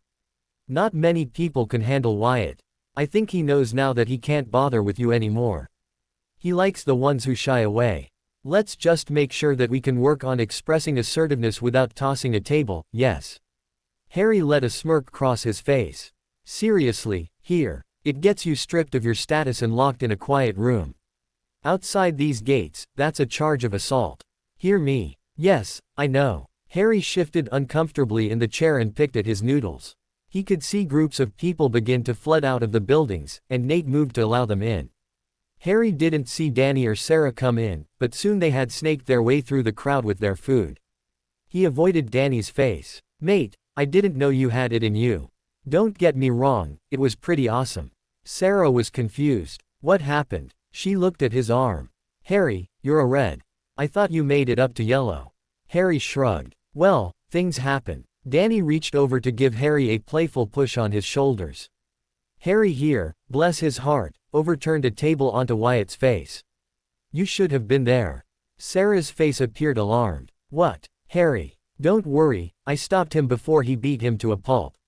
Even though he deserves it. Harry felt shame cross his face. It was as if Hermione were scolding him. Her voice dropped to a whisper. I can't believe you did that. You're too sweet to act like Greg or Ethan. Harry was surprised to hear she thought he was sweet. Moody was more like it. Danny heard her too. Hey, keep it down lady. If Mr. Birch hears you say that he'd have something to say about it. Ah, damn it Danny, not everything I say is predatory. Well, I won't say anything about how I saw you giving a big old smooch on Clyde. Harry smirked at Sarah's face. How did you hear about that? Men boast about that kind of stuff, love. Sarah didn't say much after that. Harry finished his lunch and turned to people watching. Danny wandered off to tell others about Harry's triumph over Wyatt's bullying. He admitted that he was conflicted over the whole event. He stood up for himself. On the other hand, he definitely could have handled it differently. Somehow, Harry was allowed in the rec room. He realized this was going to be his only day there that week. He learned he was amazing at ping pong. He wasn't entirely surprised as it was like catching a snitch. He managed to get cigarettes beating other residents, and the rec staff would keep an eye on him outside as he smoked his victory. Naturally, the fun ended after a couple hours when Nate informed him that Mr. Birch was ready to see him. What really bothered you about what happened today, Harry? Harry said nothing for a moment while he crinkled fall-colored tissue paper into pieces. He and Birch were using a craft while processing the event earlier, which would turn into a large maple leaf after every tissue paper was glued. He had explained to Birch about Wyatt making everyone think he was cutting, how the man just overall was too much. But Birch was right, there was more. I am assuming it is a memory. Quote. Harry nodded. Yes, he replied softly. This scar is from a knife. When I was brought to the graveyard by the Death Eaters, they had instantly killed another boy from the school. He had done nothing wrong. We were going to win the competition together. I wanted to be fair. Your intentions were good, Harry. You meant no harm to come of him. Yes, but it did not happen that way. I saw him die because he wasn't supposed to be there. They took my blood from me, and they rose Voldemort back. Harry ripped the paper up harder than he wished to. It's the only scar I am ashamed of. And I have to look at it every damn day. Mr. Birch held his thought for a moment. The man himself was doing a craft, and Harry watched him with curiosity. Regret and shame are soul-eating emotions, Harry. But just like any other, they serve a purpose. They tell you that if you could have done something in that moment, you would have done so to save that boy. It shows you have a good heart. And those close to you are incredibly lucky. Harry's eyes filled with tears but he blinked them away. I've never thought about it that way. When a negative thought plagues us, it is best to change the way we think of it. A tree is a tree. To one child it is Pirate's Keep. To another, it's the scary monster in a thunderstorm. And as I said, a tree is a tree. Harry thought hard. I can change the meaning of this scar, then. If it means to rise above the reason you have it. Well, I got this, and he was going to kill me. But I got away. And in the end, I was the one who killed him instead. For the first time, Mr. Birch's eyes seemed saddened, but he melted back into his usual calm, and smiled. Exactly. That is your trophy, not your shame. Harry felt liberated in a way after the session. When he got dressed for bed that night, He found every scar he could find, and found ways to change them. The locket that had dug into his chest was the triumph of Ron's friendship. The snake's bite on his other arm, the power of Neville. Harry found every tiny mark, every memory, and altered it. He found himself staring at the one that started it all. Harry brushed back his wet hair from the shower to reveal the lightning bolt, dead now from any pain. What could he say of it? As of now it targeted him publicly. That scar was the reason he avoided Diagon Alley. It was what had defined him his entire life, whether he knew it or not. Harry wanted to say, defeater of Voldemort, but the identity it gave him contradicted his feelings. So many had died in order to vanquish the evil the wizard brought to the world. He could not take the title alone. He knew that this scar would have to wait.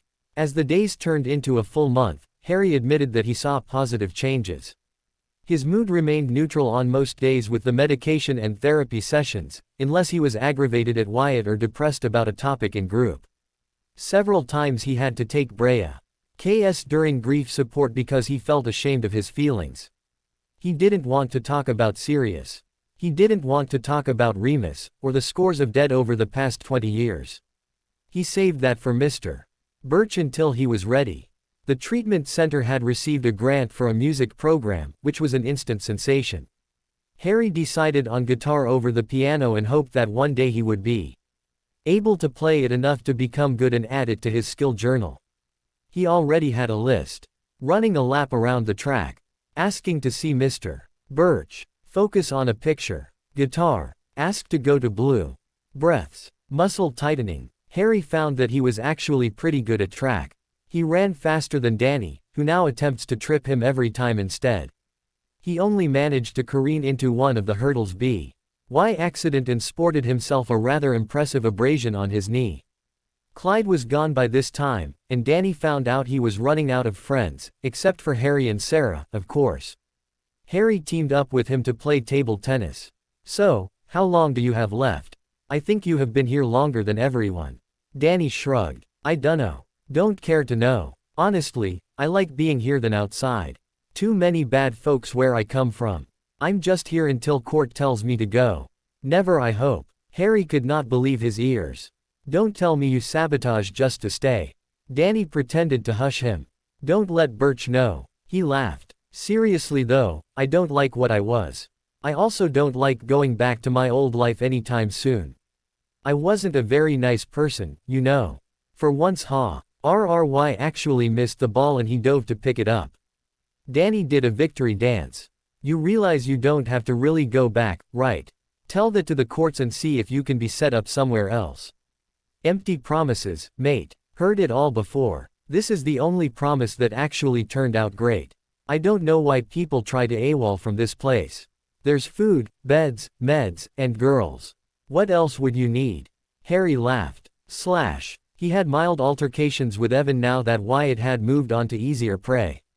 Thankfully they were minor episodes and Harry had managed to move up again to a yellow. How has your sleep been, Harry? Dr. Blankenship asked. Dunno. I fall asleep but don't stay asleep. Are you able to drift off again after a short time?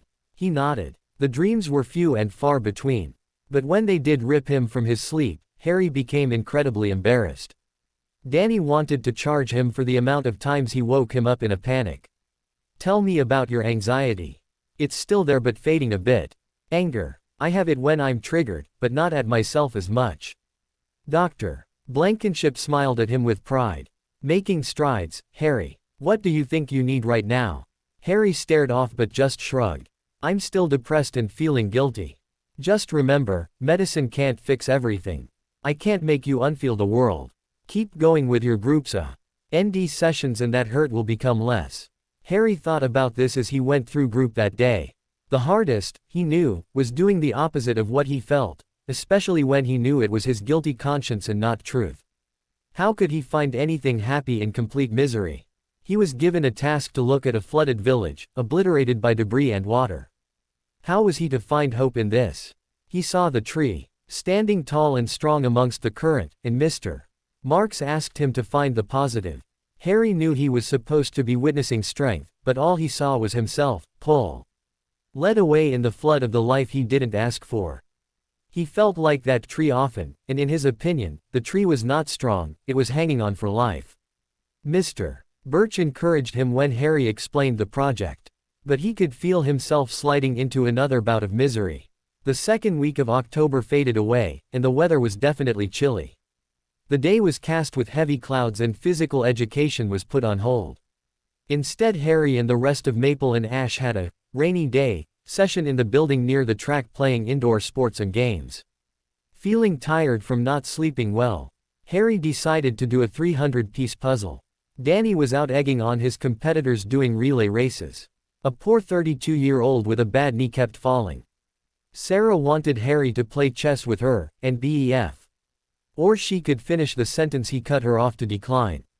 Too many memories with chess. It must have been the weather, but Harry knew something was different about today.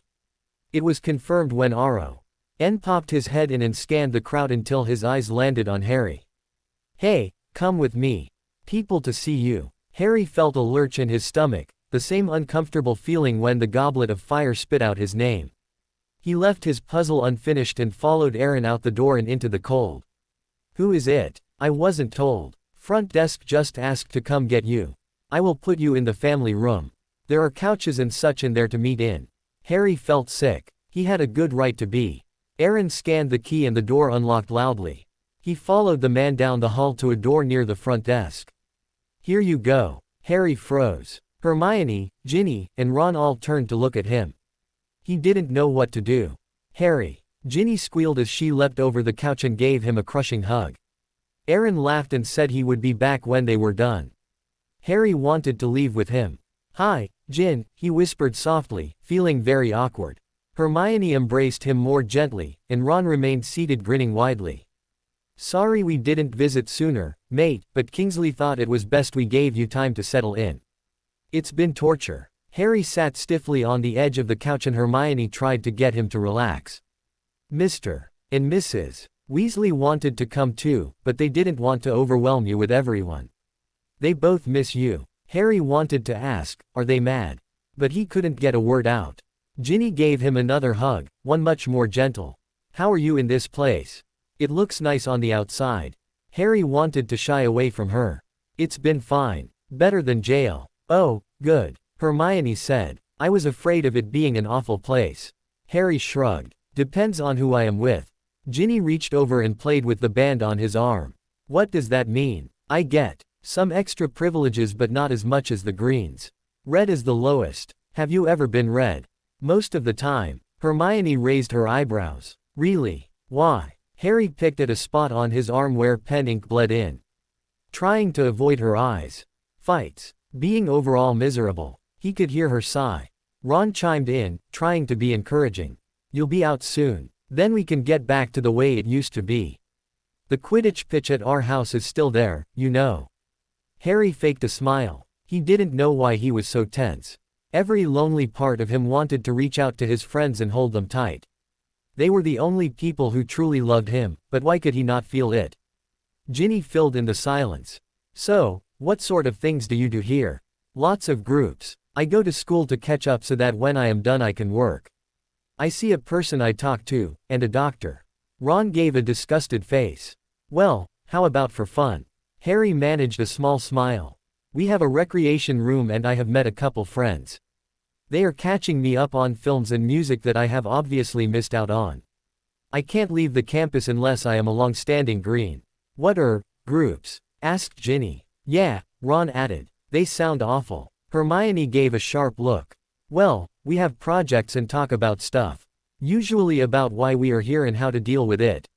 Hermione beamed. "That seems real great, Harry. I heard Kingsley spoke to the therapist and he knows all about the wizarding world. That must be helpful." Harry nodded slightly. He was really hoping she would not ask about what sort of terrible things he talked to Mr. Birch of. Above all, he was very confused, assuming that they were there only to show him how angry they were when he left. Well," he said. "How is everyone?" Ron went first. "Mum and Dad are doing really well. Dad got a raise at the ministry for his work in the order, and our family was honored by Kingsley himself. There is a huge statue at the ministry going out to the families who died. And Fred was listed. We couldn't be happier about that. Did you hear that they might make us all into witches and wizards cards? That is the most wicked thing I have ever heard. Hermione chimed in. Yes. And I got my parents back. They are living in our old house and I had to tell them what had happened. They understand, but, obviously were a bit addled about how I could do that. Ginny went into detail about Professor McGonagall's work with the Ministry to restore Hogwarts to its best so that the next year's students could attend. A memorial was set in front of the gates honoring the battle. The Ministry was also even allowing students to access the restricted section for the first time in Hogwarts history. People have really come around, Harry, she said. They know all what you did for everyone, what we all did. People are moving on with their lives one day at a time. Harry could not fathom what he was feeling. He should be rejoicing at what he was hearing. His old self would have. He knew that instead of possible reeking disgust he had in his chest, the news would have filled the many holes grief had given him. The three of them exit. Edley proclaimed that the world he left was rebuilding and, moving on, yet it caused Harry increasingly frustrated and angry. The world that had pushed him away were now abruptly thankful. Not only that, they were thanking his failures and grief. Of all that they had gone through, nothing was enough to bring it back or fix what was broken. Nothing was left to give back that was stolen away. The world was moving on, and here Harry was, continuing to melt away in shame without feeling any sense of redemption. Rewards were given to him for causing the deaths of innocents like Fred and Cedric. The thought sickened him. He knew Mr. Birch would say, "This is your guilt talking," and he understood this now, but it shifted him to a very dark place. The darkness always swallowed him up to the point W. Here he felt as though he was locked in a silent room with no windows or doors. Harry was suffocating in himself. "It's stupid what they are doing," Harry shouted. "They are applauding us for something we did not ask for. We gave everything and they never said anything until they made the mistake." Ron, Hermione and Ginny froze, bewildered by his sudden outrage. "Mate," Ron whispered. "What do you mean?" Harry's breath was heated. As sign he knew meant he needed to use the skills he learned. His mind drew a blank at what to do. "I will not accept credit for something so terrible. The very idea of it sickens me. And now they want to put us on wizarding cards." Hermione noticed his behavior and responded with calmness. "They are placing credit where it is due, Harry. They are acknowledging the pain we went through and asking for forgiveness." Her eyes softened. "I want you to forgive yourself. It won't make it better," he shouted. "Just like these pitiful moves by the Ministry to apologize." Hermione did not waver. "It is not supposed to fix it, Harry. Nothing can. We realize this, just as you do, but we know when someone is trying to make something right. I accept it because I, too, need to carry on with my life. I had hated myself, Harry, for leaving the two of you in the forest." Ron mumbled. "I kept thinking if I hadn't, well, you know. But I can't keep thinking about it or I will drive myself mad." Ginny reached out to hold his hand. "And we are not angry that you left us, Harry." He ripped his hand out of hers and grabbed his hair roughly. "I can't do it. I want to but I can't." Ginny made a move to embrace him but Hermione pulled her back, cautious of what it would cause him to do. The door to the room opened halfway and a staff named Kevin from the Ash dorm made eye contact with him, soft but stern. "Harry, if you are going to have a visit I can't have you doing this." Harry's anger was not relieved by the threat. "I am done with it anyway. I want to go back phys ed." He ignored Ginny's face full of disappointment, which turned quickly to irate redness her mother always exhibited. "Harry, you can't chase us away because you don't want to talk about it." "I'm done," he repeated loudly. "Gin, enough," Ron warned. "He is not ready." Hermione stood up and guided Ginny to the door. Kevin moved to let them out and Ron gave a quick wave. "See ya, mate." Harry's fuming anger increased when Kevin softly shut the door so that it was just the two of them in the room. "Do you want to talk about it, Harry?" "No, Kevin, I don't," he snapped. The man did not move. "I need to make sure I do not send you back there angry like this. I want you to keep your status. It doesn't matter. I don't care if I am red the rest of my time here." The man did not budge. "Yes you do, Harry. Let's walk to phys ed and hopefully you can calm down the way there." Harry felt like a child. "I want to see Mr. Birch." Kevin shook his head. "Today is Monday, remember. The therapists are at a training in London. If you want I can put you into blue Forget it, phys ed then. Kevin informed Nate through the radio that Harry was coming back. The man took one look at him when He barged into the room yelling at Sarah for doing his puzzle and pointed to the track. Harry, 2 laps. Harry fumed at Nate for forcing him to use a coping skill and let out a frustrated growl before taking off to run. He burned out his anger at the ministry for not believing him and letting the Daily Prophet slander his name. Harry ran to get rid of the hate he had for Umbridge, who forced him to mutilate his own hand for telling the truth. He sped down the track, loathing himself and his weakness. Everyone else could carry on with life, and here he was, stewing in self-pity. If only Snape had seen him now. Harry returned, huffing and puffing, still flustered. Nate met him at the door. Better. He shrugged miserably. Kevin said you were yelling at your visitors. What made you so upset? I don't want to talk about it. Nate held out his hands in mock defense. No problem. Apologize to Sarah and continue with your puzzle. Take another run if you need it. I want you to keep that yellow status. Harry mumbled an apology to her, which she accepted gently. He could tell she was legitimately hurt, but her sweetness refrained herself from holding a grudge. Harry really had no idea why she was even there. The rain came eventually in the early afternoon. Harry was finishing up in grief support, which he ended up spending most of the time in blue. Harry was embarrassed by his behavior, he could not handle one more trigger, forcing himself to think about the death of those he loved, let alone the loved ones of the other residents. He knew he could have just asked to go to blue, but instead he let himself go. Angrily snapping at Mr. Somel leading the group. I am not saying anything. The group tensed. Harry, the man warned. It is simply your turn. Normally I allow you to pass. But today I am asking that you share something. Harry did not remember all the names he called the group or the man, but it was very regrettable. His wristband was cut off and he was once again locked in a room with beanbags and silence. Through the plexiglass, Nate and Kevin asked him to calm himself, but Harry felt as if he was not in his own body. He raged at the walls, on himself in any way he could. The doors flew open and he was dragged out. Nate crossed Harry's arms around his body, seating him to the floor, while Kevin leaned over his legs. He couldn't move and it only made him escalate more. He screamed at them to let him go. Nate responded without emotion. You will be released when your breathing is calm, your body is relaxed, and you claim you will no longer need a restraint for self-harm. Harry fought them and he knew it was a losing battle. I don't fucking care, he screamed. Just let me go and off myself so I can get out of this miserable life. But neither said anything. They remained mute despite his shouts and insults. After about 20 minutes, Harry felt his body's energy drain quite suddenly after his panic began to fade. At 25, Nate calmly asked if he no longer needed a restraint. Confirming that they felt his body and breath relax. Harry muttered a yes and was released. After a check by the nurse for any injuries during the restraint, Harry asked to be left into blue. You will, but a staff will be watching you through the glass. And staff's shadow will continue for the next 3 days. Harry about died inside. Suicide watch again. As he laid on the bed, wrapped in the blankets. He wished that he could see his mother again.